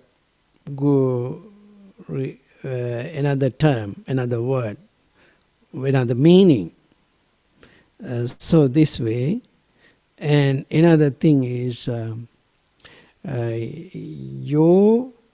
paticca samuppadam passati, so dhammam passati, yo dhammam passati, so paticca samuppadam passati. He who sees the Dhamma sees the dependent origination. He who sees the dependent origination sees the Dhamma. That means there is a very close connection through the to realization, the paticca samuppada, dependent origination. That means cause and effects, cause and results. So the paticca samuppada explain cause and effects. So in that way, the cause is another translation for the Dhamma. The paticca samuppada is very, very deep teachings in the Buddha, and explain how beings are come to be, why we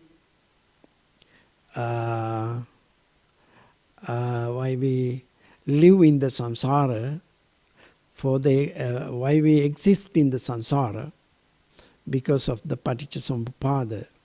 It explains. So there are causes and there are results as well. So the 12 links become results or effects, and all these 12 links are also causes for the next one. This way, it is paticca samuppada. So he who sees the Dhamma sees the paticca samuppada. Also Buddha said to Vakali, he who sees the Buddha, he sees the Dhamma. He who sees the Dhamma, he sees the Buddha. That means the teachings, the Buddha is the embodiment of the Dhamma, not his physical body. Physical body also subject to the impermanence as well, but his enlightenment. Buddha said, no one called me as the Buddha until I attain Nibbana, until I realize the Four Noble Truths in 12 ways, 12 Dvadasakaram, 12 ways. So therefore, one can realize the Buddha, enlightenment. So the enlightenment factors, Buddha follow the meditation, different meditation practices, mindfulness practiced, vipassana or samatha, and he developed 37 factors of enlightenment. So he who sees the 37 factors of the enlightenment, one can seize the enlightenment. Then one can seize the Buddha. Buddha means awakened one. So these 37 factors are conducive to lead to nirvana or enlightenment or to Buddha. So therefore, Buddha became enlightened, not mere practicing the 37 factors of enlightenment, but following the perfections, 10 paramis. So 10 paramis are part of the Bodhisattva. So therefore, if one sees the Buddha, one can see the paramis. One can see the 37 factors of the Dhamma. So therefore, he who sees the Dhamma, sees the 37 factors and paramis, all these things. So therefore, very Dhamma, in Buddhist teachings, I want to highlight another part. 3 stanzas in the Dhammapada, well known to everyone. In the 3 stanzas, sabbe sankhara anicchati, sabbe sankhara dukkhati, sabbe dhamma anattati. There is a difference between third stanza and the other 2 stanzas. The first stanza says sabbe sankhara anicca, sabbe sankhara dukkha. But the Dhamma, when the third one is sabbe dhamma anattati. So therefore,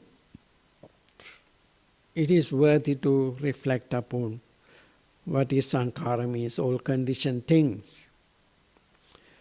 These conditioned things denote the 5 aggregates. 5 aggregates. So within this mind and body complex, the sankhara or conditioned things are impermanent. That's right. And within the mind and body means the upadana, 5 grasping aggregates, there is dukkha. All conditioned things are dukkha, suffering. Can see that. Grasping aggregates. Panchupadana khanda. But the last one is sabbe dhamma anatta. Sabbe dhamma, dhamma is not translated. According to Buddhist terminology, there are different meanings in English books, phenomena, etc. But if we see the authority of Dr. Rahula, Walpolo Rahula, in his book of What the Buddha Taught, he has not given any English word for this word, Dhamma. He has given the word, all Dhammas are non-self. No self. That is the idea. What is why this word Dhamma has given there without sankhara?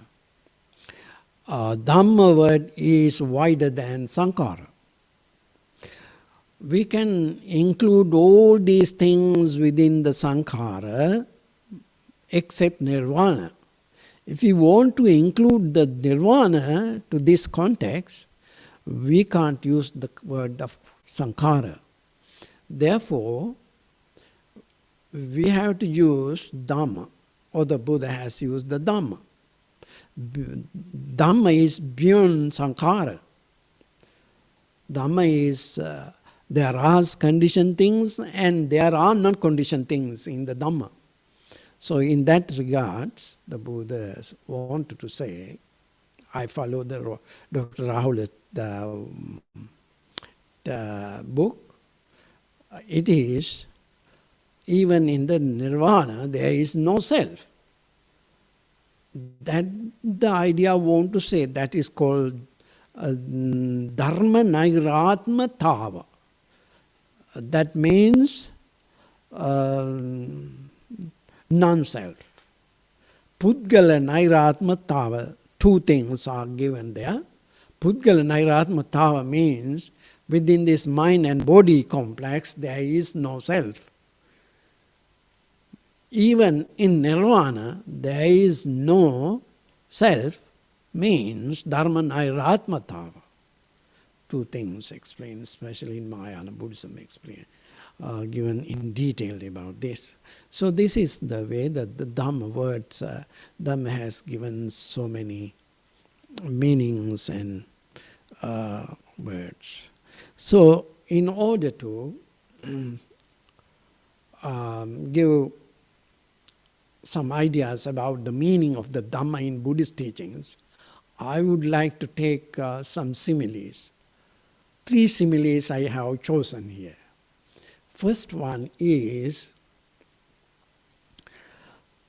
Dhammo have rakati dhammachari chattam mahantam vivasakali. During the rain, we hold an umbrella. When we go out, we take an umbrella, we hold it in the rain. So, in this Gatha, Dhamma protects oneself who practices the Dhamma. Likewise, the umbrella protects oneself in the rain. Dhamma gives the protection to the person who practices the Dhamma. Very important. Why we practice Dhamma? One, the great advantage is Dhamma protect us. Dhammas give the security or protection. Protection for what? If one practices Dhamma, that is the highest blessings. Protection. Protection not to go into the hell, but protection also for the protection the mind. Our mind is protected from defilements, and also every day. In this context actually, this Gatha is taken in the Dhammapala Jataka. Dhammapala Jataka explained there was a baby died and people were crying. Dhammapala didn't cry. Then his teacher asked, why don't you are not worried? In our country, no children die. Untimely death are not occurred. Then they investigated the words of the boy of Dhammapala. Then they came to know people in the clan of Dhammapala practices 5 principles, 5 precepts. Panati pata viramama sabbe loke adinnam parivajayama, etc. The 5 precepts are given. They practice 5 principles, 5 precepts. Therefore, they are protected. They are protected from the disadvantages of the evil actions. So this is very long-term advantage of practicing 5 principles. So therefore, umbrella is given here as a symbol of the 5 precepts. 5 precepts is, in this context, Dhammapala Jataka explained the 5 principles. So Dhamma compared the umbrella, Dhamma is here the 5 precepts. Sila. So the Sila is part of Dhamma. So Dhamma gives protection. Now we can understand Dhamma means Sila. But not only the Sila, there are many more parts in the Dhamma. But here, Dhamma is like an umbrella, protects us in the rain. Likewise, who practices 5 principles, practice, is being protected. You can see, you can understand.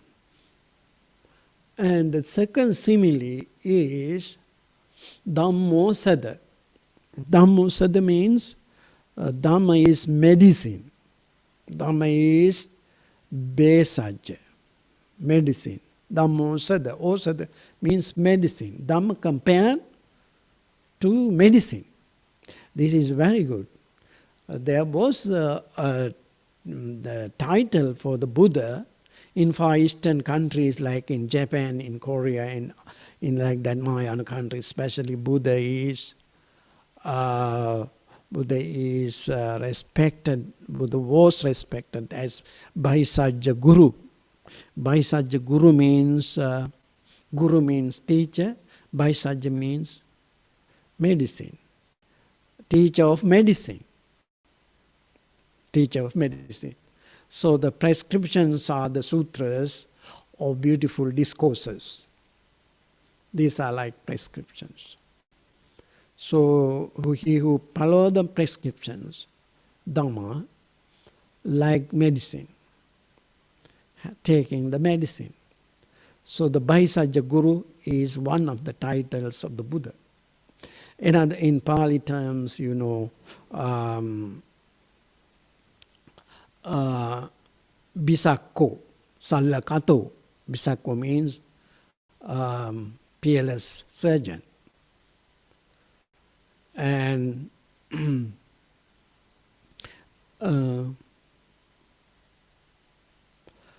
incomparable physician, incomparable physician, Bisakko. Sallakato, these 2 words. Sallakato means surgeon. Bisakko means physician. These are the terms for the Buddha. That means Dhamma compared to the medicine. When one is not well or ill, is given medicine, tablets or whatever it is. So one can get cured. We are ill in the samsara, samsaric dimension. In the samsara we experience suffering. Suffering is universal disease.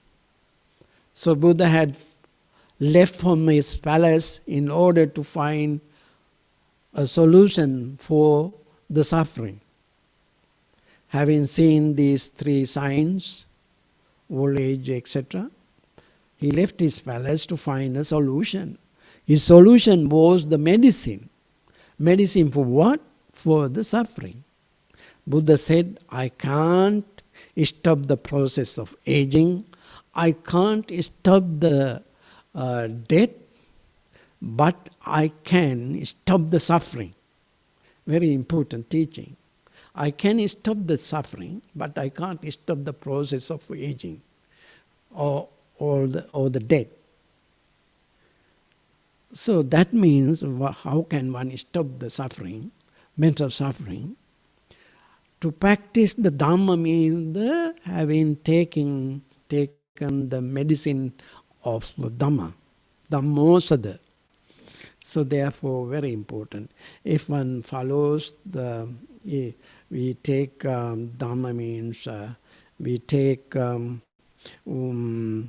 one understand Anicca Dukkha Anatta, Anicca Dukkha Anatta, that help us to understand why we are getting old, why we become sick, why we are going to die one day eventually. We can understand anicca. And if one understands dukkha is a part of the samsara, so dukkha is there.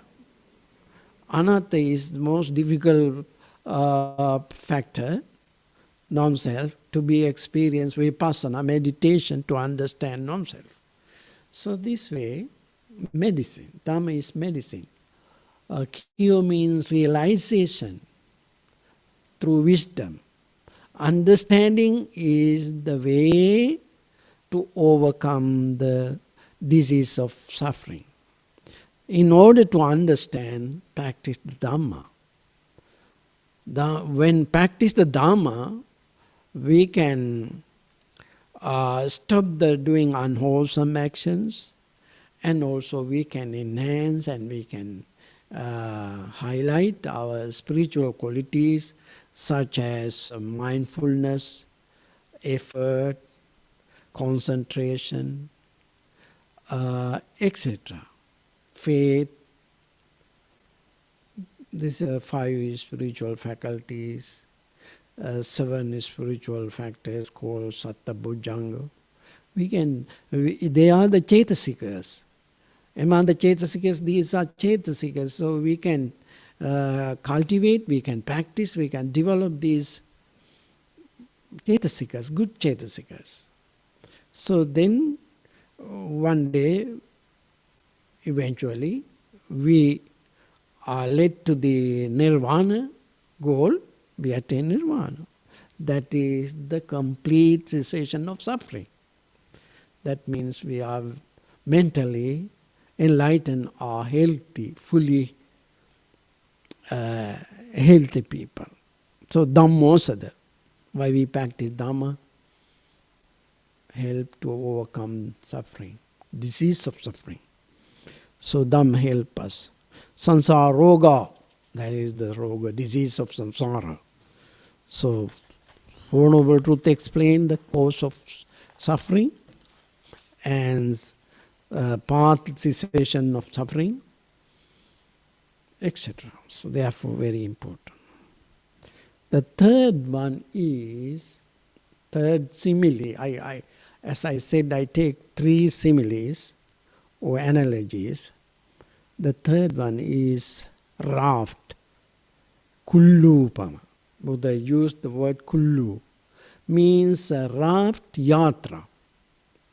In the story it says man was on a journey, come to a vast stretch of water, and he sees this side is very dangerous, but the other side is safe. So there was no bridges, no boats. Then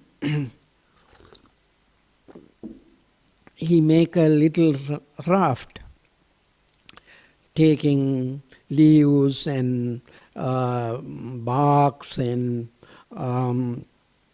grass, etc. Then he, with his own hands and legs, helping, and he cross over the water using that raft. The Buddha compared Dhamma to the raft.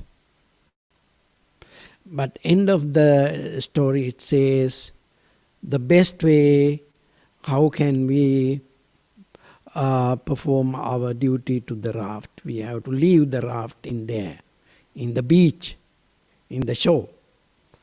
But it is another story. But Dhamma help us to cross over the samsara like a raft.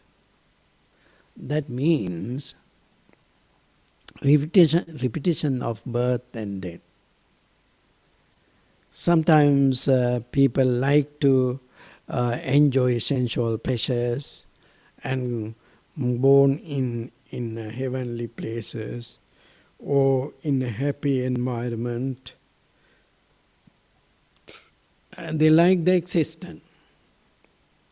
But in this existence, there is no permanent existence.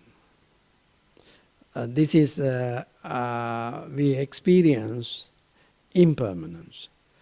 If you think very, very old person who can't walk himself, who can't seize, who can't take his own food, if one meets someone like this,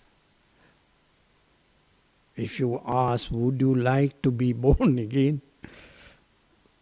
Well, the person always thinks that's enough for him.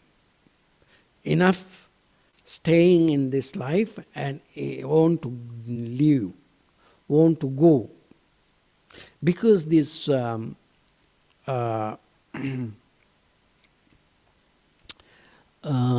age problem, that is one part of suffering, one small, very small part of suffering.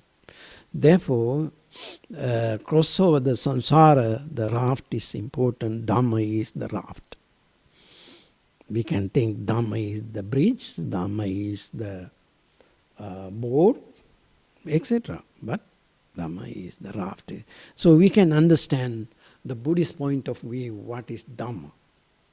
Dhamma protect us, Dhamma heal us, Dhamma take us to the other side, crossing over the samsara, nirvana, to nirvana. So these are the some meaning. We can get the meaning of Dhamma in Buddhist teachings. As I said, in Hinduism, Dharma is duty. In Sikhism, Dhamma is seva. So in Buddhism, Dharma is the teaching of the Buddha, but the meaning is different meanings. Those who attain, those who are going to hell, Dhamma doesn't allow us to fall into hell, but it depends. It up to us. If one practices Dhamma, that is the good karma, we are safe in the samsaric dimension. Very important. Dhamma is, that is why we take the Dhamma as our refuge. What is the meaning? That is the thing. We have to take the Dhamma as our refuge. So some qualities, again, the part of the topic is, one part is the various meaning of Dhamma, but I cover very little thing. There are a lot of meanings. I cover little. And some qualities of the Dhamma, when we venerate the Dhamma, when we pay homage to the triple gem, in the Gatha we say Swakato Bhagavata Dhammo, Sanditiko Akaliko. Why I reflect upon, because today is the day Dhamma was born. Buddhist Dhamma, Buddha Dhamma was born. So that is well expounded in the Dhamma, is the Dhamma. Swakata means well expounded the Dhamma. And to be self-realized. Swakatu Bhagavata Dhammo Sanditiko. Will immediate fruit, akaliko. Inviting investigation, ehipasiko. Leading on to Nibbana, open aiko, to be comprehended by the wise, pachatam veditapu. There are 6 qualities. 6 qualities, according to the time being, in short way I can reflect. Well expounded is the Dhamma, Swakatu. In the teaching is say Adi Kalyanam, Majje Kalyanam, Pariyosana Kalyanam, Satan, Sabhyanjanam, Kevala Karipunnam, Brahmacharyam. That means the Buddha's teaching, Adi Kala, lovely in the beginning, and lovely in the middle, and lovely in the end. Satan Sabhyanjanam, that means meaning. There is meaning, not rubbish. Very good meaning. If you think meaning, all the Dhammas have, we can see in 4 ways. Atta, Dhamma, Nirutti, Patibhana. We can see the meaning, and beyond the meaning there is Dhamma in the Buddhist teaching. If we say dukkha, we take the dukkha, word dukkha, and meaning is suffering, but the Dhamma is suffering means what? There is Dhamma, explain Dhamma. So, Patibhana is realization. So therefore, well expounded. And you know the graduated talks. According to the audience, Buddha gave the Dhamma. If Buddha made the 5 ascetic months, Buddha didn't give the Dana Katha, Sila Katha. Buddha gave the non-self idea. Ananta Lakkana Sutta, Dhammachakra Sutta. That's very deep Dhamma. But if some people just for the beginners like that, Dana Katha, the advantage of charities, Dana Katha. They are lovely stories, Dana Katha. Sila Katha means a story of morality. And Buddha asked, look, practicing 5 precepts, we can have a wonderful life, etc. Sila Katha, Sagga Katha, heavenly existence, Sagga Katha. And Buddha explained Magga Katha, insight, developing insight. Kamanang adinam, disadvantage of the sensual pleasures. Kamanang adinam, the nature of ugly nature of the samsaric pleasure, sensual pleasure or something like that. So this way, and then the person is divert to nirvana, gradual path. Buddha compared the sea, ocean, is gradually slopes, gradually. Likewise, Dhamma gradually going to deeper and deeper. Swakatu means then different reasons Buddha gave the Dhamma. All they are compatible to each other. There is no any controversial conflict between the words of the Dhamma. Between these two, if we think of different discourses, no, not conflict. They are all expounded well. Swakato Bhagavata Dhammo Sandittiko means to be self-realized. That means they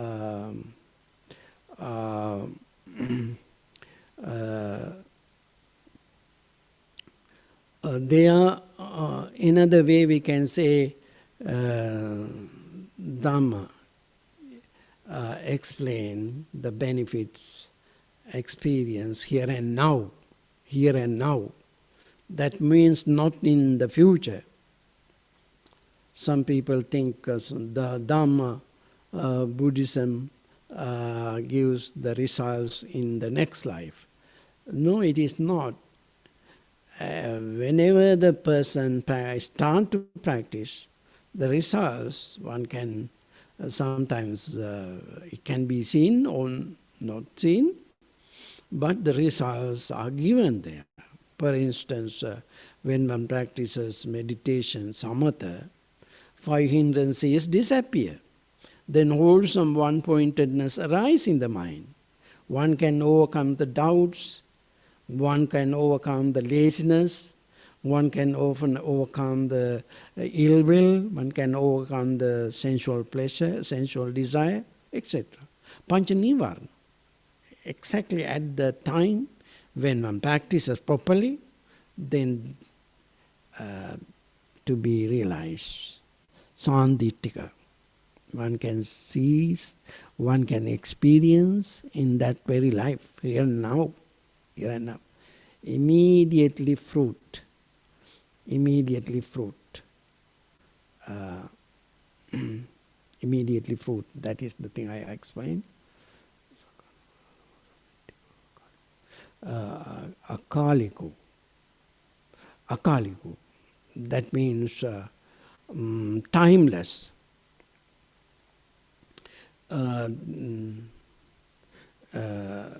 Once I remember Professor Guruge said, no expiry date of the Dhamma.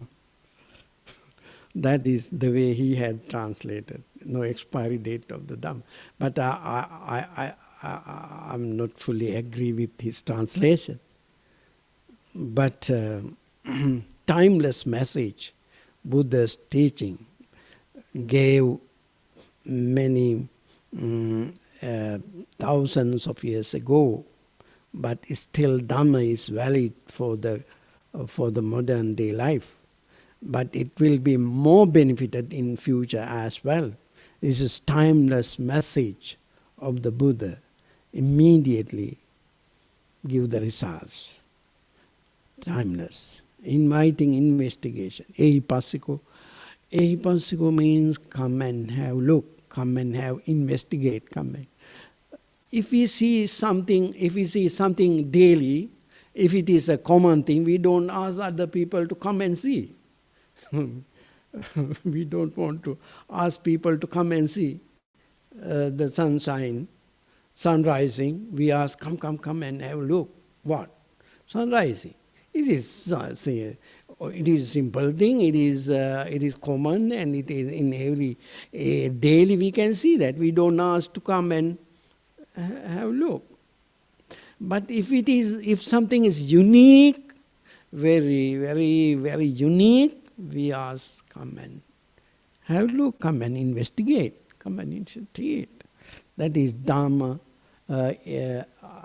ehipasiko, opanayiko, leading to nirvana. Buddha's teaching is for what viragaya, nirodhaya, nibbānaya samvatati. For the cessation of desire, cessation of passion, for the cessation of defilement, and lead to nirvana, for the emancipation, to overcome our greed, suffer, for the realization of nibbana.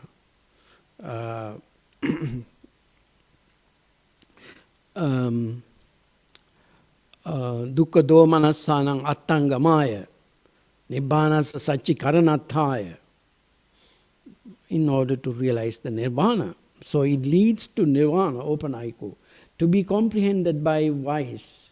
That means not discrimination, but it to be understood by wise and by oneself. Means I can't understand on your behalf.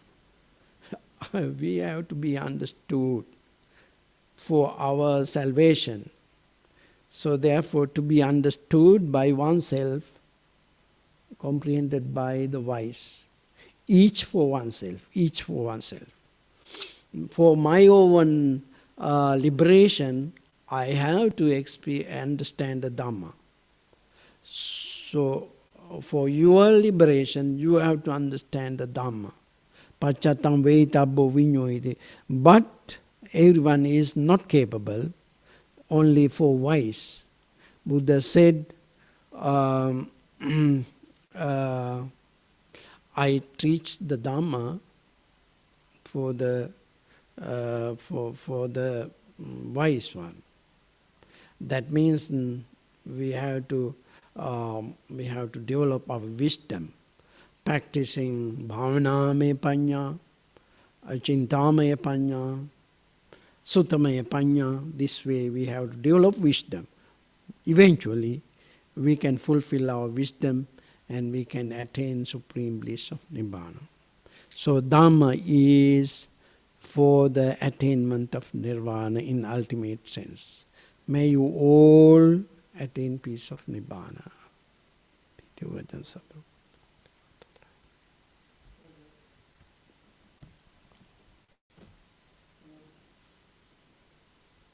And in this first sermon, he says, this is halfway down the page, the noble truth of the cessation of suffering is this: it is the complete cessation of that very thirst, giving it up, renouncing it, emancipating oneself from it, detaching oneself from it. So if the cause of dukkha is tanha, if you remove the tanha, you've removed the cause. And you're left with the state that we call enlightenment. In the Sanskrit language, it is called nirvana, and in the Pali, it is nibbana. I'm sure some of you have heard of this word. It was already known before the time of the Buddha as a description of a state of great happiness, but it wasn't defined as the Buddha defined it. The problem is, in fact, how do you define nibbana?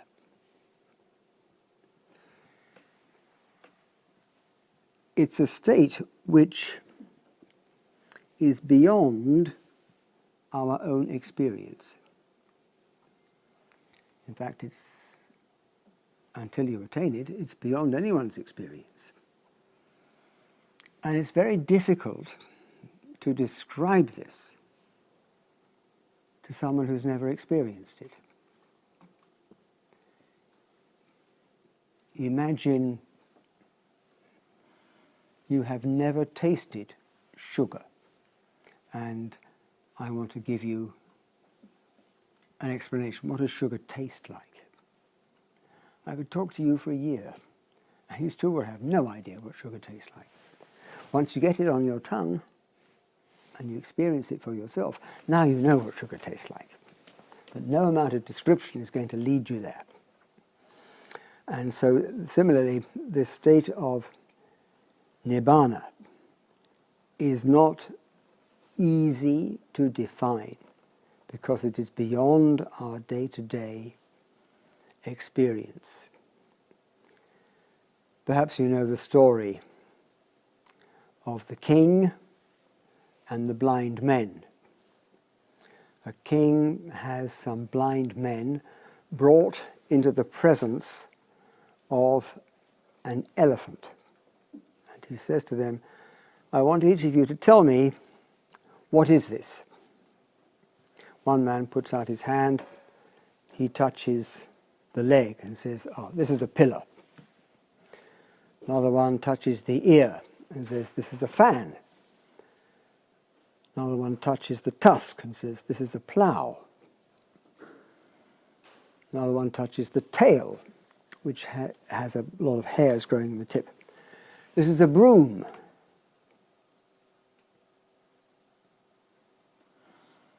Then the arguments start. Each man argues that he is right. He says, I know it, I know I am right because I have grasped it.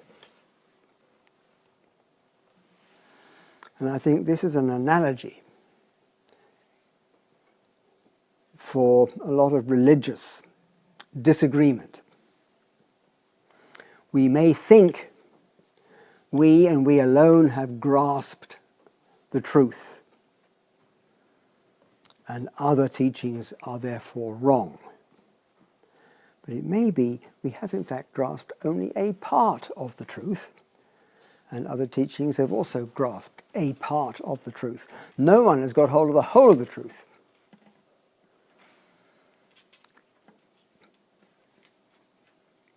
When the Buddha taught, he said, he didn't say he taught Buddhism. He just said he taught the truth. Truth cannot be sectarian. Either something's true or it's not true. If it's true for everybody. It doesn't matter whether you call yourself a Buddhist or a Muslim or a Christian or anything else. Either something is true or it's not true. And the Buddha said what he taught was the truth. Is that what Dhamma That's a good question. Dhamma is one of these words which has several different meanings. It can indeed refer to the truth. It can refer to the Buddha's teachings, because he didn't differentiate between the truth and his teachings. It can also refer to the, how can we say, the building blocks of existence, which is a very different meaning. But generally, yes, you can say that Dhamma, or in Sanskrit, Dharma, is the Buddha's teachings.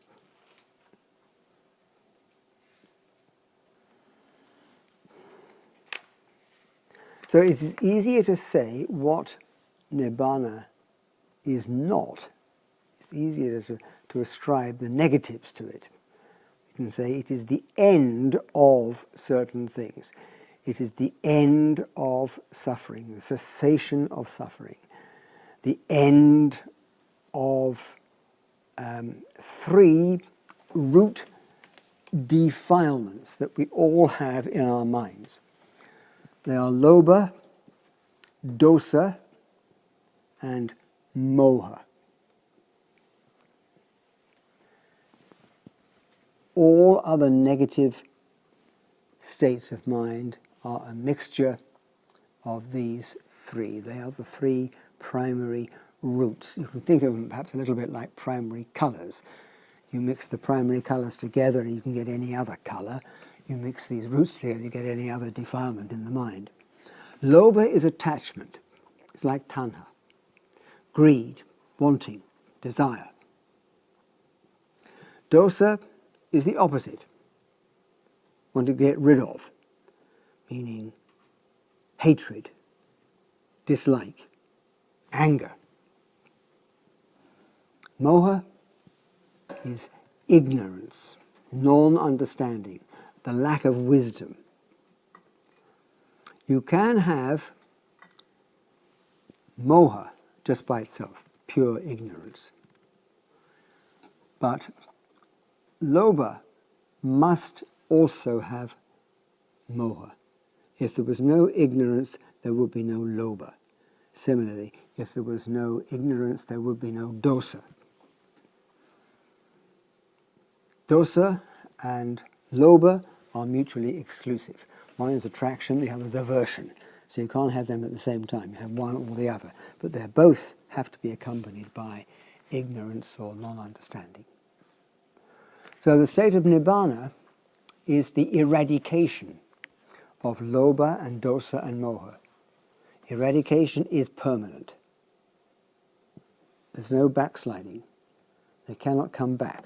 Once you've got rid of them, that is finish. We can also say that Nibbana is the eradication of the asava, the special knowledge that the Buddha attained at the end of the third watch of the night when he reached enlightenment, and which marked his attainment of enlightenment, was the knowledge of the eradication of the asava. We can call them corruptions or defilements. There are 4 of them. There's the defilement of sense desire, which is already covered. There's the corruption of bhava, becoming, which we've also covered. And there's the corruption of wrong view, ditthi, wrong understanding of the way things are.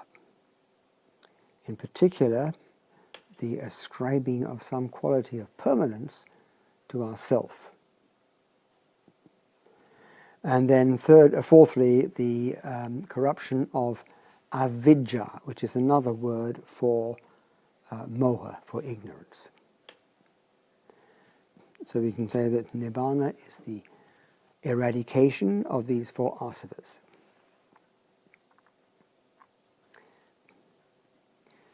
There are also 2 other terms that we can use. The first is asamkata. That means not conditioned, not compounded. This is actually a very important point. Before I ever got interested in Buddhism, the idea of things arising due to a cause was not really, well, it's something I sort of vaguely knew about, but I didn't give it much thought. But it's very important. Everything within us and around us is a result of a preceding event. Something causes. This piece of paper has not always existed. It had to be formed by a process in a factory, and that factory had to use various materials. Other materials were needed to make the factory. There needed to be people in there to operate the factory. We needed maybe electricity or something, or some form of power. That's got to be made and transferred to the factory. So everything is subject to causation, except the state of nibbana. Because it is not subject to causation, it is permanent. The Buddha's last recorded words were, "Impermanent are all conditioned things. Work out your own salvation with diligence." Impermanent are all conditioned things. And the exception here is the state of nibbana. Because it's not conditioned, it is permanent. Does that make any sense? Okay. So that's one thing you can say about nibbana. It is asamkata, not caused. The other thing you can say is it is anidasanang, without characteristics. As soon as you ascribe a characteristic to something, you are limiting it. If you say something is very big, there is nevertheless a limit to it. If something is very small, there's also a limit to that.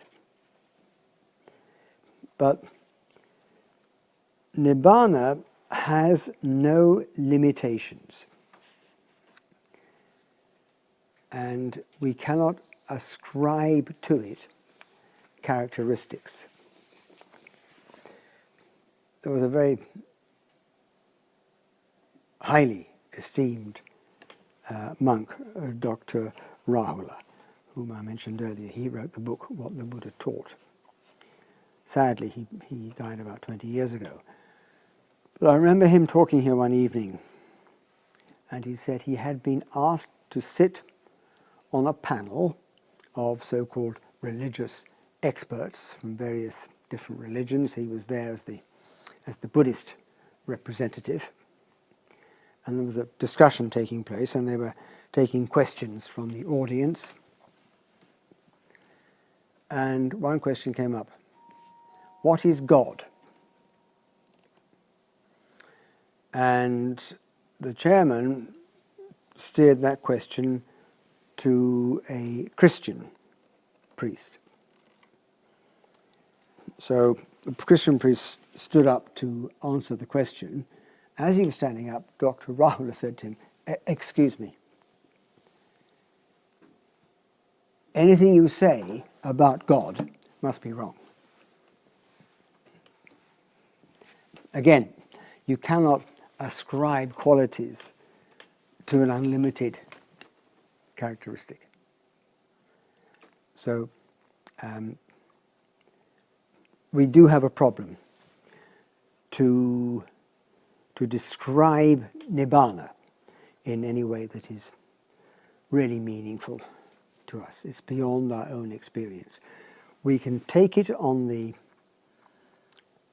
word of the Buddha, and we can take it on the word of various followers of his who have attained enlightenment, both at his time and subsequently, that it is a highly, the Buddha called it, it is the highest happiness. That means there is also happiness in other areas. The Buddha didn't deny that there is happiness, but Nibbana is the highest. So we do have happiness in the everyday world, but the happiness of the everyday world is limited. It's impermanent, it's conditional, and cannot be relied upon. We could say that, first of all, Nibbana is a kind of realization. It is a realization sometimes likened to awakening from a dream. Normally we don't see things correctly. We see things as if we're in a dream. But the state of Nibbana means that we can understand things properly. Understand what? Understand the Four Noble Truths. To begin with, you can read about the Four Noble Truths, you can discuss the Four Noble Truths, and you get a kind of intellectual understanding. But when you really experience these truths, that is a state of realization. And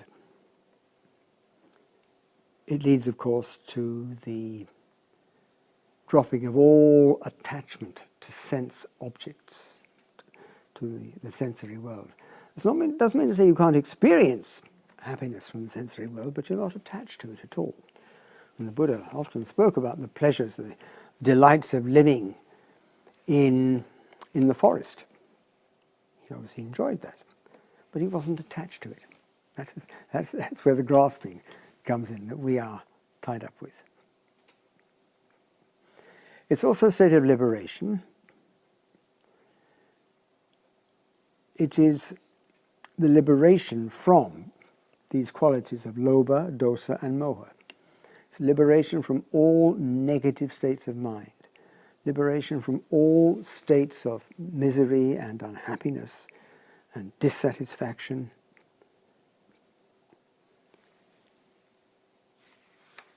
It is therefore a state of moral perfection, because the enlightened being can no longer perform any action which is in any way unwholesome or unskillful. You can use the word bad or evil. It can't perform any action which causes suffering to others.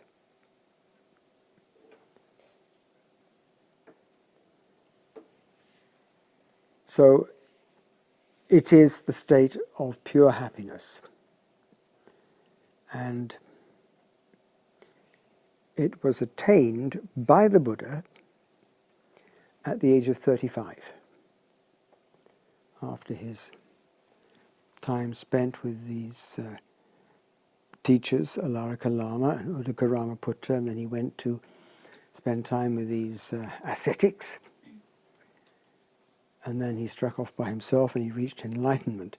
That was the age of 35. And then he continued to live until the age of 80. So we can say that there are two I don't want to say levels, two aspects perhaps of Nibbana. There's the aspect of Nibbana which relates to the attainment in this life. Unlike some religions which teach that you die and then you may go to heaven, in Buddhism, Nibbana has to be attained while you are alive. So if you want to know for sure whether it exists or not, you can attain it here and now. You don't have to wait until you die to find out whether Nibbana is true or not. So that is the first stage, or the first realization, that Nibbana exists. And we can say that is Nibbana with the 5 aggregates, the 5 khandhas, which the Buddha used to describe an individual. Those 5 khandhas are still in existence. So this can be attained while the individual is alive. It's a mental attainment, a mental achievement, so there will be no difference externally. You can't tell from someone's body whether that person is enlightened or not. And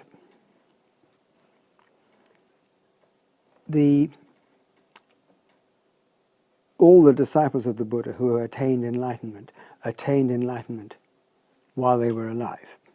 But eventually, human bodies have to die. They decay, they get sick, and they die. The body of the Buddha was no exception, and that of any other enlightened being is not exception either. That is the nature of the body. So then, if you like, the second aspect of Nibbana is found, which is Nibbana without the 5 aggregates. Sometimes that is called Parinibbana, P-A-R-I, Parinibbana. And that was the state which the Buddha attained at the age of 80 when his body died. So then the question is, so where does he go?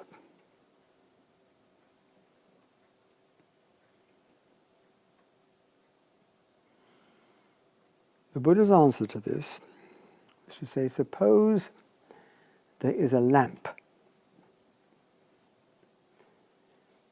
and it is burning, oil lamp is burning, but eventually the flame goes out, either because the wick is exhausted, or the oil is exhausted, or they both are exhausted at the same time, or maybe a gust of wind comes along and blows the flame out. Can you now say where that flame has gone to? Has it gone to the north, or the south, or the east, or the west? No. All you can say is the conditions which had been in existence, which had maintained that flame, those conditions have now changed, but we can't say where the flame has gone to. So that's why we can't say where the Buddha goes to after death. There were 10 questions which the Buddha refused to answer. One day one of his monks, Malunkyaputta, came to see him and said, "Sir, I want an answer to these 10 questions, otherwise I'm not going to continue with the monastic life." He said, is the world eternal? Is the world not eternal?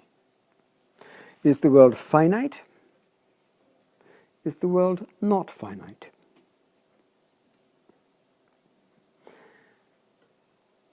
Are the spirit and the body the same? Or are the spirit and the body separate? That's 6.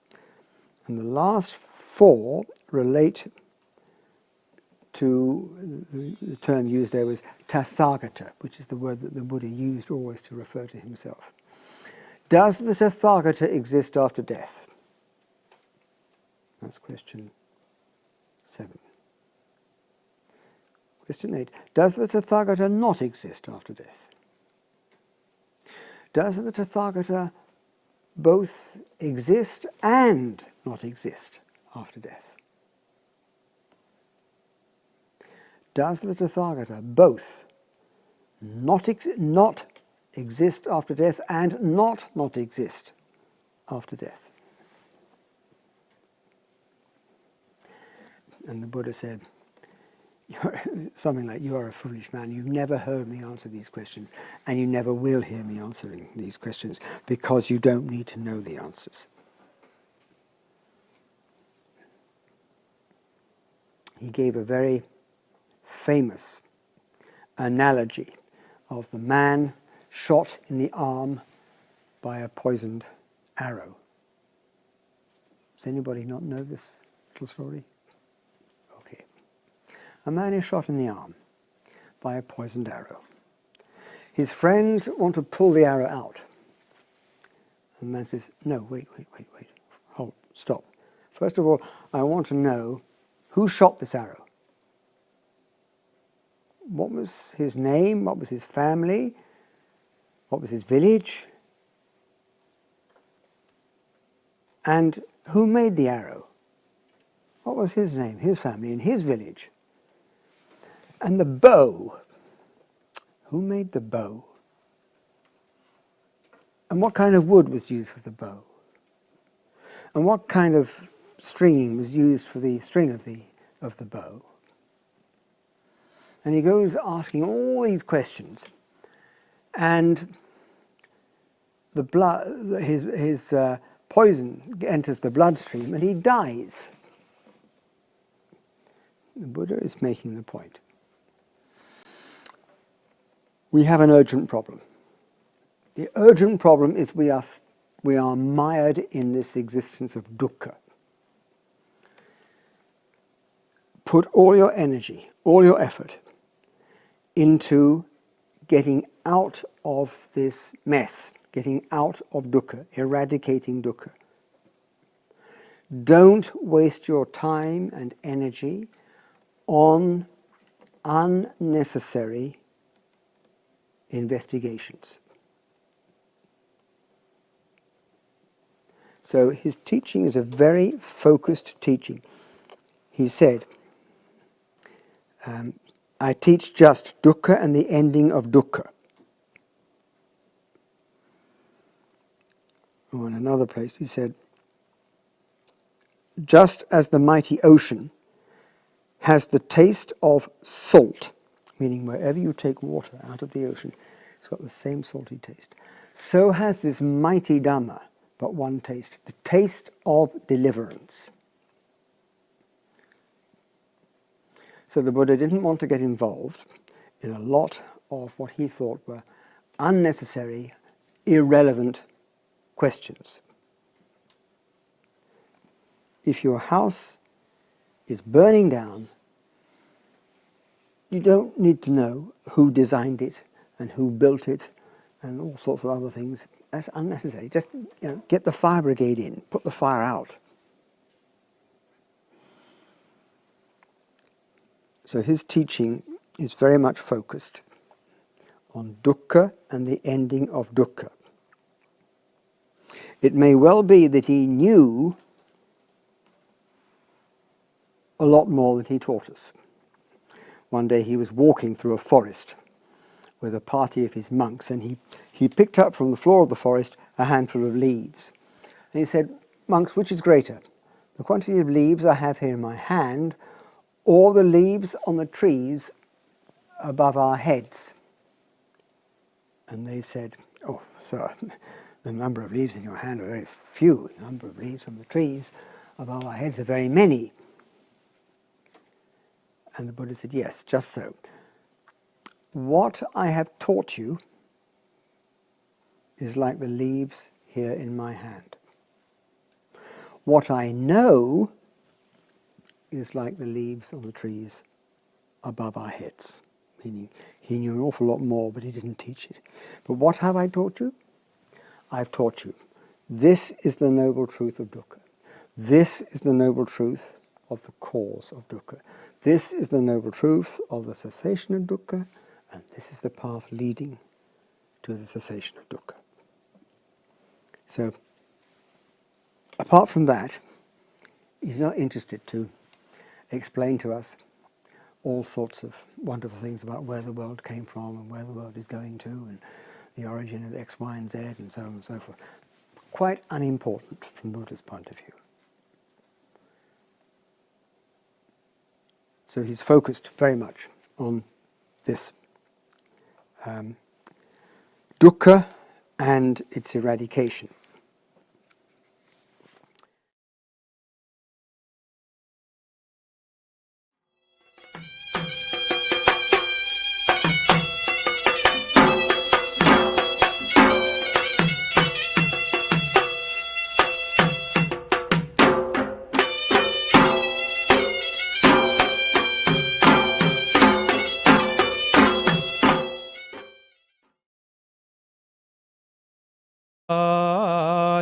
චක්කවාලේසු අත්‍රා ගච්ඡන්තු දේවතා සද්ධම්මං මුනි රාජස්ස සුනන්තු සග්ග මොක්ඛදං ධම්මස්සවන කාලෝ අයං බදන්තා ධම්මස්සවන කාලෝ අයං බදන්තා ධම්මස්සවන කාලෝ අයං බදන්තා නමෝ තස්ස භගවතු අරහතෝ සම්මා සම්බුද්දස්ස නමෝ තස්ස භගවතු අරහතෝ සම්මා සම්බුද්දස්ස නමෝ තස්ස භගවතු අරහතෝ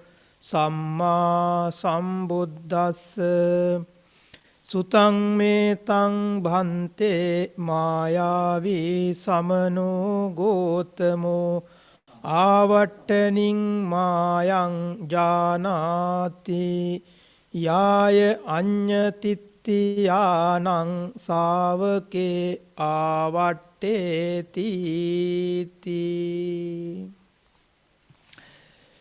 ශ්‍රද්ධා බුද්ධි සම්පන්න වාසනාවන්ත ගුණගරුක පින්නතුනි පින්නතියනි ඔබ සියලු දෙනාම අද දවසේදී ලන්ඩන් බෞද්ධ විහාරස්ථානය මූලික කොටගෙන අප සංවිධානය කරන ඇසළ පුන් පොහෝ දිනය නිමිති කරගත් ඒ පොහොය වැඩසටහන සමග සහ සම්බන්ධ වෙලා සිටින්නේ. අද උදෑසන සිට මේ මොහොත දක්වාම අපගේ විහාරස්ථානයේ සිට උදෑසන පෙහෙවස් සමාදන් වීම, භාවනා වැඩසටහන, බුද්ධ පූජා පැවැත්වීම, ඒ වගේම ධර්ම දේශනා ආදී ආගමික වතාවත් රාශියක් සමග ඔබ සියලු දෙනාම සම්බන්ධ වෙන්නට යෙදුණා.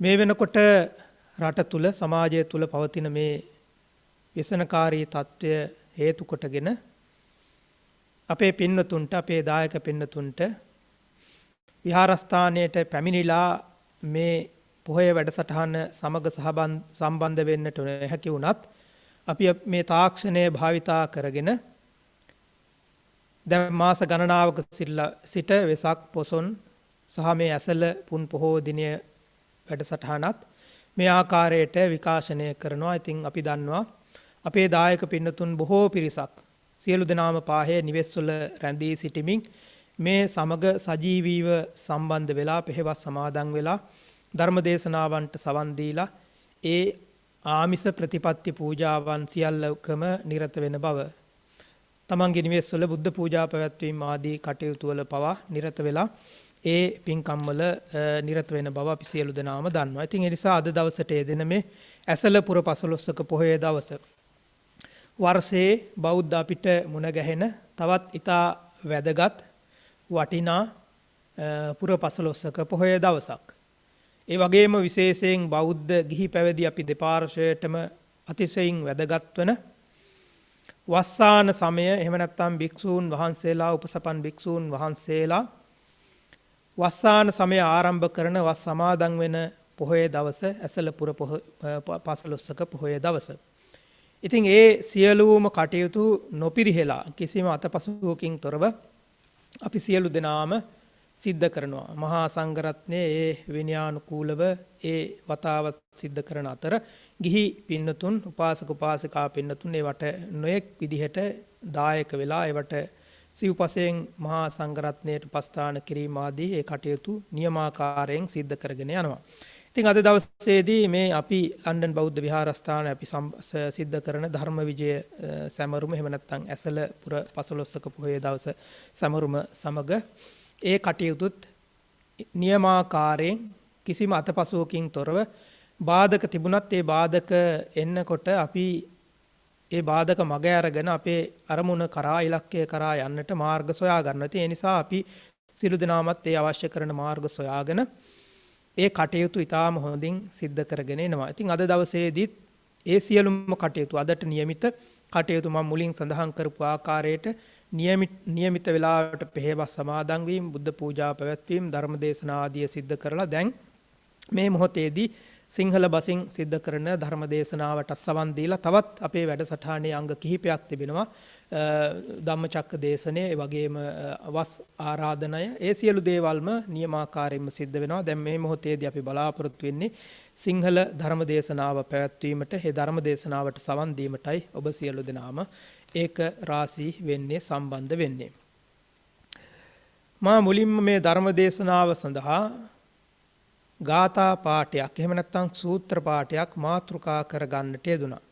අප අමාමෑණී ලෞතුරා බුදුරජාණන් වහන්සේ විසින් දේශනා කරන්නට යෙදුන එක් සූත්‍ර දේශනාවක අන්තර්ගත සූත්‍ර කොටසක්, සූත්‍ර පාඨයක් තමයි මාතෘකාව හැටියට මා විසින් සඳහන් කරන්නට යෙදුනේ. සුතම් මේතං බන්තේ මායාවී සමනෝ ගෝතමෝ ආවට්ටනින් මායං ජානාති යාය අඤ්ඤතිත්‍යානං ශාවකේ ආවට්ටේතිති. මේ සූත්‍ර පාඨයේ, මේ ගාථා පාඨයේ සඳහන් වන්නේ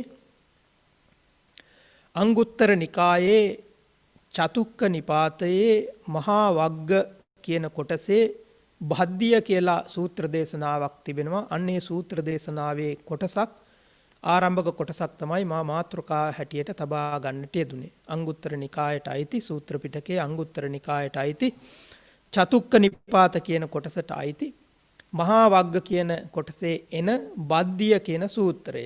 මේ සූත්‍ර දේශනාවේ නම බද්ධිය සූත්‍රය.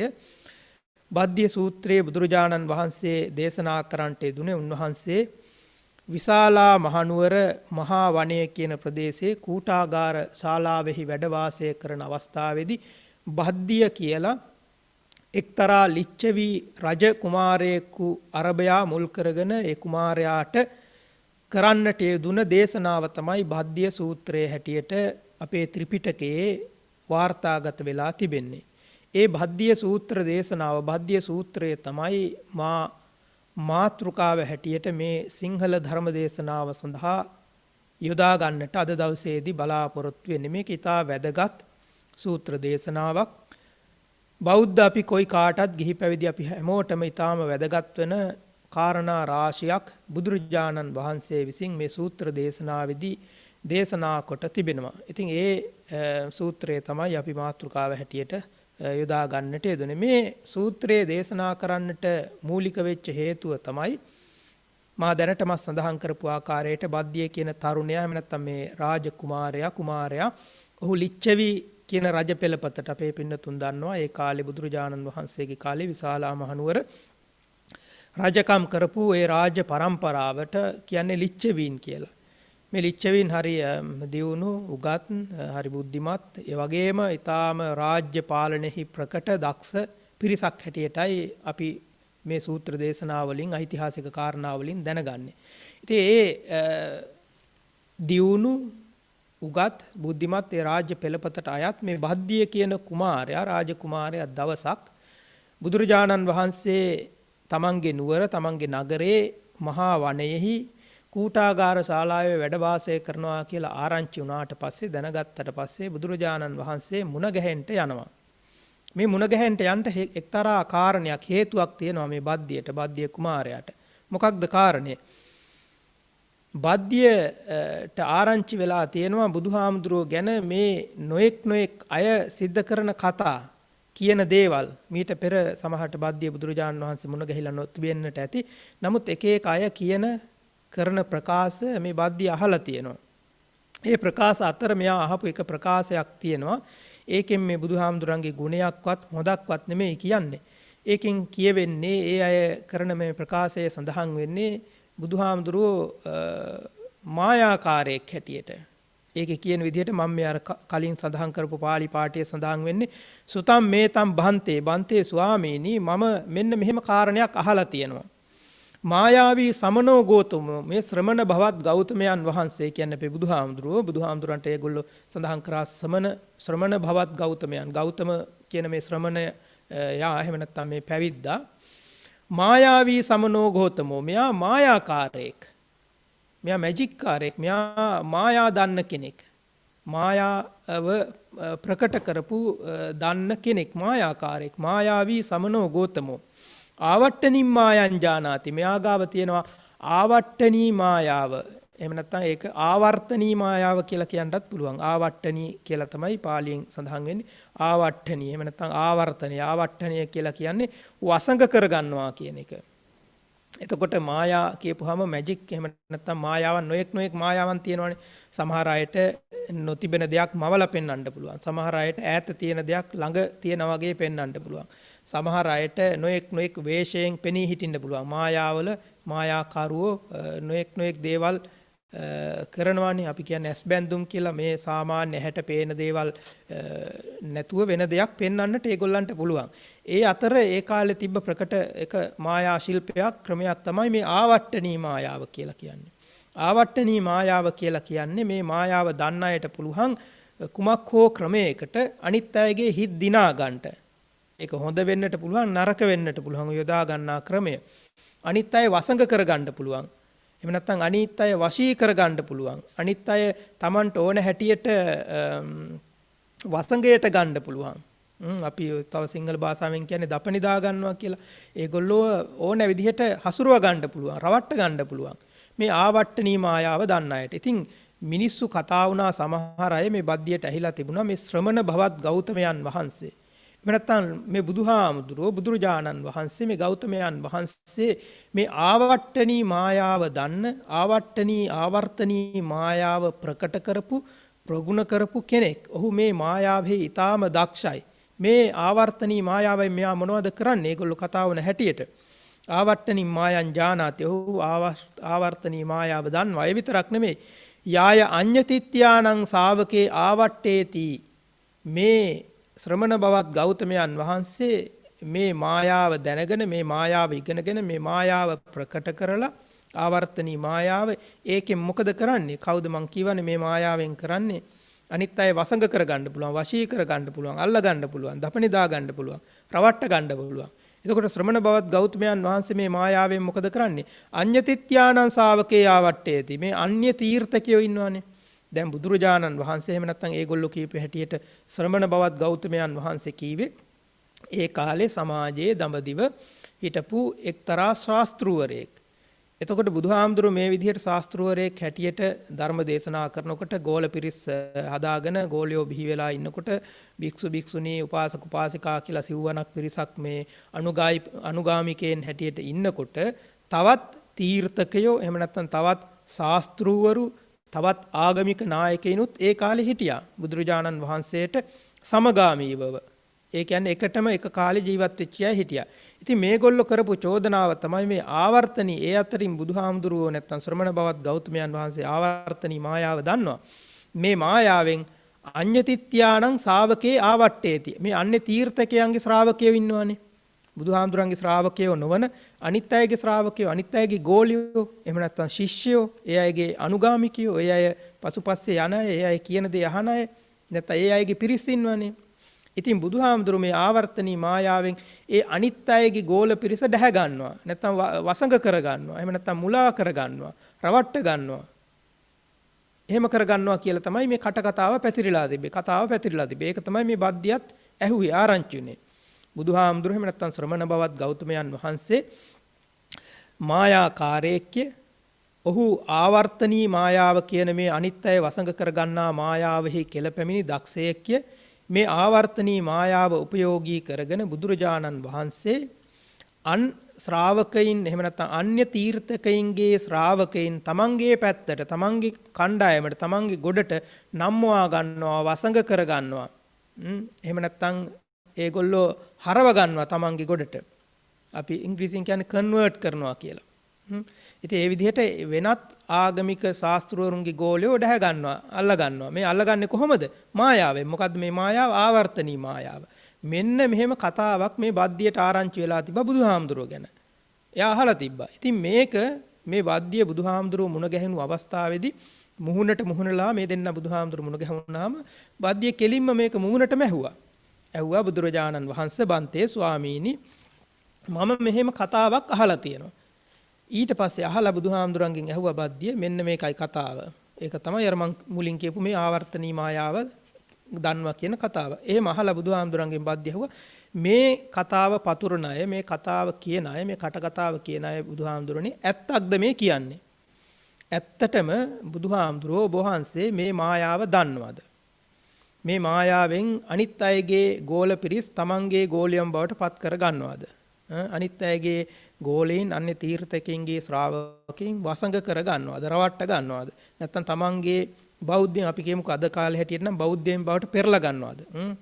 ඒගොල්ලෝ හරව ගන්නවද බෞද්ධයන් බවට? දැන් අද කාලෙත් අපි කතා වෙනවනේ සමහර වෙලාවට අන්‍යාගම් වලට හරව ගන්නවා කියලා. අන්‍යාගම් කියන්නේ ඕනෙම ආගමක්. දැන් අද කාලේ දැන් අපි සාමාන්‍ය ව්‍යවහාරයේදී බුද්ධ ධර්මයත් ආගමක් හැටියට අපි සඳහන් කරනවානේ. ඒ ගැන තර්ක තියෙනවා. බුද්ධ ධර්මයේ ආගමක් වෙන්න පුළුවන් ද අනිත් ආගම් සමග බලනකොට කියලා. ඒක වෙනම කතාවක්. නමුත් මේ ආගම් වලට හරව ගන්නවා කියලා කතාවක් තියෙනවානේ. ඉතින් මේ කතාව ඒ කාලෙත් තිබ්බා. බුදුහාමුදුරන්ට තමයි ඒ කාලේ චෝදනාව ආවේ. ඉතින් ඇහුවා මේ කෙලින්ම බද්දිය. ඇත්තටම ඔබ වහන්සේ මෙහෙම අනිත් අය හරව ගන්නවද තමන්ගේ ආගමට? විශේෂයෙන් මේ නිකම්ම නිකන් ආගමක් නැති අය නෙමෙයි. අනිත් ආගමික නායකයින්ගේ ගෝලියෝ. ඒ කියන්නේ මේකේ බරපතලකම.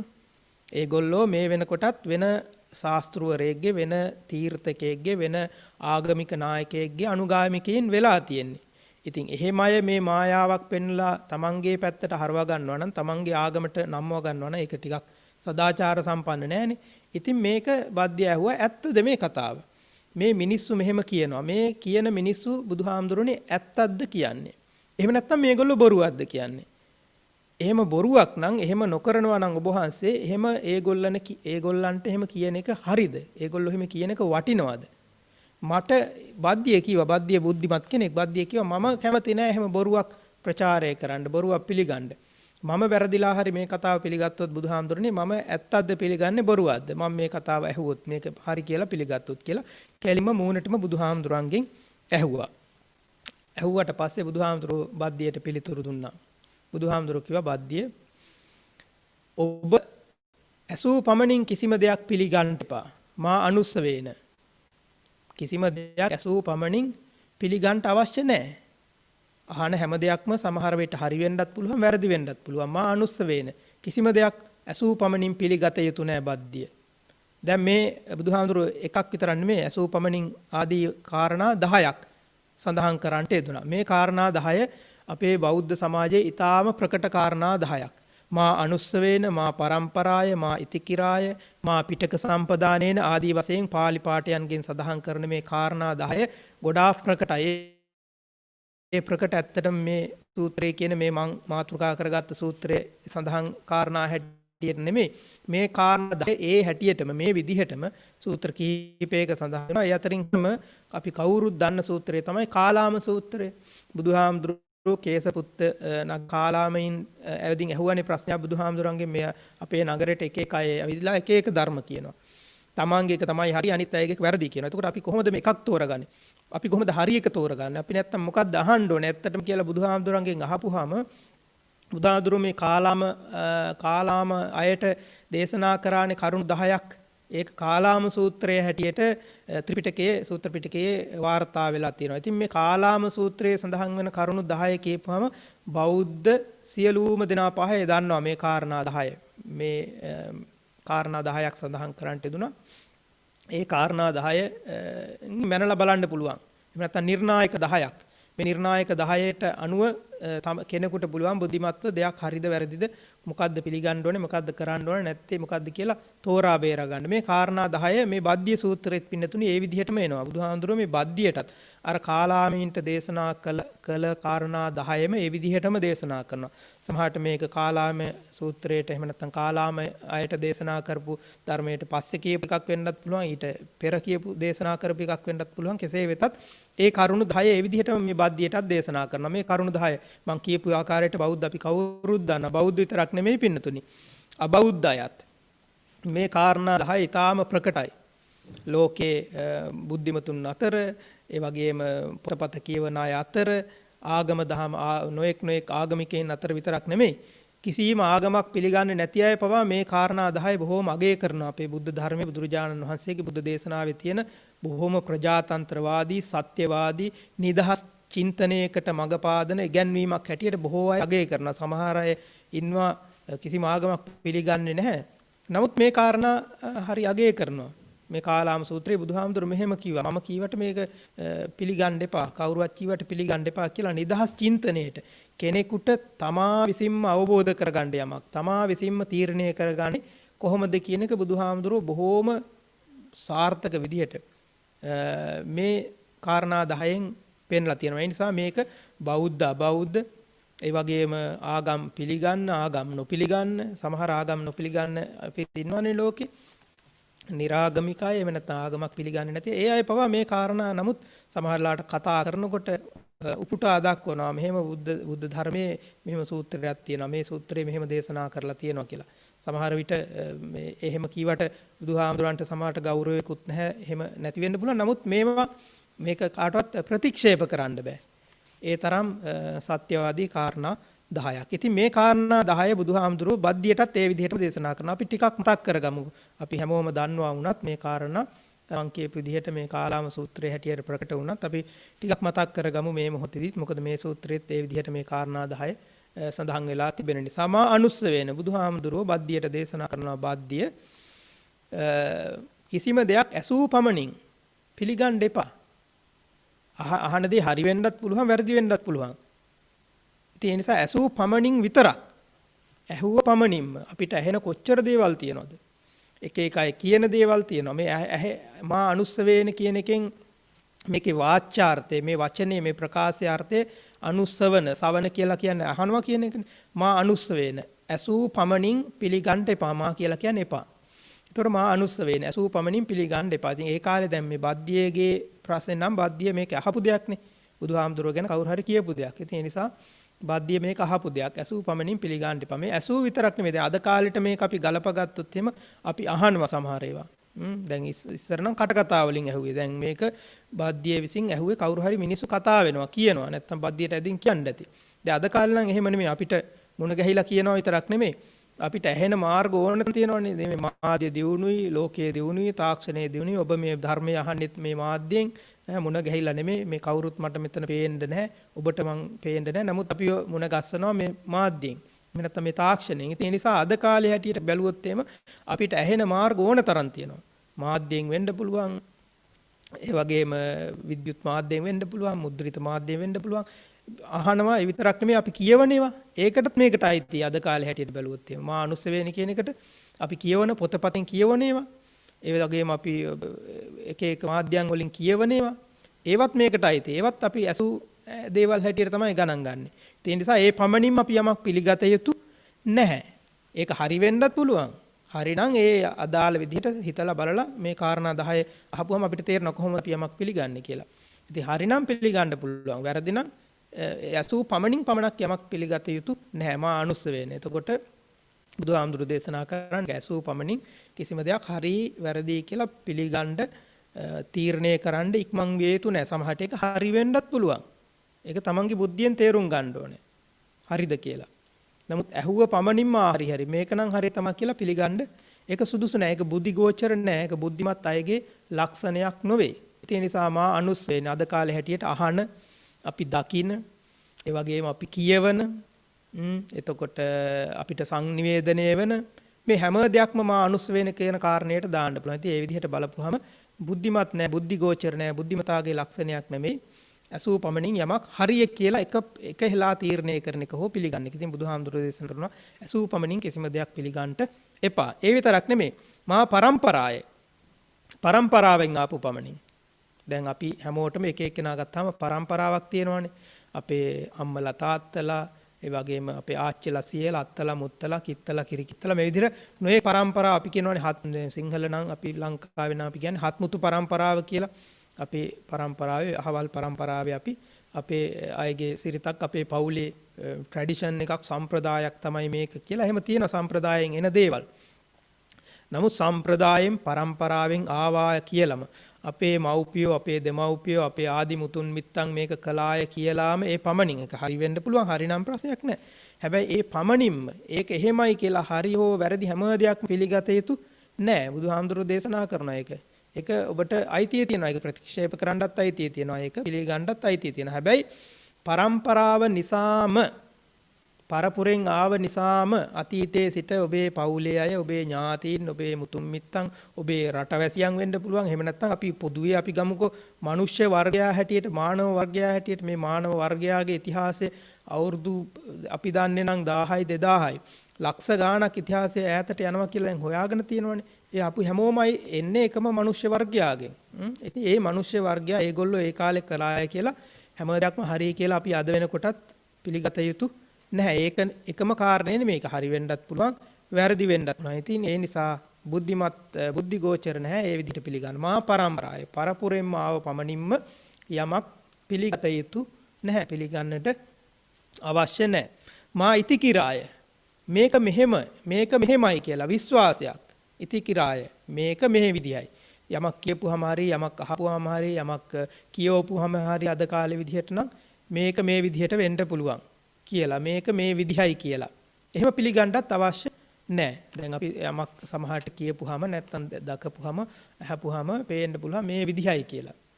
ඒ වගේම මේ විදිහයි කියලා පිළිගැනීමක් කලින් තිබ්බ වෙන්න පුළුවන්. අපිට පෙර ආතුව වෙන කෙනෙක් හරි, ඊට පෙර ආතුව හිටපු අය හරි මේ විදිහයි කියලා ඒගොල්ලෝ විශ්වාසයක් තිබ්බ මේක මේ විදිහට වෙන්න පුළුවන් කියලා විශ්වාසයක්. එහෙම නැත්තම් අපි කියන්නේ අනුමානයක් කරා කියලා. එහෙම අනුමානයකින් පිළිගැනගෙන ආවාය කියලා එහෙමත් අපි පිළිගන්නට අවශ්‍ය නැහැ. ඒක සමහරට හරි වෙන්නත් පුළුවන්, වැරදි වෙන්නත් පුළුවන්. නමුත් ඒ පමණින්ම මායිති කිරාය මේක මෙසේ විය හැකියයි කියන මතය නිසාම අපි කිසි දෙයක් පිළිගත යුතු නැහැ. ඊට පස්සේ මා පිටක සම්පදානේන. පිටක සම්පදානනේ පිටක කියන වචනේ බෞද්ධ අපිට නම් හුරුයි. මොකද අපි තුන් පිටකයනේ අපේ ධර්මයේ සංග්‍රහ වෙලා තියෙන්නේ තුන් පිටකයේ හැටියෙන්නේ. ඒක පසු කාලීනව මේ ධර්ම සංගායනත් එක්කනේ මේ පිටක කියන හැදුනේ. පිටක කියන වචනේ පින්නතුනි පිටක කියලා කියන්නේ මේ ලිඛිත ලියලා තියෙනවා කියන එක. එහෙම නැත්නම් වාර්තාගත වෙලා තියෙනවා කියන එක. පිටක කියන වචනේ තේරුම. ඉතින් ත්‍රිපිටකයත් ඒ විදිහට නැත්නම් බුද්ධ වචනයත් සංග්‍රහ වුණ නිසා, වාර්තා වුණ නිසා, රෙකෝඩ් වුණ නිසා තමයි අපි මේකට පිටක කියලා කියන්නේ. පිටක තුනක් නිසා අපි පිටික කියලා කියනවා පාලියෙන්, ත්‍රිපිටක කියනවා සිංහලෙන්, සංස්කෘතෙන්. ඉතින් පිටක කියන එකේ තේරුම තමයි වාර්තාගත කියන එක. ඒක ලිඛිත වාර්තාව වෙන්න පුළුවන්, වාච්‍ය නැත්නම් භාෂණයෙන් ආපු වාර්තාව, මුඛ පරම්පරාවෙන් ආපු නැත්නම් අපි කියන්නේ ඕරල් ට්‍රැඩිෂන් එකෙන් ආපු වාර්තාව වෙන්න පුළුවන්.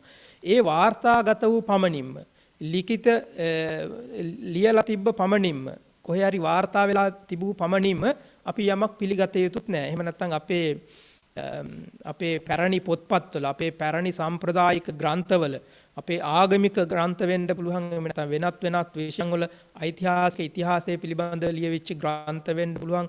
විද්‍යාවන් පිළිබඳව ලියවිච්ච ග්‍රන්ථ වෙන්න පුළුවන්. මේක අහවල් පොතේ තිබ්බා, අහවල් අවුරුදු ගානකට පෙර ආතුව මේක ගලක කොටලා තිබ්බා. එහෙම නැත්නම් වෙන තැනක ලියලා තිබ්බා, ලිඛිත මේක වාර්තාගත වෙලා තිබ්බා.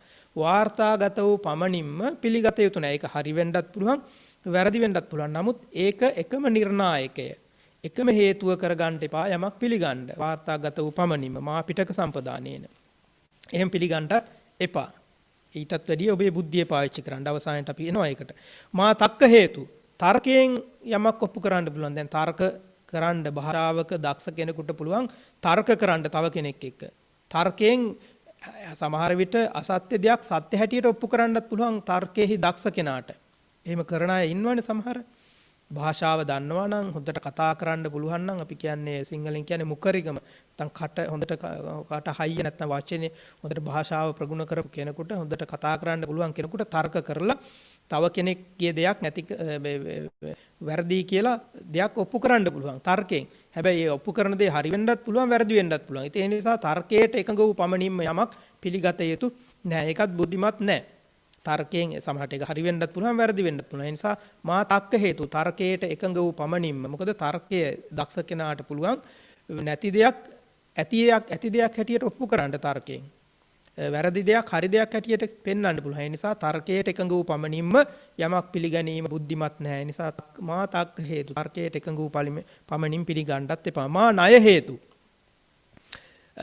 න්‍යාය කියලා කියන්නේ තියරි.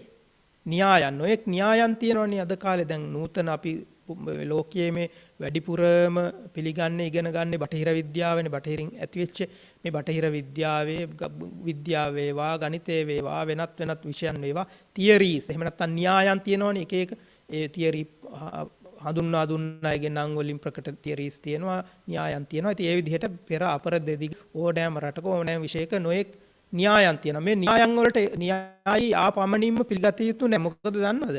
මේ න්‍යායත් අපි දන්නවනේ අපිට අත්දැකීම් තියෙනවනේ. අපි ඉගෙන ගන්න විද්‍යාවන් වල විෂයන් වල එක එක න්‍යායන් කාලයක් යනකොට ඒක වෙනස් වෙනවා. වෙන කෙනෙක් නෑ ඒක එහෙම නෙමෙයි මෙතෙක් මේක මේ විදිහට තමයි පිළිගත්තේ. නමුත් ඔන්න අද ඉඳන් මේක මේ විදිහයි කියලා තව කෙනෙක් ඒ න්‍යාය වෙනස් කරලා ඔප්පු කරලා තියෙනවා. ඒ නිසා න්‍යායට එකඟ වූ පමණින්ම හැම දෙයක්ම හරි කියලා පිළිගන්න අවශ්‍ය නෑ. ඒක හරි දෙයක් වෙන්නත් පුළුවන්. නමුත් ඒක වැරදි දෙයක් වෙන්නත් පුළුවන්. නමුත් න්‍යාය එකම හේතුව හැටියට ගන්න නරකයි යමක් පිළිගන්නකොට. මා ණය හේතු න්‍යායට එකඟ වූ පමණින්ම යමක් පිළිගත යුතු නැහැ. මා ආකාර පරිවිතක්කේන. ඒ මොකද්ද? හැඩහුරුකම නැත්තම් බැලූ බැල්මට මේක සමානයි මේ කියන දෙයට සමානයි. මේක නැත්තම් කරුණු කාරණා සලකා බලපුවම මේක ඇත්ත වගේ පේනවා. මා ආකාර පරිවිතක්කේන මේ බැලූ බැල්මට පිටතින් බලලා බැලුව බැලමට හැඩහුරුකම බලලා යමක් පිළිගන්නත් සුදුසු නැහැ. දැන් කවුරු හරි දෙයක් කියවට පස්සේ බැලුව බැලමට පේන විදිහට නම් මේක ඇත්ත වෙන්න වගේ ඇත්ත වගේ පේනවා. බාහිරින් බලපුවම මේ බාහිර පෙනුම නිසා පිටතින් බලලා හැඩහුරුකම නිසා සමාන නිසා මේක ඇත්ත වගේ ඇත්තට සමානයි. මේක වෙන්නත් පුළුවන් වගේ. අන්න ඒ කාරණෙන් පිටතින් බාහිරින් බලලා බැලුව බැලමට සමානයි කියලා යමක් පිළිගන්න ඇත්තයි කියලා යමක් පිළිගත යුතුත් නෑ. ඒකත් බුද්ධිමත් නෑ. එහෙමත් පිළිගන්න එපා කියලා කිව්වා. දිට්ඨ නිජ්ජානකාන්තිය තමන් අදහන තමන් පිළිගන්න දෘෂ්ටියට එකඟ වූ පමණින්. දැන් අපි එක එක්කෙනාට එක එක දෘෂ්ටීන් තියෙනවනේ. මේ දෘෂ්ටීන් හරි දෘෂ්ටි වලට ඇලුනහම ගැටුනහම ඒක ලොකු ප්‍රශ්නයක්. දිට්ඨි කියන පාලියෙන් කියන්නේ දිට්ඨි කියලා. දිට්ඨි නිජ්ජානකාන්තිය දෘෂ්ටියට එකඟ වූ පමණින්. එක එක්කෙනාට දැන් අද ලෝකයේ ගත්තොත් අද සමාජයේ ගත්තොත් අපි එකිනෙකා ගත්තොත් නොඑක් දෘෂ්ටීන් අපි අල්ලගෙන ඉන්නවානේ. නොඑක් දෘෂ්ටීන් අපි පිළිගන්නවානේ. මම නම් පිළිගන්නේ මෙන්න මේ විෂය. මම නම් පිළිගන්නේ මෙන්න මේ දෘෂ්ටිය. මම පිළිගන්නේ අහවලාගේ දැක්ම දෘෂ්ටියට හොඳ දෘෂ්ටියක් විෂන් එකක් තියෙනවා. ඒ නිසා මම ඒ විෂන් එකට කැමතියි. මම ඒක පිළිගන්නවා. ඊට පස්සේ මොකද වෙන්නේ? හැම දෙයක්ම බලන්නේ ඒ විෂන් එකෙන්. ඒ ඇහෙන්මයි බලන්නේ. අපි හිතමුකෝ කවුරු හරි කාගේ හරි විෂන් එකක් දෘෂ්ටියක් පිළිගන්නවා හොඳයි කියලා කැමැත්තෙන් ඉන්නවා කියලා ඊට පස්සේ ඒ මිනිස්සයා හැම දෙයක්ම දකින්නේ ඒ දෘෂ්ටියෙන්. ඉතින් දිට්ඨියකට දෘෂ්ටියකට නතු වීම හරිම භයානකයි. හරිම මෝඩ වැඩක් ඒක. මොකද ඊට පස්සේ හැම දෙයක්ම ඒ ඇහෙන් තමයි බලන්න පටන් ගන්නෙ. දැන් අපි හිතමුකෝ කවුරු හරි විද්‍යාව ඉගෙන ගත්ත කෙනෙක් ඉන්නවා කියලා විද්‍යාඥයෙක් එහෙමයි ඉන්නවාද කාලේ? විද්‍යාඥයෙක් විද්‍යාව දත් කියන එකනේ විද්‍යාඥය කියන්නේ. විද්‍යාව දන්න කෙනෙක් ඉන්නවා නම් එයා හැම දෙයක්ම බලන්නේ විද්‍යාත්මක ඇහෙන් විතරමයි. හැම දෙයක්ම බලන්නේ කැම ටිකක් කන්න ගත්තත් බලනවා මේකේ විද්‍යාත්මක පසුබිම මොකද්ද? ගමනක් බිමනක් යනකොටත් බලනවා මේකේ විද්‍යාත්මක පසුබිම මොකද්ද? ඊට පස්සේ ගෙදර දොරේ සහ සම්බන්ධකම් යාළු මිත්‍රීන් සමග අඹු සැමියන් සමග දූ දරුවන් සමග තියෙන ඒවා පවා බලන්නේ විද්‍යාව ඇසින්. ඒ මොකද අර දෘෂ්ටිය අල්ලගෙන ඉන්නේ. ඒක තමයි යාගේ දෘෂ්ටිය. ඉතින් දෘෂ්ටියට එකඟ වූ පමණින් තමන්ගේ දෘෂ්ටියට එකඟ වූ පමණින් යමක් පිළිගන්න බෑ. දැන් අපි හිතමුකෝ ඒ විදිහට විද්‍යාව දන්න කෙනා හැමදේම විද්‍යාවෙන් බලනකොට විද්‍යාවට එකඟ වෙන්නේ මේවා ඒකෙන් තෝරා බේර ගන්න පුළුවන් ඒවා තියෙන්න පුළුවන්. නමුත් ඒකෙන් තෝරා බේර ගන්න බැරි දේවලුත් ඕන තරම් තියෙන්න පුළුවන්. ඒ නිසා දෘෂ්ටියකට නතු වෙලා ඒක කරන්න එහෙම පිළිගන්නත් හොඳ නෑ. ඒක බුද්ධිමත් නෙමෙයි කියලායි බුදුහාමුදුරුවෝ දේශනා කරන්නේ. ඊළඟට මා බබ්බ රූපතාය හොඳ තැනැත්තෙක් කීවා කියලා. කියන පුජ්‍යලයා ඊටාම හොඳ කෙනෙක් කියලා. එහෙම නැත්නම් මේක හිතාගෙන යනකොට මේක මේ වගේ හොඳට හොඳයි කියලා පේනවා කියලා. හොඳයි කියලා පේනවා කියලා මා බබ්බ රූපතාය. හොඳ විදිහට පේනවා කියලාත් එහෙම නැත්නම් කියන කෙනා හොඳ කෙනෙක් කියලාවත් මේක පිළිගත යුතු නැහැ. කියන කෙනා හොඳ කෙනෙක් වෙන්න පුළුවන්. කියන දේ හරි දෙයක් වෙන්නත් පුළුවන්. හැබැයි ඒක එකම හරි දේ නොවේ. නොවෙන්න පුළුවන්. ඒකම හරි දේ නොවෙන්න පුළුවන්. සමහරට ඒක වරදි වෙන්නත් පුළුවන්. ඒ නිසා කියන කෙනාගේ හොඳ අනුවත් පිළිගන්නට එපා කියලා බුදුහාමුදුරු දේශනා කරන එක බුද්ධිමත් නෙමෙයි. ඒ වගේම මා සමනෝනෝ ගරු මේ අපි ගරු කරන මේ අපේ ගුරුවරයාය. මේ කියන්නේ මේක යමක් කියන්නේ අපේ ගුරුවරයාය. අපි හැමෝටම ගුරුවරු ඉන්නවනේ. නේ අපි පාසලේ ඉන්න ගුරුවරු නෙමෙයි. ඒ ගුරුවරු විතරක් නෙමෙයි අපි ගරු කරන අය. අපිට ගුරුහරුකම් දෙන අය. එහෙම නැත්නම් අර මං ඉස්සරලා කිව්වා වගේ ඔබ යම් වෘත්තියක් කරනවා නම් ඔබ යම් විෂයක ප්‍රාමාණික උගතෙක් නම් ඒ විෂයේ හඳුනා දුන්න අය, ඒ විෂය ගැන පොත්පත් ලියපු අය, ඒ විෂය න්‍යායන් හදපු අය, තර්ක කරපු අය, ඒගොල්ලෝනේ ගුරුවරු. ඒ ගුරුවරුන් කිව්වා අය කියලා හැම දෙයක්ම ඒ පමණින්ම ඒකෙන් විතරක් පිළිගත යුතු නැහැ. මොකද ඒක හරි වෙන්නත් පුළුවන්, වැරදි වෙන්නත් පුළුවන්. ඉතින් ඒ නිසා ඒකෙන්ම පිළිගන්නටත් එපා කියලා බුදුහාමුදුරු දේශනා කරනවා. මේවා තමයි මේ කරුණු 10. අර මම මුලින් කියපු කාලාම සූත්‍රයේත් මේ බද්ධිය සූත්‍රයේත් එන කරුණු 10. නැවතත් කෙටියෙන් සඳහන් කරනවා නම් මේක ඉතා වැදගත් නිසා තමයි මම ටික වෙලාවක් කරා මේක පැහැදිලි කරේ. මම දන්නවා මුලින් කිව්වා වගේ අපි හැමෝම ඊටාම දන්න, අපි ඉගෙනගෙන තියෙන, අපි කියවලා තියෙන, අපි ගරු කරන, අපි කැමති, අපි විතරක් නෙමෙයි අපි කියලා කියන්නේ මම මේ බෞද්ධ ධර්මයේ පිළිගන්න බෞද්ධ අය ඊට අමතර අයත් පවා ගරු කරනවා කියලා මම කිව්වේ ඒකයි. මා අනුස්සය වෙන ඇසූ පමණින් යමක් පිළිගන්න එපා. මා පරම්පරාවෙන් පරපුරෙන් ට්‍රැඩිෂන් එකෙන් ආවයි කියලා පිළිගන්නත් එපා. මා ඉතිකිරාය මේක මේ විදිහට පේනවා කියලා පිළිගන්නත් එපා. මා පිටක සම්පදානේන කොහේ හරි වාර්තා වෙලා තියෙනවා කියටත් මේක පිළිගන්නට එපා. මා තක්ක හේතු තර්කයට එකඟයි කියලා පිළිගත යුතු නැහැ. ඒ පමණින්ම මා ණය හේතු න්‍යායට එකඟ වූ පමණින්ම යමක් පිළිගත යුතු නැහැ. මා ආකාර පරිවිතකේන හැඩහුරුකම පිටතින් බලලා යමක් හොඳ පේනවා කියලා පිළිගත යුතුත් නැහැ. දිට්ඨ නිඥානක්ඛන්තිය දෘෂ්ටියට තමන්ගේ දෘෂ්ටියට එක එක දෘෂ්ටි වලට එකඟයි කියලත් ඒ පමණින්ම යමක් පිළිගත යුතු නැහැ. මා බබ්බරූපතාය හොඳ පුජ්‍යලේ කියන්නේ මේක මේ විදිහට වෙන්න පුළුවන් කියලා පිළිගන්නටත් අවශ්‍ය නැහැ. මා සමනනෝ ගරු අපි ගරු කරන එහෙම නැත්නම් අපේ ගුරුවරයා විසින් කියූ පමණින්ම මේක පිළිගන්නට අවශ්‍යත් නැහැ. එහෙම කියලත් බුදුහාඳුරෝ දේශනා කරා. එතකොට එහෙනම් අපි යමක් පිළිගන්නට ඕනේ කොහොමද? මේ කියපු කාරණා 10න් පමණක් පිළිගන්න එපා කියලා කිව්වේ. මේ 10න් එකකට එකඟ වූ පමණින් එකකට හෝ දෙකකට හෝ වැඩි ගණනකට හෝ 10ටම හෝ එකඟ වූ පමණින්ම විතරක් පිළිගන්නට එපා කියන එකයි කිව්වේ. නැත්තම් ඒ එකඟ නෑ අපි ගමුකෝ එකක් මා සමනෝනෝ ගරු අපේ ගුරුවරයා විසින් කියපු නිසා පිළිගන්න එපා කියන්නේ ගුරුවරයා කියන හැමදේම පිළිගන්න එපා කියන එක නෙමෙයි. මා අනුස්සය වෙන ඇසූ හැමදේම පිළිගන්න එපා කියන එක නෙමෙයි. ඇසූ පමණින් විතරක් පිළිගන්න එපා. ඇසූ පමණින් අහලා විතරක් පිළිගන්න එපා. දැකලා විතරක් පිළිගන්න එපා. ගුරුවරයා කියන පමණින්ම පිළිගන්නත් එපා. ඒක හරි වෙන්නත් පුළුවන්. හරි නම් ප්‍රශ්නයක් නැහැ. කොහොමද හරියද නැද්ද කියලා තීරණය කරන්නේ. යම් කලක ඒ කෙනාටම නැත්තම් Tamanටම ඔබටම මටම තේරෙනවා නම් මෙන්න මේ කියන ඒවා කුසල් අකුසල් අපේ බෞද්ධ වචනෙන් කියනවා නම් කුසල් අකුසල්. ඒ කියන්නේ හරි වැරදි මේවා හරිය මේවා වැරදි කියලා ඔබට තේරෙනවා නම් කොහොමද ඔබ තේරුම් ගන්නේ? විඤ්ඤූන් විසින් නැත්තම් ප්‍රඥාවන්තයින් විසින් ප්‍රඥාව තියන අය විඤ්ඤූන් සමාජයේ ගරු කරන අය නැත්තම් බුද්ධිමත් අය උගත් අය විඤ්ඤූන් ප්‍රඥාව තියන අය විසින් යම් දෙයක් ගර්හා කරනවා නම් ඒවා යමක් හොඳ නැහැ කියලා කියනවා නම් ඒවා හොඳ නැති වේවා වෙන්න පුළුවන්. යමක් හොඳයි කියලා කියනවා නම් ඒක හොඳ වෙන්න පුළුවන්. මේ විඤ්ඤූන් කියපුවම එක්කෙනෙක් විතරක් නෙමෙයි. අනාදිමත් කාලයක ඉඳලා අපි දන්නවා ඉතිහාසයේ ඉඳලා වෙන්න පුළුවන්. ඊළඟට වසර ගණනාවක ඉඳලා වෙන්න පුළුවන්. යම් කිසි දෙයක් හොඳයි කියලා තියෙනවා නම් විඤ්ඤූන් ප්‍රඥාවන්ත අය, බුද්ධිමත් අය, හොඳ අය, හොඳ ගතිගුණ තියෙන අය ඒවා හොඳ දේවල් වෙන්න පුළුවන්. නරකයි කියලා තියෙනවා නම් ඒ කියන්නේ හේතුවක් නිසා ඒවා නරක දේවල් වෙන්න පුළුවන්. ඒ විතරක් නෙමෙයි ඔබටත් තියෙන බුද්ධියක්. ඔබේ බුද්ධියත් මෙහෙවලා බලන්න මේක හරිද? මේක වැරදිද? මේක කුසල්ද? මේක අකුසල්ද කියලා. අන්න එහෙම කියලා ඔබටම තේරෙනවා නම් යමක් කිරීමෙන් යමක් සමාදන් වීමෙන් ඒ කියලා කියන්නේ යමක් පිළිපැදීමෙන් ඔබට යහපතක් වෙනවා කියලා අනිත් අයට යහපතක් වෙනවා කියලා ඔබටම තේරෙනවා නම් ඒවා ඔබටම පිළිගන්න පුළුවන් තීරණය කරන්න පුළුවන් මේවා හොඳ දේවල් යහපත් දේවල් කියලා.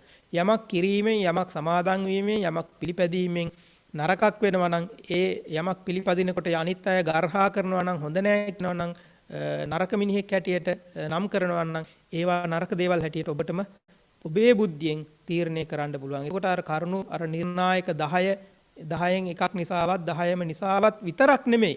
ඒවට එකඟ වෙන්නත් පුළුවන්. හැබැයි ඔබේ බුද්ධියනොත් ඔබට තේරෙනවා නම් සමාජයේ දිහා බලපුවම සමාජයේ ප්‍රශංසාවට ලක් වෙනවා නම් ගර්හාවට ලක් වෙනවා නම් විඤ්ඤුන් විසින් ප්‍රඥාවන්තයන් විසින් අන්න ඒ විදිහට බලලයි යමක් තේරුම් ගන්නට ඕනේ කියලා බුදුහාමුදුරුවෝ මේ බද්ධිය සූත්‍රයේදී හරියට කාලාම සූත්‍රය වගේම දේශනා කරා. ඒ විතර ඒක අමතර කාරණයක්. ඇත්තටම මේකේ ප්‍රධාන දේ තියෙන්නේ දැන් මේ ආවේ බුදුහාමුදුරුවෝ ගැන කාරණයක් දැනගන්නනේ ආවර්තනීය මායාව දන්නවද කියලා. ඉතින් ඒ නිසා බුදුහාමුදුරුවෝ කියනවා ඔන්න ඔය විදිහට දෙයක් පිළිගන්නට ඕනේ. ඔය නැතුව කවුරුත් කියපු පමණින්ම යමක් පිළිගත යුතු නැහැ. ඔබම තීරණය කරන්න. එහෙම කියලා බුදුහාමුදුරුවෝ බද්ධියකින් ප්‍රශ්නයක් අහනවා. බද්ධිය. ඔබ මොකද හිතන්නේ? ලෝභය හොඳ දෙයක්ද නරක දෙයක්ද? ලෝභය කියන චේතසිකය එහෙම නැත්නම් චෛතසිකය, ලෝභය කියන මේ මානසික தත්ත්වය ඔබ මොකද හිතන්නේ බද්ධිය? හොඳ දෙයක්ද නරක දෙයක්ද? ලෝභය කියන එක ඉතින් මෙයා දන්නවා. ලෝභය කියලා කියන්නේ මොකද්ද? ආශාව. අල්ලා ගැනීම. මගේ කර ගැනීමට යෑම. දකින්න හැමදේම, පේන හැමදේම, භෞතික අභෞතික හැම දෙයක්ම මගේ කර ගැනීම, දැඩි ඇල්ම, ආශාව. ඔබ මොකද හිතන්නේ? තංකි මඤ්ඤත බද්ධිය. බද්ධිය ඔබ මොකද හිතන්නේ? ලෝභය, ලෝභං. ලෝභය හොඳයිද නරකයිද? බුදුහාමුදුරන්ට බද්ධිය පිළිතුරු දෙනවා. බුදුහාමුදුරනේ ස්වාමීනි මම හිතන්නේ ලෝභය කියන්නේ නරක දෙයක්. එයාට තේරෙනවා. ඇයි මේ අල්ලා ගැනීම සහ ඇලීම නිසා යහපතක් වෙන්නේ නැහැ. ඊට පස්සේ බුදුහාමුදුරු දේශනා කරනවා යම් කිසි කෙනෙක් ලෝභයෙන් මඩනා ලද සිතින්, යම් කිසි කෙනෙක්ගේ හිත ලෝභයෙන් වැහුණාට පස්සේ, වැහිලා ගියාට පස්සේ එහු ලෝභයෙන් මඩනා ලද සිතින්, ලෝභය විතරක් නම් හිතේ තියෙන්නේ, හැම දෙයක්ම දිහා බලන්නේ, දකින්නේ, හැම දෙයක්ම කරන්නේ ලෝභයෙන් නම්, ලෝභයේ විසින් ඔහු අල්ලාගෙන නම් මොකද වෙන්නේ? ඔහු වැරදි දේවල් කරනවා. මොනවද වැරදි කරන්නේ? ප්‍රාණඝාතයේ යෙදෙනවා. පරපණ නසනවා. යම් කිසි කෙනෙක් ලෝභයෙන් මඩනාලද සිතින්, එහෙම නැත්නම් සිත ලෝභයේ විසින් වසඟ කරගත්තට පස්සේ, හිත ලෝභයේ විසින් වැහිලා ගියාට පස්සේ ඒ පුජ්‍යලයා මොකද කරන්නේ? ප්‍රාණඝාතයේ යෙදෙනවා. පරපණ නසනවා. ලෝභය නිසා මිනිස්සු තමන්ගේ කර ගැනීම නිසා, ආශාව නිසා පරපණ නසනවා. අනිත් සත්වයන් ඝාතනය කරනවා, විනාශ කරනවා. මිනිස්සෙන් ඝාතනය කරනවා වෙන්න පුළුවන්. වෙනස් සත්තු ඝාතනය කරනවා වෙන්න පුළුවන්. මේක පෞද්ගලික වශයෙන් වෙන්න පුළුවන්. ගම් හැටියට වෙන්න පුළුවන්. පිරිස් හැටියට වෙන්න පුළුවන්. රටවල් හැටියට කරන යුද්ධ කලකෝලාහල මේවා හැම දෙයක්ම පිටිපස්සේ තියෙන්නේ ලෝභය වෙන්න පුළුවන්. ලෝභයේ විසින් සිත අපේ මර්ධනය කරාට පස්සේ මඩනාලද සිතින් යුක්ත වුණාට පස්සේ මිනිසයා ප්‍රාණඝාතයේ යෙදෙනවා. ඒ විතරක් නෙමෙයි. අදත්තාදාන එහෙම නැත්නම් සොරකම් කිරීමේ යෙදෙනවා. අනිවාර්යෙන් ලෝභය නිසානේ සොරකම් කරන්නේ. යම් කිසි කෙනෙක් තමාට අයක් නැති දෙයක් ගන්නවා කියලා කියන්නේ ඇයි? ඒ ලෝභය නිසා, මගේ කර ගන්න ඕන නිසා, අල්ලා ගන්න ඕන නිසා. එතකොට ලෝභය නිසා සොරකමේ යෙදෙනවා. ඒ විතරක් නෙමෙයි, කාම මිත්‍යාචාරයේ යෙදෙනවා. කාම මිත්‍යාචාරයේ යෙදෙනවා. කාමේහි වර්ධවා හැසිරෙනවා ආශාව නිසා, ලෝභය නිසා. ඒ විතරක් නෙමෙයි, බොරු කියනවා, මුසාවාද, ඇති දෙයක් ඇති දෙයක් හැටියට ප්‍රකාශ කරනවා, බොරු කියනවා. මේ ලෝභයේ හිතේ ඇති වුණාට පස්සේ ඒ විතරක් නෙමෙයි, මත්පැන් මත්ද්‍රව්‍ය පාවිච්චි කරනවා. මේ පවුම ලෝභය නිසා, ආශාව නිසා මිනිස්සු කරන වැරදි පහක්. එතකොට ලෝභය විසින් සිත මර්ධනය කරාට පස්සේ, යම් කිසි කෙනෙක්ගේ හිත ලෝභයෙන් මැඩුණාට පස්සේ, මර්ධනය කරාට පස්සේ, අරක් ගත්තට පස්සේ, වසඟ කරගත්තට පස්සේ මිනිස්සු සත්වයෝ මේ වැරදි පහම කරනවා. ප්‍රාණඝාතය කරනවා, අදත්තාදානය, සොරකම් කිරීම, කාමයේහි වර්ධවා හැසිරීම, ඒ වගේම බොරු, කේලම්, මුසාවාද කීම, ඒ වගේම මත්ද්‍රව්‍ය පානය කිරීම, මත්පැන් පානය කිරීම ආදී වැරදි, සමාජ වැරදි, පෞද්ගලික වැරදි, සමාජයට අයහපත් වෙන, තමන්ට අයහපත් වෙන මේ වැරදි පහම කරනවා. ඒ මොකද කරන්නේ? ලෝභයෙන් හිත වසඟ කරගත්තට පස්සේ, ලෝභයේ හිතේ ඇති වුණාට පස්සේ තමයි මේ දේවල් කරන්නේ. බුදුහාමුදුරුවෝ දේශනා කරනවා. ඒ විතරක් නෙමෙයි බද්ධිය. ඔබ මොකද හිතන්නේ? තවත් මේ වගේම කෙලෙස් ධර්මයක් තිබෙනවා. ඒකට කියන්නේ ද්වේෂය කියලා. දෝෂය. පාලියෙන් කියන්නේ දෝෂ. ඒකට කියන්නේ ද්වේෂය. ද්වේෂය කියලා කියන්නේ තරහව. තරහව ඔබ මොකද හිතන්නේ? හොඳ දෙයක්ද නරක දෙයක්ද?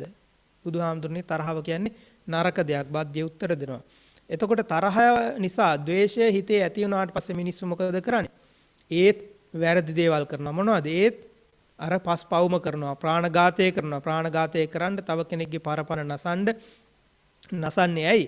ඒ ද්වේෂය නිසා. ද්වේෂය හිතේ ඇති වුණාට පස්සේ, ද්වේෂයෙන් හිත වැහිලා ගියාට පස්සේ, ද්වේෂයට කවුරු හරි වසඟ වුණාට පස්සේ, ද්වේෂය විසින් ඔබේ හිත අරක් ගත්තට පස්සේ ඔබ අනිත් අයට හානි කරනවා. අනිත් අයගේ ජීවිත විනාශ කරනවා. ඒ විතරක් නෙමෙයි, සොරකම් කරනවා.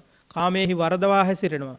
ඒ වගේම බොරු කියනවා. ඒ වගේම සුරා, මත්පැන්, මත්ද්‍රව්‍ය පානය කරනවා ද්වේෂය නිසා.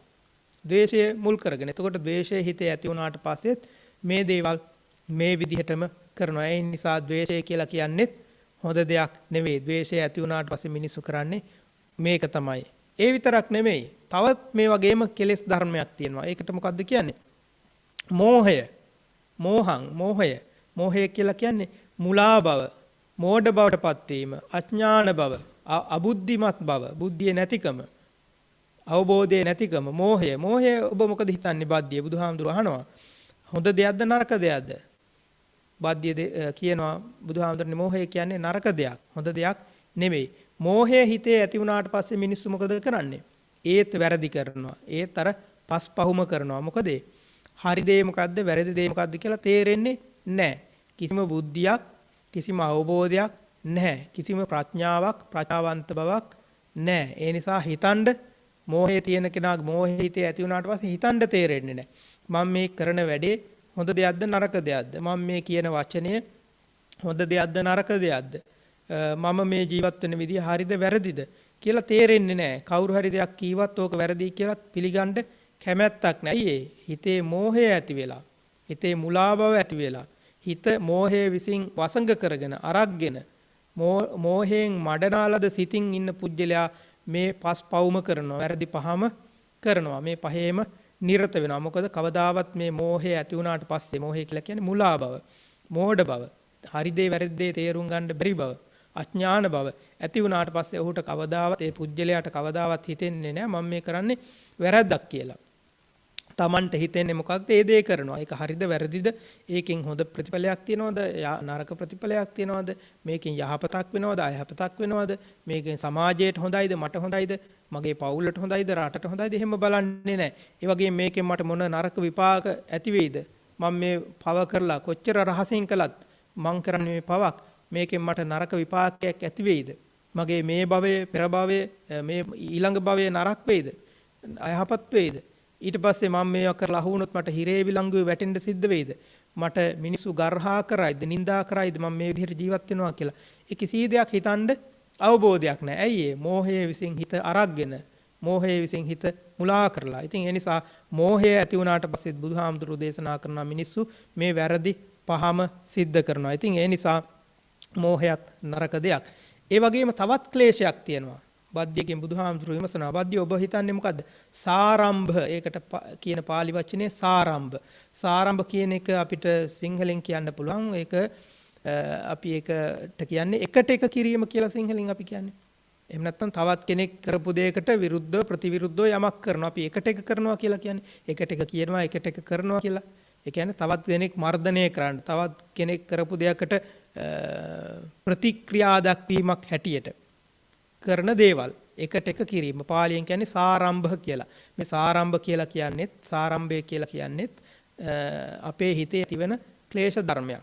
එතකොට මේ සාරම්භ, එකට එක කිරීම, අනිත් අයගේ ක්‍රියාවන් මර්ධනය කොට ඒකට ප්‍රතික්‍රියා දැක්වීම කියන එක හොඳ දෙයක්ද නරක දෙයක්ද? පද්‍ය කියනවා ස්වාමීනි ඒකත් නරක දෙයක්. ඒක හොඳ දෙයක් නෙමෙයි. මේ සාරම්භය, එහෙම නැත්නම් එකට එක කිරීම කියන ක්ලේශ ධර්මයේ හිතේ ඇති වුණාට පස්සේ, මේ ක්ලේශ ධර්මයේ විසින් ඔබේ හිත, කෙනෙක්ගේ හිත වසඟ කරගත්තට පස්සේ, අල්ලාගත්තට පස්සේ සාරම්භයෙන් මඩනාලද සිත් ඇති පුජ්‍යලයා මොකද කරන්නේ? එයා කරන්නේ වැරදි දේවල්. මොනවද? ප්‍රාණඝාතය කරනවා. අපි හිතමුකෝ Tamanට මොකක් හරි කවුරු හරි කිව්වයි කියලා, කාගෙන් හරි දෙයක් වුණා කියලා. ඒක ඉවසන්න, ඒක ඉවසගෙන ඉන්න, ඒකට සමාව දෙන්න හිතෙන්නේ නැහැ. මට මෙහෙම කරා නම් මම ඊට වැඩිය දෙයක් කරන්න ඕනේ. ඒක තමයි සාරම්භයේ ස්වභාවය. එකට එක කිරීම කියලා පාරපණ නාසනවා, අනිත් අයගේ පණ නැති කරනවා, විනාශ කරනවා, ප්‍රාණඝාතය දෙනවා, හොරකම් කරනවා, කාම මිත්‍යාචාරය දෙනවා. බොරු කියනවා. ඒ වගේම රහමෙර පානය කරනවා. මේ විදිහට එකට එක කිරීම සාරම්භ කියන ක්ලේශය හිතේ ඇති වුණාට පස්සේ එහෙම නැත්නම් මේ ක්ලේශය බලවත් වෙලා ඒ ක්ලේශය විසින් ඔබේ හිත වසඟ කරගත්තොත් එහෙම මේ ඒ වසඟ වෙච්ච පුජ්‍යලයාට ඒකට අහු වෙච්ච පුජ්‍යලයා මේ වැරදි පහම එයා අතින් සිද්ධ වෙන්නට පුළුවන්. ඉතින් ඒ නිසා ඒකත් හොඳ දෙයක් නෙමෙයි. ඉතින් බුදුහාමුදුරු දේශනා කරනවා සාරම්භ කියන එකත් හොඳ දෙයක් නෙමෙයි. එතකොට ලෝභය, ද්වේෂය, මෝහය අපි මේ තුනම දන්නවා. මේවට අපි කියන්නේ අකුසල් මුල් කියලා. මොකද අකුසල් වල මූලික දෙය තමයි මේක. මේ ලෝභ, ද්වේෂ, මෝහ වලින් පටන්ගෙන තමයි අනිත් සියලුම අකුසල් ඇති වෙන්නේ. නිසා ඒවා අකුසල් මුල් කියනවා. ඊට අමතරව බුදුහාමුදුරු දේශනා කරනවා සාරම්භ එකට එක කිරීම මේකත් ක්ලේශයක්, කෙලෙස් ධර්මයක්. මේ තුනෙන් එකක් හෝ මේ හතරෙන් එකක් හෝ හතරම හෝ කාගේ හරි හිතක ඇති වෙලා ඒක හිත ඒ කෙලෙස් ධර්ම වලින් වසඟ කරගත්තොත් ඒ පුජ්‍යලයා මේ පස්පව් මේ වැරදි පහම කරනවා. මේ වැරදි පහ Tamanටත් අයහපත්, අනිත් අයටත් අයහපත්. ඒ නිසා මේ දේවල් හොඳ දේවල් නෙමෙයි කියලා මම දේශනා කරනවා කියලා බාද්දියට කිව්වා. ඒ වගේම එහෙම දේශනා කරලා මේ කාරණා හතර දේශනා කරලා අහනවා බුදුහාමුදුරුවෝ බාද්දියගෙන්. බාද්දිය දැන් මේ කියපු ඒවා හරි දේවල්ද? කුසල්ද අකුසල්ද? ස්වාමීනි මේ හැම දෙයක්ම අකුසල්. මොනවද? ලෝභය, ද්වේෂය, මෝහය, සාරම්භය. මේ හතරම අකුසල්. මේවා කරන එකට කවදා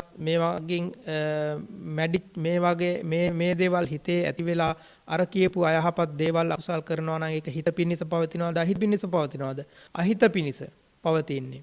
කිසිම යහපතක් වෙන්නේ නැහැ. ඉතින් ඒ නිසා මේවා අර බුදුහාමුදුරු දේශනා කරපු ආකාරයට විඤ්ඤුන් විසින් එහෙම නැත්නම් ප්‍රඥාවන්තයන් විසින් ගර්හා කරන ලද්ද දේවල්ද නැත්නම් ප්‍රශංසා කරන ලද්ද දේවල්ද? විඤ්ඤුන් ප්‍රඥාවන්තයන් මේ දේවල් ගර්හා කරනවා. මේවා වැරදි දේවල් හැටියට ප්‍රකාශ කරනවා. කිසිම ප්‍රඥාවන්තයෙක් කියන්නේ නැහැ ලෝභය හොඳයි කියලා, ද්වේෂය හොඳයි කියලා, මෝහය හොඳයි කියලා, සාරම්භය එකට එක කිරීම හොඳයි කියලා කියන්නේ නෑ. ප්‍රඥාවන්තයන් විසින් මේවා ගර්හාවට ලක් කරනවා. එහෙමනම් බුද්ධිමත් ඔබ කරන්න ඕනේ මොකද්ද? මේ දේවල් අකුසල් හැටියට පිළිගන්න එක. බුද්ධිමත් කෙනාට තේරෙනවා මේ දේවල් අකුසල් කියලා. ඉතින් ඒ නිසා ඔබටම තේරුම් ගන්න පුළුවන්. එහෙම නැතුව කවුරුවත් කීවයි කියලා අහුන පමණින් ඇසූ මාත්‍රයෙන් මා අනුස්ස වෙන. ඒ වගේම කොහේ හරි ලියලා තිබ්බා කියලා, තර්කයට එකඟුණා කියලා, න්‍යායට එකඟුණා කියලා, ඔබේ දෘෂ්ටියට එකඟුණා කියලා පිළිගන්න අවශ්‍ය නැහැ. ඔබටම තීරණය කරන්න පුළුවන් මේවා හරිද මේවා වැරදිද කියලා. එහෙම කියලා බුදුහාමුදුරෝ දේශනා කළා. තව දුරටත් බද්දියට කියනවා බද්දිය ඔබ මොකද හිතන්නේ? තව මෙහෙම චෛතසික ධර්මත් කීපයක් තියෙනවා. මොනවද? අලෝභය, ලෝභ නොකිරීම, ආශා නොකිරීම. ඔබ මොකද හිතන්නේ අලෝභය ගැන? අලෝභය හොඳද නරකද? මෙයා කියනවා ස්වාමීනි අලෝභය හොඳ දෙයක්, නරක දෙයක් නෙමෙයි. අලෝභය හිතේ ඇති වුණාට පස්සේ එහෙම නැත්නම් ලෝභයට විරුද්ධ ප්‍රතිවිරුද්ධ චෛතසිකය ඇති වුණාට පස්සේ එහෙම නැත්නම් වෙන වචනකින් කිව්වොත් එහෙම ලෝභයේ හිතේ නැත්නම්, ලෝභයෙන් හිත මර්ධනය වෙලා නැත්නම්, මැඩිලා නැත්නම්, ලෝභයට වසඟ වෙලා නැත්නම් ඒ පුජ්‍යලයා කවදාවත් පස්පව් කරනවද? නැහැ.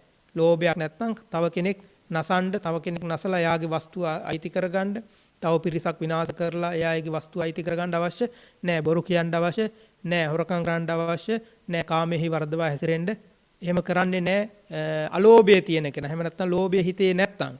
ඒ වගේම අද්වේෂය, ද්වේෂයට විරුද්ධ චෛතසිකයේ අද්වේෂය, ඒක මොකද? ඒක හොඳ දෙයක්ද නරක දෙයක්ද? ඒක හොඳ දෙයක් ස්වාමීනි. ඇයි ඒ? අද්වේෂය හිතේ නැත්නම්, ද්වේෂය හිතේ නැත්නම්, ද්වේෂය හිතේ නැති කෙනා කවදාවත් කෙනෙක්ගේ පරපර නසනවා තියා වචනකින්වත් හිංසාවක් කරන්නේ නැහැ. ඔහුට බොරු කියලා තව කෙනෙක් රවට්ටන්න අවශ්‍ය වෙන්නේ නැහැ. ඔහුට කාම මිත්‍යාචාරයේ දෙන්න අවශ්‍ය වෙන්නේ නැහැ. ඔහුට කේලම් මුසාවාද කියන්න අවශ්‍ය වෙන්නේ නැහැ. ද්වේෂයක් නැහැ. ඒ වෙනුවට තියෙන්නේ මොකද්ද? කරුණාව, මෛත්‍රිය, අද්වේෂය. අද්වේෂය තියෙනකොට කවදාවත් පස්පව් කරන්නේ නැහැ කෙනෙක්. ඒ නිසා අද්වේෂය හොඳ දෙයක්. ඒ වගේම අමෝහය. අමෝහය කියලා කියන්නේ මෝහයට විරුද්ධ එක. විරුද්ධ චෛතසිකය. අමෝහය. මෝහය කියලා කියන්නේ මෝඩ බව නම්, මුලා බව නම්. අමෝහය කියලා කියන්නේ බුද්ධිමත් බව, ප්‍රඥාවන්ත බව. මෝහය කියන්නේ හරි දේ වැරදි දේ තේරුම් ගන්න බැරිකම නම්, අමෝහය කියලා කියන්නේ හරි දේ වැරදි දේ තේරුම් ගන්න පුළුවන්කම. සරු දේ නිසරු දේ තේරුම් ගන්න පුළුවන්කම. කෙනෙක් කියන්නේ හරි දෙයක්ද වැරදි දෙයක්ද කියලා තේරුම් ගන්න පුළුවන්කම. අමෝහය හිතේ තියෙනකොට, මෝහය හිතේ නැත්තම් ඒ පුජ්‍යලයා පස්පව් කරන්නේ නැහැ. ඒ නිසා ඔහු යහපත් දේවල් පමණයි කරන්නේ. ඒ වගේම තමයි සාරාම්භයට විරුද්ධ එක අසාරම්භ. ඒ කියන්නේ එකට එක නොකිරීම. කාගේ හරි හිතේ එකට එක කිරීමට ආසාවක් නැත්තම් සාරම්භය කියන්නේ කෙලෙස් ධර්මයේ හිතේ නැත්තම් එකට එක කරන්නේ නැත්තම් තව කෙනෙක්ගේ අතින් අතපසු වීමකින් වැරදි දෙයක් වුණත් ඒකට එකට එක කිරීමක් හැටියට ඒ පුජ්‍යලයා කවදාවත් වැරදි දෙයක් කරන්නේ නැහැ. වැරදි දෙයක් කියන්නේ නැහැ. වැරදි ප්‍රකාශයක් කරන්නේ නැහැ. හොරකම් කරන්නේ නැහැ. බොරු කියන්නේ නැහැ. කාම මිත්‍යාචාරයේ යෙදෙන්නේ නැහැ. පස්පව් වලින් වැළකෙනවා. ඇයි ඒ? නොදැනුවත්ව හරි තව කාගෙන් හරි මට වැරද්දක් වුණත් මම ඒක ඉවසනවා. මම ඒකට සමාව දෙනවා. සාරම්භ කියන ක්ලේශය මගේ හිතේ ඇති වෙන්න මං ඉඩ දෙන්නේ නැහැ. මං එකට එක කරන්න යන්නේ නැහැ. මම මේක ඉවසලා මේ වැරදි වලින් වැළකෙනවා කියලා අසාරම්භ නැත්නම් එකට එක නොකිරීම කියන හොඳ සිතිවිල්ල චෛතසිකයේ හිතේ තියෙනවා නම් ඒ පුජ්‍යලයා කවදාවත් වැරදි කරන්නේ නැහැ කියලා බුදුහාමුදුරුවෝ දේශනා කරනවා. ඉතින් ඒ නිසා බුදුහාමුදුරුවෝ කියන බද්ධිය මේ ලෝකයේ සත්පුරුෂයෝ ඉන්නවා. මේ ලෝකේ කලින් කලට සත්පුරුෂයෝ පහළ වෙනවා. මේ සත්පුරුෂයෝ පහළ වෙලා මොකද කියන්නේ?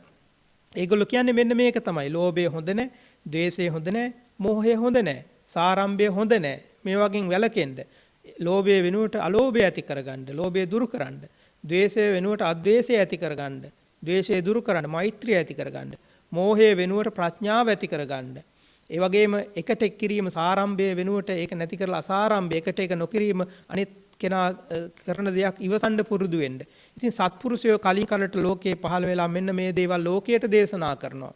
පෙන්නනවා. අනිත් අයට කියනවා ඔබ මේ හරි දේවල් කරලා යහපත් විදිහට ජීවත් වෙන්න සැපතටපත් වෙන්න ඒ තුලින්. අර අයහපත් දේවල් කර දුකටපත් වෙනවා වෙනුවට යහපත් දේවල් කරලා සැපතටපත් වෙන්න සැපතින් යුක්තව සතුටෙන් යුක්තව ඔබේ ජීවිත ගත කරන්න කියලා සත්පුරුෂයෝ කලින් කලට ලෝකයට පහළ වෙලා උපදෙස් දෙනවා ලෝකයට. ඉතින් ඒක හොඳ දෙයක්ද නරක දෙයක්ද? ඒක ඒ අය යහපත් දේවල් කරන්න අනිත් අය පොළඹන එක හරිද වැරදිද? මෙන්න මෙහෙම බුදුහාමුදුරුවෝ මේ බද්ධියට කරුණු කාරණා ප්‍රකාශ කරා. මමත් ඒ වගේ දේවල් තමයි කියන්නේ. මේක ඇහුවට පස්සේ බද්ධියට හරි සතුටු හිතුණා. සතුටු හිතලා කීවා ස්වාමීනි ඔබ කිව්වේ හරි අපූර්ව දෙයක්. ඔබ බොහොම කරුණාවෙන් කරුණු කාරණා පැහැදිලි කරා. ඒ නිසා මමත් කැමති ඔබේ ශ්‍රාවකයෙක් වෙන්න. මමත් ඔබගේ ශ්‍රාවකයෙක් හැටියට ඔබගේ අනුගාමිකයෙක් හැටියට පිළිගන්න. හරියට ඔබ වහන්සේ මේ මට පැහැදිලි කරලා දුන්න මේ කරුණු කාරණා. ලෝභය නරකයි, ද්වේෂය නරකයි, මෝහය නරකයි, සාරම්භය නරකයි, අලෝභය හොඳයි, අද්වේෂය හොඳයි, අමෝහය හොඳයි, අසාරම්භය හොඳයි. ඒ තුලින් කෙනෙක් යහපතට යොමු කරගන්න පුළුවන් කියන කාරණා හරි අපූර්වයි. හරියට නිකන් ඔබ වහන්සේ දේශනා කරපු දේශනාව නික්කුජ්ජිතං වා උක්කුජ්ජය. හරියට යටි කුරු කරලා තිබ්බ භාජනයක් උඩු කුරු කළා වගේ. යටි කුරු කරපු භාජනයකට කිසි දෙයක් දැම්මට වැටෙන්නේ නැහනේ. උඩු කර කරලා හරි විදිහට තිබ්බොත් එහෙම තමයි වැටෙන්නේ. ඒ වගේ කාරණයක් ඔබ පැහැදිලි කරේ. පටිච්චන්නං වා විවරය. වැහිලා තිබ්බ දෙයක් හරියට විවෘත කරලා පෙන්වුවා වගේ මෙන්න මේ විදිහයි මේක කියලා. මූල්හස්සවා මග්ගං ආචික්කේ. හරියට මම්මුලා වෙච්චි පාර වැරදිලා හිටපු කෙනෙක් අතින් අල්ලගෙන හරි පාරට ගිහින් දාලා පාර පෙන්වුවා වගේ දෙයක් ඔබ කළේ. චක්කුමන්තානි තේලපජ්ජෝ සන්ධාරයේ චක්කුමන්තානි රූපං දක්ඛින්ති. හරියට ඇස් තියෙන අයට අඳුරේ ඉන්න අයට තෙල් පහනක් දැල්ලලා දුන්නා වගේ මෙන්න මේ විදිහට ආලෝකයේ දකින්න කියලා ඔබ අපූර්ව දෙයක් කළේ. ඉතින් ඒ නිසා මමත් කැමතියි ඔබේ ශ්‍රාවකයෙක් වෙන්න කියලා බද්ධිය බුදුහාමුදුරන්ට ප්‍රකාශ කරා. එතකොට බද්ධියට බුදුහාමුදුරුවෝ දේශනා කරා බද්ධිය මම ඔබට කවදාවත් කීවද මං ගාවට එන්න මගේ ශ්‍රාවකයෙක් බවට පත් වෙන්න කියලා මං ඔබට කීවද? නෑ ස්වාමීනි ඔබ කවදාවත් එහෙම කීවේ නෑ. එහෙමනම් දැන් ඔබට වැටහෙනවද මම අර ඔබ අහපු කටකතාවේ සඳහන් විදිහට ආවර්තනී මායාවෙන් මං අනිත් පුජ්‍යලෙන් වසඟ කර ගන්නවා කියලා ඔබ හිතනවද? එතකොට බද්ධිය කිව්වා නෑ ස්වාමීනි මං කවදාවත් හිතන්නේ නෑ. කවුරු හරි ඔබේ ක්‍රමයට ඔබ මේ කරන දෙයට ආවර්තනී මායාව කියලා කියනවා නම් දැන් එහෙම දෙයක් නැහැනේ බුදුහාමුදුරුවෝ කරන්නේ කරුණු කාරණා හරි දේ මොකද්ද වැරදි දේ මොකද්ද කියලා ප්‍රකාශ කරනවා. එතකොට බුද්ධිමත් අයට තේරෙනවා මේක නම් හරි දෙයක් තමයි කියලා. ඒගොල්ලෝ ස්වේච්ඡාවෙන්ම කැමැත්තෙන්ම බුදුහාමුදුරන්ගේ අනුගාමිකයන් බවට පත් වෙනවා. ඉතින් මේකට කවුරු හරි ආවර්තනී මායාව කියලා කියනවා නම් ස්වාමීනි මං කැමතියි ඒ ආවර්තනී මායාවට ඔබ වහන්සේ ගාව තියෙන. මේ ආවර්තනී මායාව කියලා කියන්නේ ඕකට නම් මිනිස්සු මේක නෙමෙයි ආවර්තනී මායාව කියන්නේ. ඒගොල්ලෝ බොරු චෝදනාවක් කළේ. නමුත් මේ බද්ධිය කියනවා ඕකට නම් ආවර්තනී මායාව කියන්නේ ස්වාමීනි ඕක නිසා මගේ නෑදෑයන්ට කොච්චර යහපතක් වෙනවද? මගේ නෑදෑයොත් මං කැමති ඕකට අහු වෙනවා. ඒ වගේ මම කැමති බ්‍රාහ්මණ, ශාස්ත්‍රීය, වෛශ්‍ය, ශූද්‍ර මේ හැම කෙනෙක්ම ওই ආවර්තනීය මායාවට අහු වෙනවා නම් මං කැමති. ඇයි ඒ? ඕකට අහු වුණාට පස්සේ හැමෝටම යහපත් වෙන්නේ. ඕකෙන් ඔබ වහන්සේ කියලා දෙන්නේ යහපත් විදිහට ජීවත් වෙන්නේ කොහොමද කියලා. කුසල් වඩන්නේ කොහොමද කියලා. කුසල් වැඩිම තුලින් මෙලෝ යහපත් කරගන්න, පරලෝ යහපත් කරගන්න කොහොමද කියන එකයි කියන්නේ. ඉතින් ඒ නිසා ඕකට කවුරු හරි ආවර්තනීය මායාව කියලා කියනවා නම් මං කැමති සියලු දෙනාම මේ ලෝකේ ඕකට අහු වෙනකොට. අහු වෙනවා නම් මං කැමතියි. මොකද මේ හැමෝටම මේකෙන් යහපතක් පමණයි වෙන්නේ කියලා බද්ධිය ප්‍රකාශ කරනවා. එතකොට බුදුහාමුදුරු කියනවා ඒක සැබෑයි බද්ධිය. ඒක එහෙම තමයි. මේ ලෝකේ දෙවි, මිනිස්, මරුන්, බඹුන් සහිත මේ තුනු ලෝකයාටම මේ කියපු කාරණා පිළිගන්නවා නම් කවදාවත් නරකක් වෙන්නේ නැහැ, හානියක් වෙන්නේ නැහැ. ඒ විතරක් නෙමෙයි බුදුහාමුදුරු හරි ලස්සන ප්‍රකාශයක් කරනවා. මේගොල්ලෝ හිටියේ මේ මහා වනයේ, සල් වනයේක හිටියේ කැලේ වනාන්තරයේ තමයි මේ කූටාගාර ශාලාව තිබි මහා වනයේ. ඒ මහා වනයේ තිබි සල් ගස් පෙන්නලා බුදුහාමුදුරු දේශනා කරනවා බද්ධිය. මේ සල් ගස් වලට ඇස්කන් තියෙනවා නම් මේ කියපු දේවල් මේ සල්ගස් අහලා මේ සල්ගස් මේවා පිළිපදිනවා නම් මේ අජීවී, මේ අප්‍රාණික, මේ පණ නැති, මේ අජීවී වස්තුවක් වෙන මේ සල්ගස් වලට පුළුවන් නම් මේ දේවල් අහලා මේ විදිහට අනුගමනය කරන්න. ඒකෙන් මේ සල්ගස් වලටත් යහපතක් වෙනවා කියලා උපමාවක් කියනවා. ඒ තරම් අප්‍රාණික අජීවී දේවල් වලට යහපතක් වෙනවා නම් ජීවත් වෙන සත්වයින්, මිනිසෙයින් ගැන කියන්නම දෙයක් නැහැ. කියනුම කවරේද? අප්‍රාණික දෙයක් වුණත් මම මේ කියපු දේ අහනවා නම් ඒකට යහපතක් වෙනවා නම් මේ පණ තියෙන මිනිස්සු ගැන කියන්නම දෙයක් නැහැ කියලා බුදුහාමුදුරුවෝ මේ සූත්‍ර දේශනාව අවසානයේදී දේශනා කරනවා. ඉතින් ඒ නිසා මේක තමයි මේ බද්ධිය සූත්‍රයේදී බුදුහාමුදුරුවෝ දේශනා කරන්නේ. මේකේ සාරාංශයක් හැටියට ගත්තාම බුදුහාමුදුරුවෝ දේශනා කරනවා යමක් පිළිගන්නකොට ඔබේ බුද්ධියට ඉඩ දෙන්න. අසූ පමණින්, පරම්පරාවෙන් ආපු පමණින්, තර්කයට, න්‍යායට, දෘෂ්ටියට එකඟ වූ පමණින් පිළිගන්නට එපා. ඔබම හිතලා බලන්න. මොනවා ගැනද? ලෝභය හොඳද? ද්වේෂය හොඳද? මෝහය හොඳද? ලෝභය, ද්වේෂය, මෝහය සාරාම්භයකට කිරීම. මේවා හිතේ ඇති වුණාට පස්සේ මොකද කරන්නේ මිනිස්සු? පස්පව් කරනවා. මේවාගෙන් වැළකුණාට පස්සේ පස්පව් වලින් වැළකෙන්නට පුළුවන්. පස්පව් වලින් කෙනෙක් වැළකෙනවා නම් අලෝභය, අද්වේෂය, අමෝහය, අසාරාම්භය හිතේ ඇති කර ගන්නවා නම් ඔහු කුසල් වඩනවා. ඔහු යහපත් දේවල් කරනවා. යහපත් දේවල් කිරීම තුලින් යහපත් ජීවිතයක් ගත කරන්න පුළුවන්. ඒ නිසා බුද්ධියට ඉඩ දෙන්න, ප්‍රඥාවට ඉඩ දෙන්න, ප්‍රඥාවන්තව යමක් දිහා බලන්න. ඒ තුලින් තමන්ගේ ජීවිතය යහපත් කරගන්න කියන කාරණේ තමයි බුදුහාමුදුරුවෝ මේ සූත්‍රයේදී දේශනා කරන්නේ. ඒ විදිහට මේ සූත්‍ර දේශනාව බුදුහාමුදුරුවෝ අවසන් කරනවා. මේ සූත්‍රයේ නැවතත් සිහිපත් කරනවා නම් අංගුත්තර නිකායේ චතුක්ක නිපාතයේ මහා වග්ගයේ බද්ධිය කියන අපූර්ව අලංකාර බොහොම වටිනා වැදගත් සූත්‍ර දේශනාව තමයි මාතෘකාව හැටියට සඳහන් කරේ. ඒ නිසා ධර්මය අහන, ධර්මයේ පිළිපදන අපිත් අලෝභ, අද්වේෂ, අමෝහ, අසාරම්භ කියන යහපත් චෛතසික ඇති කර ගැනීම තුළින් ලෝභය, ද්වේෂය, මෝහය, සාරම්භය ආදී නොයෙක් අකුසල් චෛතසික දුරු කර ගැනීම තුළින් අපේ ජීවිතත් යහපත් කර ගැනීමට අදවන් මේ උතුම් දවසක අදිෂ්ඨානයක් ඇති කරගමු කියන පණිවිඩය සමගම ඔබ සියලු දෙනාටම මේ ධර්මය ඇසීම තුළින් උතුම් චතුරාර්ය සත්‍ය අවබෝධ වේවා කියන ප්‍රාර්ථනාව සමගම ධර්ම දේශනාව අවසන් කරනවා. ආකාසට්ඨා ච බුම්මට්ඨා දේවා නාග මහිද්దికා පුඤ්ඤං තං අනුමෝදිත්වා චිරං රක්ඛන්තු ලෝක සාසනං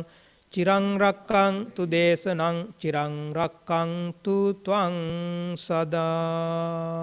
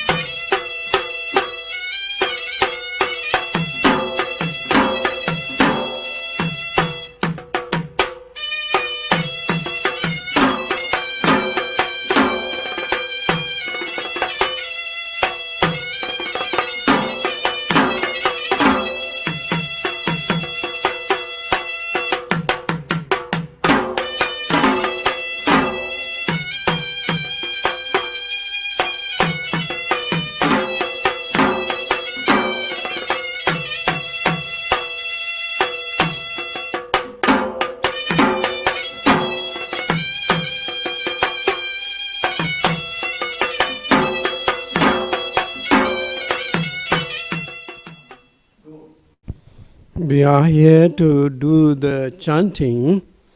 Last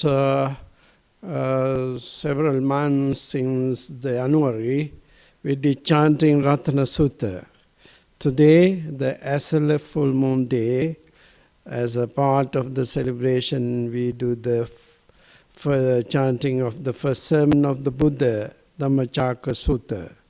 Throughout the Vassana period, retreat period, we monks do chanting in the evening, Ratana Sutta, with great devotion, with great saddha, with great respect to the Dhamma, the first sermon.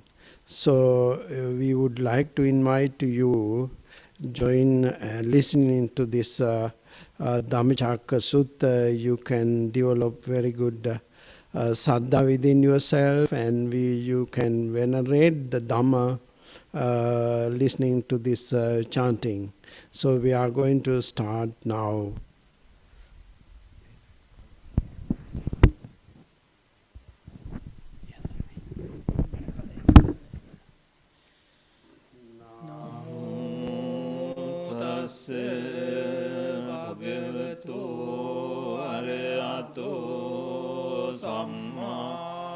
Sambuddhassa namo tassa bhagavato arahato samma sambuddhassa namo tassa bhagavato arahato samma sambuddhassa Evaṁ me sutaṁ ekaṁ samayaṁ bhagavā vāranasiyaṁ viharati isipatane migadāye tatra ko bhagavā pañcavaggiye bhikkhu āmantesi dve me bhikkhave anta pabbajitena nasevitabba yo chayam kamesu kama sukhallikānu yogo hino gammo potu janiko anariyo anatta sanghito yo chayam atta kilamatanu yogo dukkho anariyo anatta sanghito ite te bhikkave ubho ante anupagamma majjhima patipada tathagatena abhisambuddha chakku karani jnana karani upasamaya abhiññāya sambodhāya nibbanāya samvattati katamāca sā bhikkhave majjhimā patipada tathagatena abhisambuddhā chakku karani jnana karani upasamaya abhiññāya sambodhāya nibbanāya samvattati ayameva ariyo atthangiko maggo seyyati dang sammaditthi samma sankappo samma vāca samma kammanto samma ajivo samma vāyamo samma sati samma samadhi ayang kosa bhikkhave majjhima patipada tathagatena abhisambuddha chakku karani jnana karani upasamaya abhiññāya පඤ්ඤාය සම්බෝධාය නිබ්බානාය සංවත්තති ඉදං කෝපන භික්ඛවේ දුක්ඛං අරිය සත්‍යං ජාතිපි දුක්ඛා ජරාපි දුක්ඛා ව්‍යාධිපි දුක්ඛෝ මරණම්පි දුක්ඛං අප්පියේහි සම්පයෝගෝ දුක්ඛෝ පියේහි විප්පයෝගෝ දුක්ඛෝ යම් පිච්ඡං ලබති තම්පි දුක්ඛං කේන පංචුපාදානස්කන්ධා දුක්ඛා ඉදං කෝපන භික්ඛවේ දුක්ඛ සමුදයං අරිය සත්‍යං යායං තණ්හාපෝනෝ භවිකා නන්දි රාග සහගතා තත්‍ර තත්‍රා විනන්දිනී සේයති දං කාම තණ්හා භව තණ්හා විභව තණ්හා ඉදං කෝපන වික්ඛවේ දුක්ඛ නිරෝධං අරිය සත්‍යං යෝ තස්සා යේව තණ්හාය ආසේස විරාග නිරෝධෝ චාගෝ පටිනිස්සග්ගෝ මුත්‍ති අනාලයෝ ඉදං කෝපන වික්ඛවේ දුක්ඛ නිරෝධ ගාමිනී පටිපදා අරිය සත්‍යං අයමේව අරියෝ අට්ඨංගිකෝ මග්ගෝ සේයති දං සම්මා දිට්ඨි සම්මා සංකප්පෝ සම්මා වාචා සම්මා කම්මන්තෝ සම්මා ආජීවෝ සම්මා වායාමෝ සම්මා සති සම්මා සමාධි ඉදං දුක්ඛං අරිය සත්‍යන්ති මේ භික්ඛවේ පුබ්බේ අනනුසුතේසු ධම්මේසු චක්ඛුං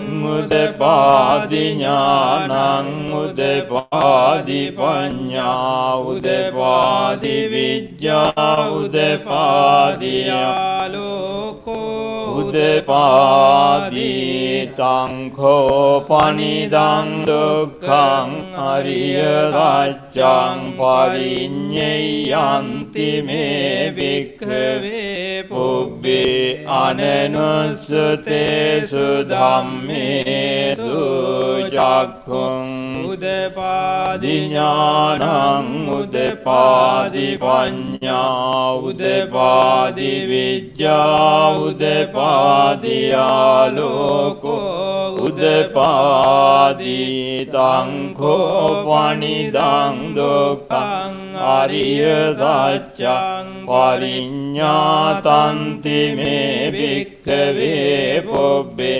අනනුසුතේසු ධම්මේසු චක්ඛුං උදපාදි ඥානං උදපාදි පඤ්ඤා උදපාදි විද්‍යා උදපාදි ආලෝකෝ උදපාදි ඉදං දුක්ඛ සමුදයං අරිය සත්‍යන්ති මේ වික්ඛවේ පුබ්බේ අනනුසුතේසු ධම්මේසු චක්ඛුං උදපාදි ඥානං උදපාදි පඤ්ඤා උදපාදි විද්‍යා උදපාදි ආලෝකෝ උදපාදි තං කෝපනිදං දුක්ඛ සමුදයං අරිය සත්‍යං පහතබ්බන්ති මේ භික්ඛවේ උබ්බේ අනනුසුතේසු ධම්මේසු චක්ඛුං උදපාදි ඥානං උදපාදි පඤ්ඤා උදපාදි විද්‍යා උදපාදි ආලෝකෝ උදපාදී තංකෝ පනිදං දුක්ඛ සමුදයං අරිය සත්‍යං පහිනන්ති මේ භික්ඛවේ පුබ්බේ අනනුස්සතේසු ධම්මේසු චක්ඛුං උදපාදි ඥානං උදපාදි පඤ්ඤා උදපාදි විද්‍යා උදපාදි ආලෝකෝ උදපාදි ඉදං දුක්ඛ නිරෝධං අරිය සත්‍යං තිමේ භික්ඛවේ පුබ්බේ අනනුස්සතේසු ධම්මේසු චක්ඛුං උදපාදි ඥානං උදපාදි පඤ්ඤා උදපාදි විද්‍යා උදපාදි ආලෝකෝ උදපාදි තංඛෝ පනිදං දුක්ඛ නිරෝධං අරිය සත්‍යං සච්චිකාතබ්බන්ති මේ භික්ඛවේ පුබ්බේ අනනුස්සතේසු ධම්මේසු චක්ඛුං උදපාදි ඥානං උදපාදි පඤ්ඤා උදපාදි විද්‍යා උදපාදි ආලෝකෝ උදපාදි තංඛෝ පනිදං දුක්ඛ නිරෝධං අරිය සත්‍යං සච්චිකතන්ති මේ භික්ඛවේ පුබ්බේ අනනුස්සතේසු ධම්මේසු චක්ඛුං උදපාදි ඥානං උදපාදි පඤ්ඤා උදපාදි විද්‍යා උදපාදි ආලෝකෝ උදපාදි ඉදං දුක්ඛ නිරෝධගාමිනී පටිපදා අරිය සත්‍යං මේ භික්ඛවේ පුබ්බේ අනනුස්සතේසු ධම්මේසු චක්ඛුං උදපාදි ඥානං උදපාදි පඤ්ඤා උදපාදි විද්‍යා උදපාදි ආලෝකෝ උදපාදි තංඛෝ පනිදං දුක්ඛ නිරෝධගාමිනී පටිපදා අරිය සත්‍යං භාවේ තබ්බන්ති මේ භික්ඛවේ පුබ්බේ අනනුස්සතේසු ධම්මේසු චක්ඛුං උදපාදි ඥානං උදපාදි පඤ්ඤා උදපාදි විද්‍යා උදපාදි ආලෝකෝ උදපාදි තංඛෝ පනිදං දුක්ඛ නිරෝධගාමිනී පටිපදා ආරිය සත්‍යං භාවිතන්ති මේ භික්ඛවේ පුබ්බේ අනනුස්සතේසු ධම්මේසු චක්ඛුං උදපාදි ඥානං උදපාදි පඤ්ඤා උදපාදි විද්‍යා උදපාදි ආලෝකෝ උදපාදි ආවකී වංච මේ භික්ඛවේ ඉමේසු චතුසු ආරිය සත්‍යේසු එවං ති පරිවට්ඨං ද්වාදසාකාරං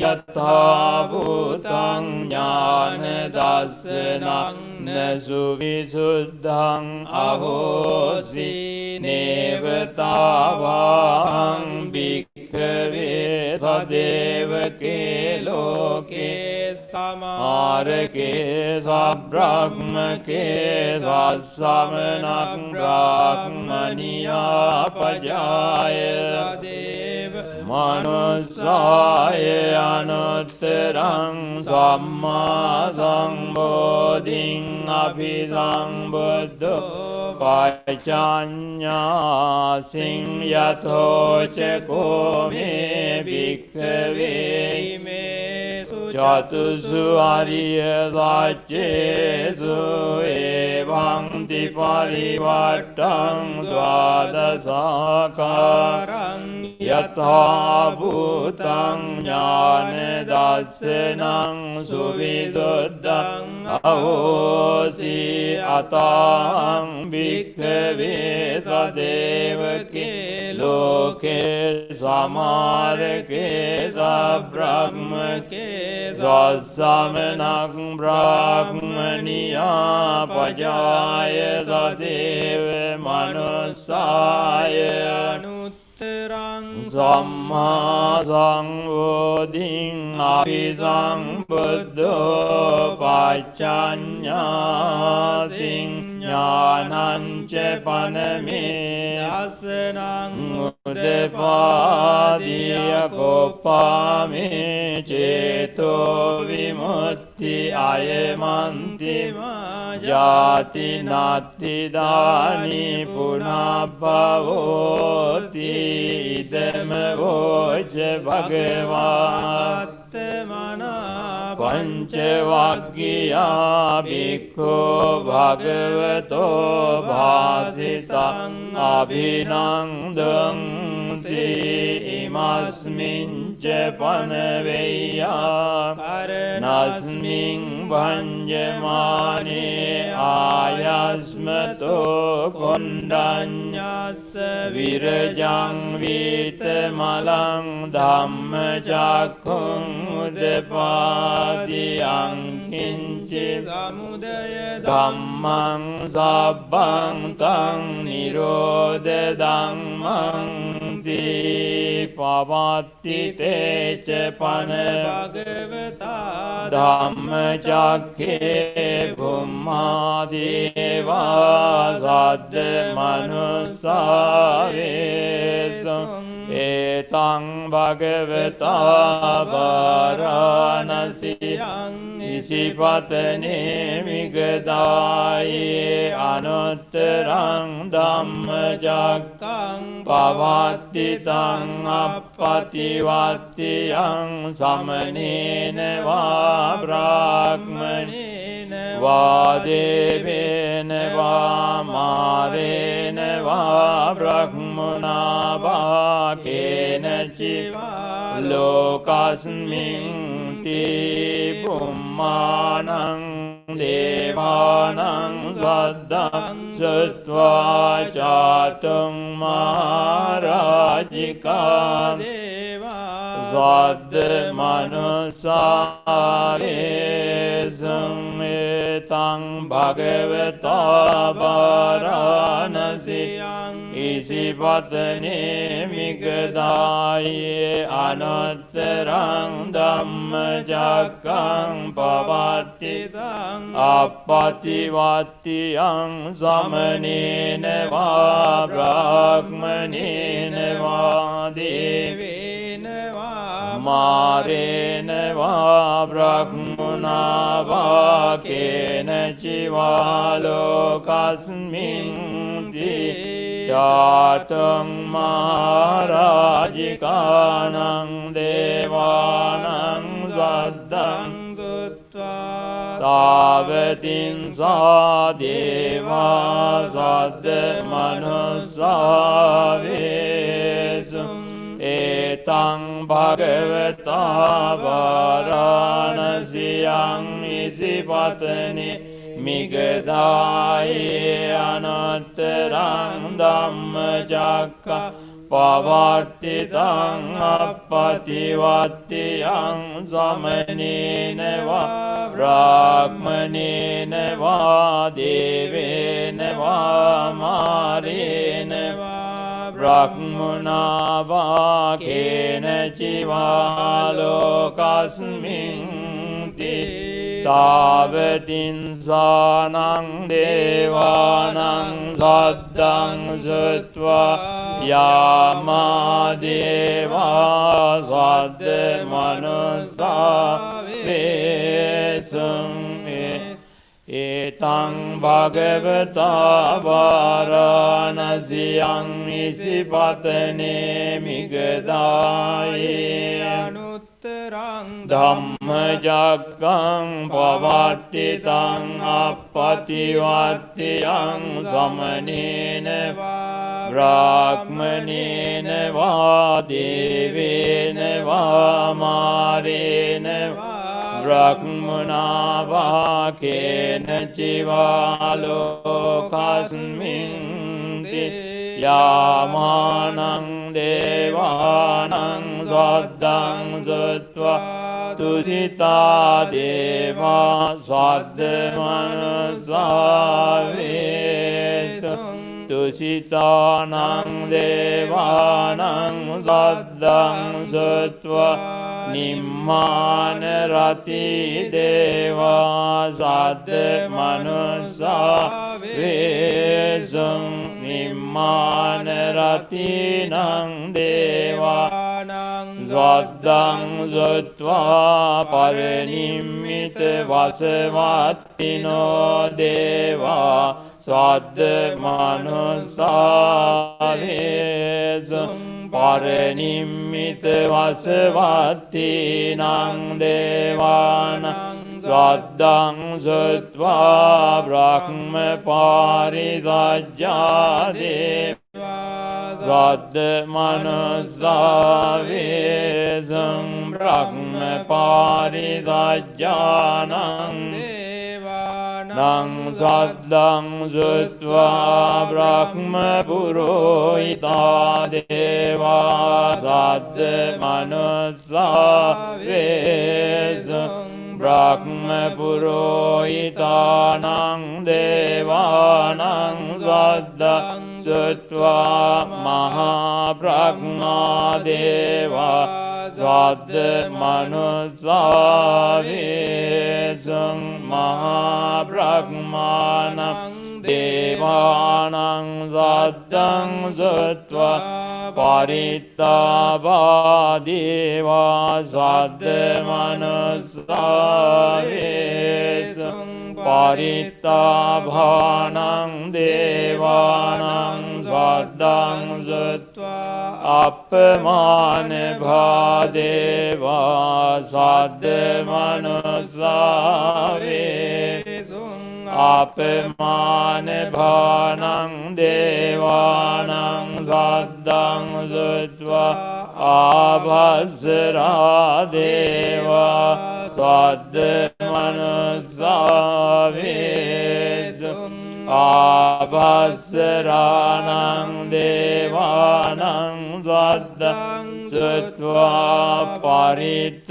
සුභා දේවා සද්ද මනුස්සා වේසුං පරිත්ත සුභානං දේවානං සද්දං සුත්වා අප්පමාන සුභා දේවා සද්ද මනුස්සා වේසුං මාන සුභානං දේවානං සද්දං සුත්වා සුභකින්නකා දේවා සද්ද මනුස්සා වේසුං සුභකින්නකානං දේවානං සද්දං සුත්වා වේහප්පලා දේවා සද්ද මනුස්සා වේසුං වේහප්පලානං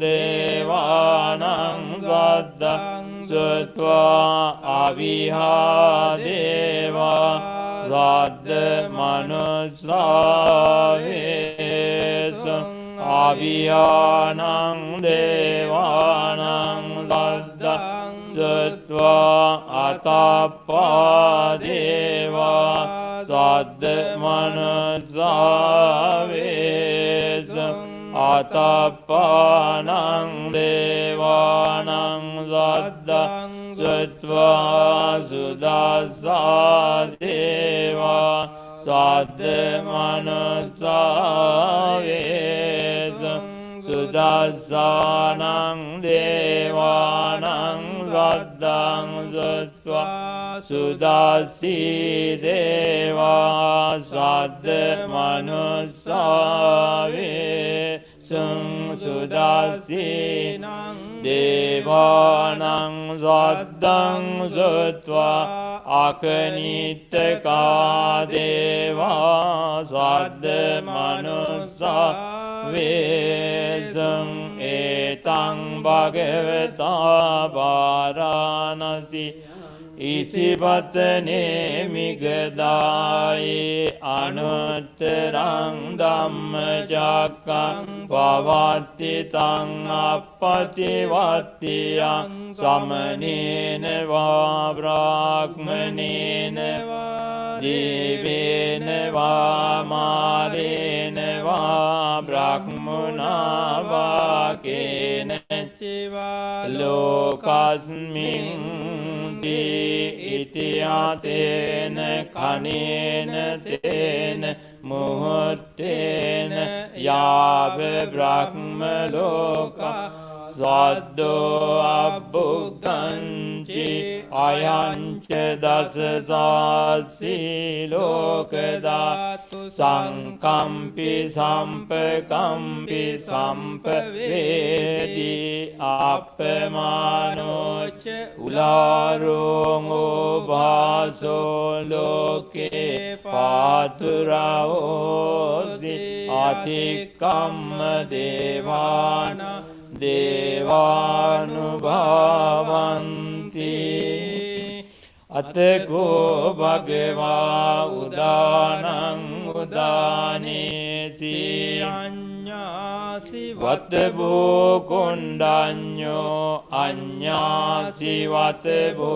Kondanyo Ti Itidang Ayasmato Kondanyas Anya Kondanyo Teva Namang Avositi Etena Satya Vajjena Dukkha Upasamintu Te Etena Satya Vajjena Bhaya Upasamintu Te Etena Satya Vajjena Roga Upasamintu Te Sabbitiyo Vivajjantu Sabba Rogo Vinasatu Mate Bhavatvantarayo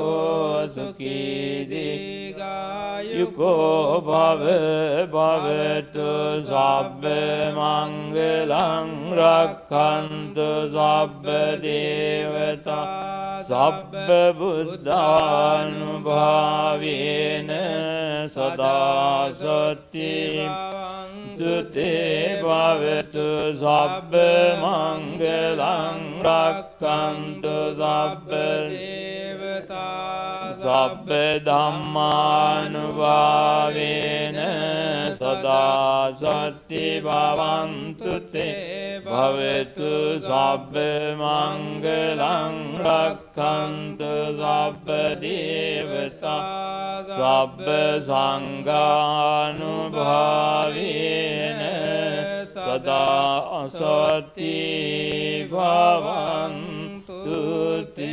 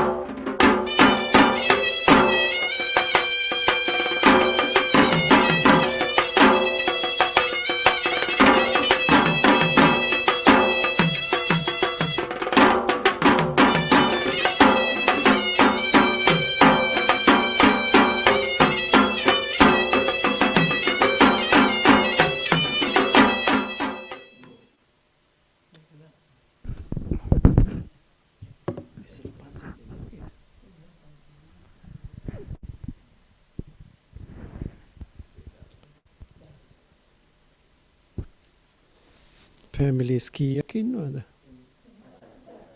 4. මේ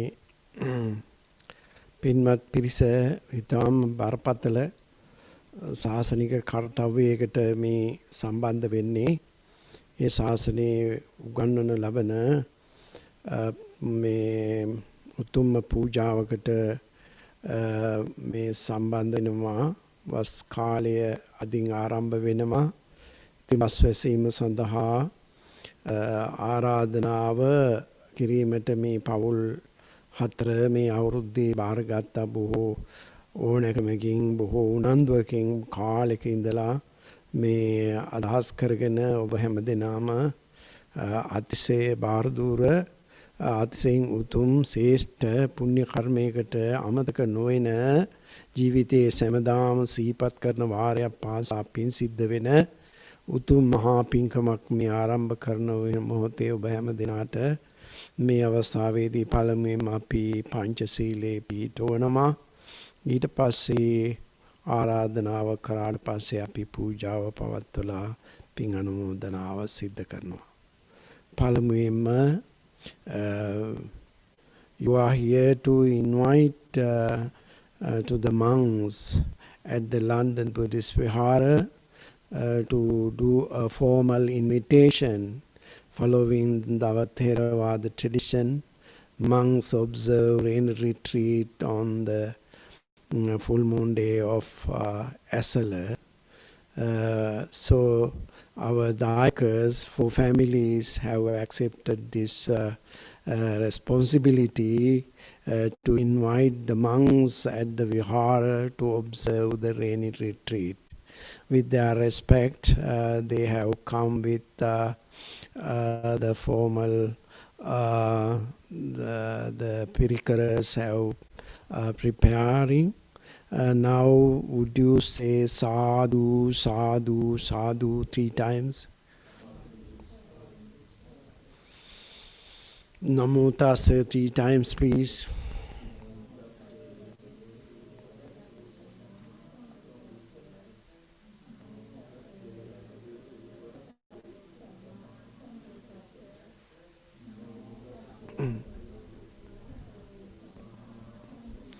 Buddhang saranang gacchami,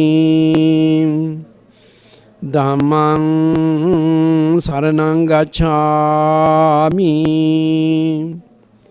Sanghang saranang gacchami, Dutiyampi Buddhang saranang gacchami,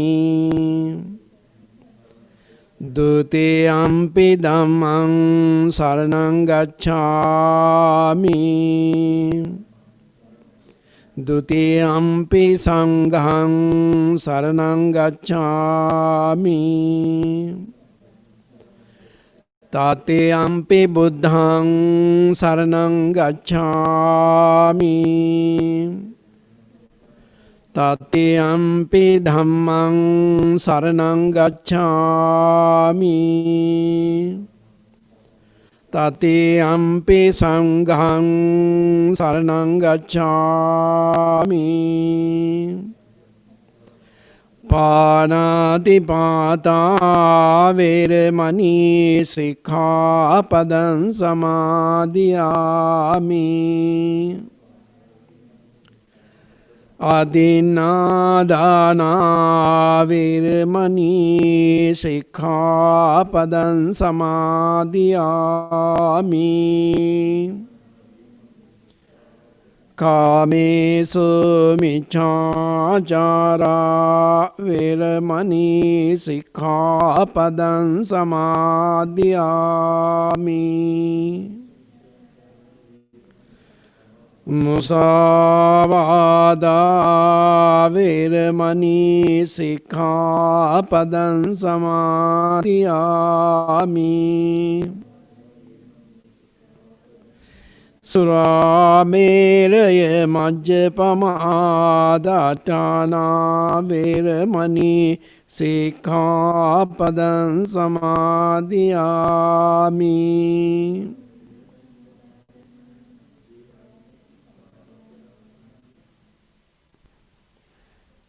ඊළඟට තියෙන්නේ ආරාධනාව කිරීමට.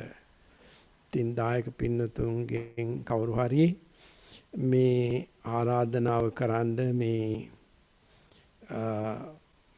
මහා සංඝරත්නයන් අවසර අරගෙන මේ London බෞද්ධ විහාරස්ථානයේ මේ අවුරුද්දේ වස් සමාදන් වන ලෙස මහා සංඝරත්නයට ඊටම ගෞරවයෙන් අපි ආරාධනා කරනවා. අපේ ආරාධනාව බාරගෙන මේ තුමාසය මේ ස්ථානයේ මේ විහාරස්ථානයේ වස් සමාදන් වන සේක්වා කියලා කවුරු හරි දායක පින්නතුන් ආරාධනා කරන්න හොඳයි.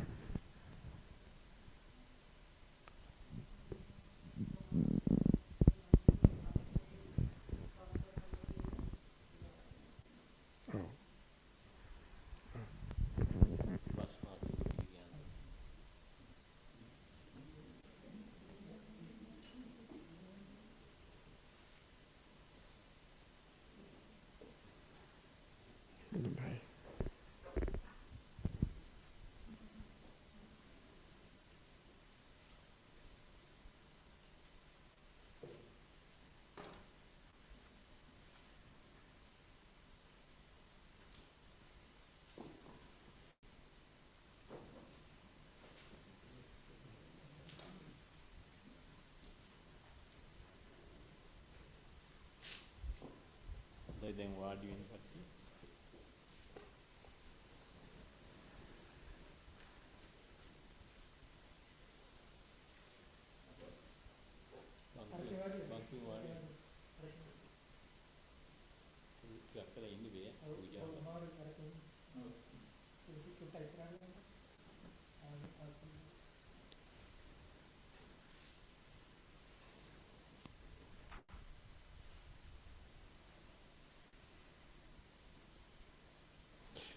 මේක ජීවිතයේ ලැබෙන ඉතාම උසස් වරප්‍රසාදයක් හැටියට සලකන්න ඕනි. මෙවැනි ආරාධනාවක් කරන්න ලැබීම පෙර භාග්‍යයක් හැටියට පෙර පිනක් හැටියට කල්පනා කරන්න හොඳයි. මහා සංඝරත්නයට වස් කාලයේ වස් සීමට ආරාධනා කරන්න ලැබීම. ඒ වගේම ලොකු වගකීමක් පැවරෙනවා මේ කාලය තුළ මහා සංඝරත්නය ගැන සොයා බලන්නට. ඉතින් ඒක නිසා බුද්ධ කාලයේදී මහා සංඝරත්නය ධර්ම දූත සේවයේ යෙදෙමින් ගමින් ගමට චාරිකාවේ යෙදුණා. එහිදී නොඑක් විදිහේ වැසි කාලය තුළ නොඑක් විදිහේ ප්‍රශ්න වලට මුහුණ දෙන්නට පටන් ගත්තා. සමහර විට වැසි කාලය තුළ මේ පිණිසුඟා වඩිනකොට විවේචන ඇති වුණා. ඒ වගේම සතාසී පවා එක තැනකට වෙලා ඉන්නවා. මහා සංඝරත්නයත් ඒ විදිහට ඉන්ටිය හොඳයි නේද කියන විවේචන ඇති වුණා. ඒ වගේම මේ ගස්කොළන් ආදියට ඒවා පෑගෙනකොට ඒවටත් හානියක් වෙනවා නේද කියලා තවත් විවේචන ඇති වුණා. මේ සියලු කරුණු කාරණා සලකාපු බුදුරජාණන් වහන්සේ දන්නවා. තවසෙකු හැටියට බුදුහාමුදුරුවෝ අවුරුදු 6ක් තිස්සේ භාවනානුයෝගීව ඉන්න කාලයේදී ශ්‍රමණ සංස්කෘතිය තුළ මේ වස් කාලය තුළ එක් තැනකට වෙලා භාවනා කරන මේ ජීවිතය ගත කරපු හැටි බුදුහාමුදුරුවෝ දන්නවා.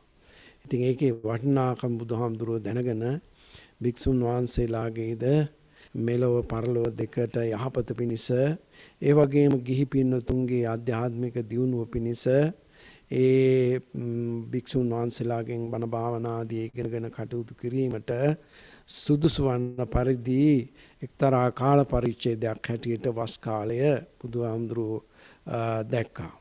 ඒ අනුව බුදුහාමුදුරුවෝ අනුමත කරා මහණෙනි වස්සානේ වස්සං උපගන්තු අනුජානාමි භික්ඛවේ වස්සානේ වස්සං උපගන්තු. මහණෙනි වස් කාලය තුල වස්වසීමට ඔබට අනුමත කරමි කියලා බුදුහාමුදුරුවෝ ශික්ෂාපදයක් පැනවුවා. ඉතින් ඒක නිසා මේ වස් කාලය තුල මහා සංඝරත්නයේ එක ස්ථානයක ඉන්න පටන් ගත්තා. ඒ අනුව ඒ ගම් ප්‍රදේශවල, ඒ නගරවල, ඒ ජනපදවල මිනිස්සුන්ට මහා සංඝරත්නය ආශ්‍රය කරන්න ලැබුණා. ඒ වගේම ධර්ම ශ්‍රවණය කරන්නට ලැබුණා. නොඑක් විදිහේ මහජනයාට ප්‍රයෝජනයක් ඇති වුණා ආධ්‍යාත්මික ආගමික වැඩ කටයුතු දියුණු කර ගැනීමට. ඉතින් ඒක නිසා වස් කාලේ ඊටාම පැරණි කාලේ ඉඳලා බුද්ධ කාලේ ඉඳලා පවත්වාගෙන එන ඊටා උතුම් චාරිත්‍රයක්. අන්න ඒක මහා සංඝරත්නයේ ආරාධනා ඇතත් නැතත් වස් සමාදම් වෙනවා.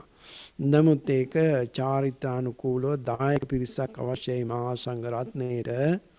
ඒ දායක පිරිස විසින් මේ ආරාධනාව කිරීම අපේ සම්ප්‍රදාය.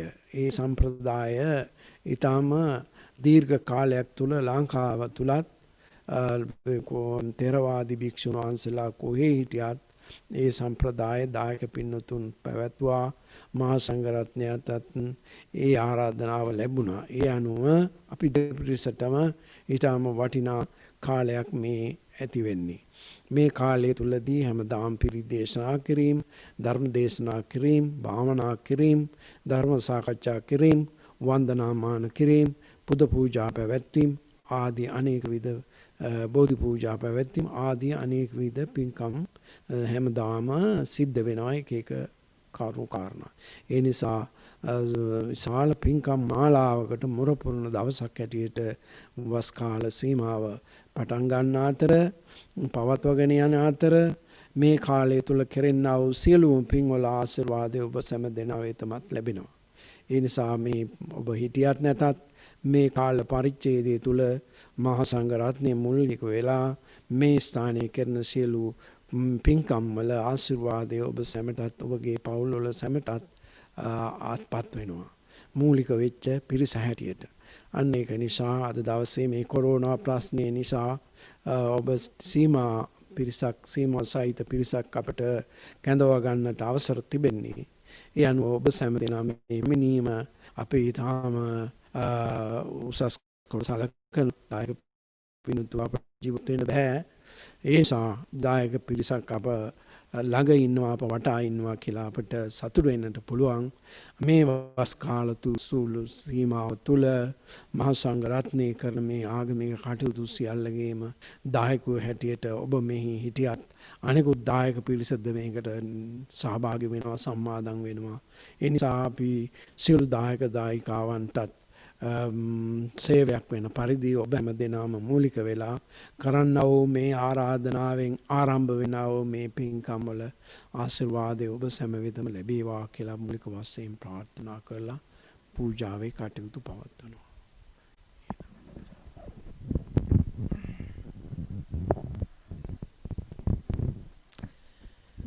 හොඳයි, එහෙමනම් ඔබ විසින් ඊටාම ශ්‍රද්ධාවෙන් මේ සන්ධ්‍යා භාගයේදී පිළියෙල කරගත්ත මල් පහන් ගිලම්පසාදී සියලුම පූජා ද්‍රව්‍යයන් බුදුරජාණන් වහන්සේ උදෙසා පූජා කරනවා, පූජා වේවා කියලා කල්පනා කරගන්නට ඊට වැදගත් පින්කමක් ආරම්භ කරන මොහොතේ, පින්කම් මාලාවක් ආරම්භ කරපු මොහොතේ ඒ සදහැසිතින් කරන්නා වූ මේ පූජාවේ ආශිර්වාදයන් මේ පවුල් වල සියලු දෙනාටම, දරුවන් ඇතුළු හැම කෙනෙකුටමත්, අනිකුත් ඥාති හිත මිත්‍රාදීන් ඇතුළු සියලු දෙනාටමත් ආශිර්වාදයක් වේවා. සියලු යහපත, සියලු අභිවෘද්ධිය උදා වේවා. ඒ වගේම ඔබ සියලු දෙනාගේම නම් ගොත් වලින් මියගිය සියලු ඥාතීන් සිහිපත් කරගන්න ඔබ වටිනා පින්කමක් සිද්ධ කරන මේ මොහොතේ ඒ සියලු දෙනාටමත් ඔබ සිද්ධ කරන්නා වූ මේ පුණ්‍ය ධර්මයන් ආනිසංසයක් වේවා, ආශිර්වාදයක් වේවා, අනුමෝදන් වේවා කියන ප්‍රාර්ථනාවන් ඇති කරගෙන අපි හැමෝම එකට ගාතාවන් කියලා බුද්ධ පූජාව පූජා කරමු. වන්න ගන්ධ ගුණෝපේතං ඒතං කුසුම සංතතින් පූජයාමි මුනිං දස්ස සිරිපාද සරෝරුහේ පූජේමි බුද්ධං කුසුමේන නේන punyena metena ca hotu mokkang puppang milayati atai dhamme kayo tatayati vinasa bhavang ghana sarapadittena dipena tamadang sena lokadipang sambuddhang pujayami tamonudang gandha sambara yuttena dupenahang sugandhina pujaye pujaniyang tang puja bhajana muttamang sugandhang sitalang kappang pasanna madurang subang paniya metang bhagava patiganhatung uttamang adivasetu no bante gilana paccayang imang anukampang upadaya patiganhatung uttamang vandami cetiyang sabbang sabbatanesu patittitang saririka dhatu maha bodhing buddha rupang sakalang sada kayena vaca na pamadena maya katang accayang kamame bante bhuri panya tatagata imina punya kammena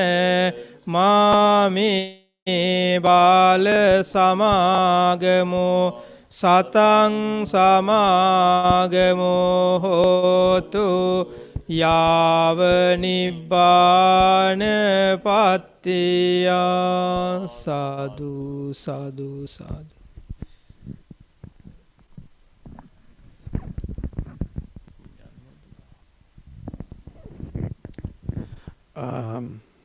Punyanumodanawa, sharing the merits. I would like to extend the blessings of the Punya Karma which we have done today since morning up to now. A lot of great meritorious deeds we have done. At the beginning, we administer 8 precepts and we offer puja, ilampasa, and also we did we gave sermons and also a lot of Dhamma talks have done at the Vihara. We would like to share the merits, especially I want to extend the blessings of the puja. The day was sponsored by New Modern Dayakas and Dayikas. Especially the leading part was taken by Mrs. Ruki Vijay and Savitri Rajakarna. They have contributed a lot of money to cover the broadcasting program. The cost they have has been covered. And also Mr. Ernie Gunasekara and Vinita Gunasekara. The blessings be with them. May they be well and happy, and may their relatives who passed away share these merits. May they attain peace of Nibbana. We appreciate very much. The program was very well broadcasted, and thank you so much. Also, dana was given Morning dana was given by Savitri Rajakaruna, and lunch dana was given by Mrs. Ruki Vijay Singh. The merits be with them. And also we would like to extend our blessings to the Dayakas, those who have invited for the monks to observe rain retreat.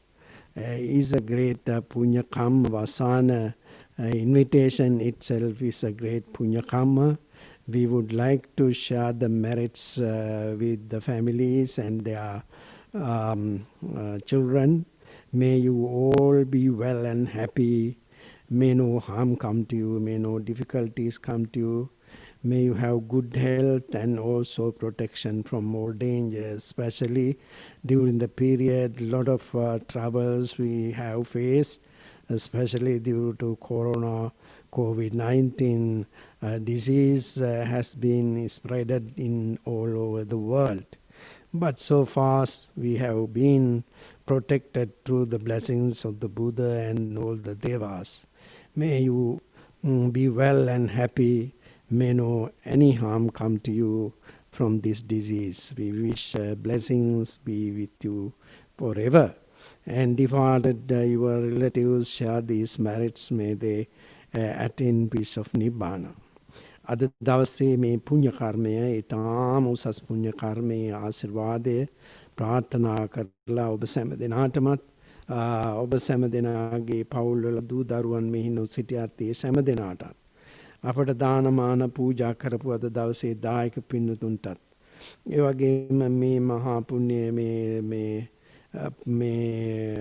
Esala Poya programme එක විකාශනය කිරීමට වියදම් දරු දායක දායිකාවන් අපි සඳහන් කළා. ඒ දායක දායිකාවන් විශේෂයෙන්ම රුකි විජයසිංහ මහත්මිය, සාවිත්‍රී රාජකරුණා මහත්මිය ඇතුළු නිවමෝඩන් දායක දායිකාවන් නිගුණසේකර මහත්මයා සහ විනීතා ගුණසේකර මහත්මිය ඇතුළු ඒ සෑම දෙනාටමත් ඔබ සෑම දෙනාටමත් මේ පින් එකාකාරවත්පත් වේවා කියලා ප්‍රාර්ථනා කරනවා. එසේම අවසාන වශයෙන් සියලු දායක දායිකාවටද ඒ වගේම විහාරයේ විහාර මැනේජ්මන්ට් කමිටි එකටද අනගාരിക ශ්‍රීමත් අනගාരിക ධම්පාලතුමාණන්ටද ADT එකටද අපේ ආශිර්වාදය ලැබේවා කියලා අපි මේ වෙලාවේදී ප්‍රාර්ථනා කරනවා.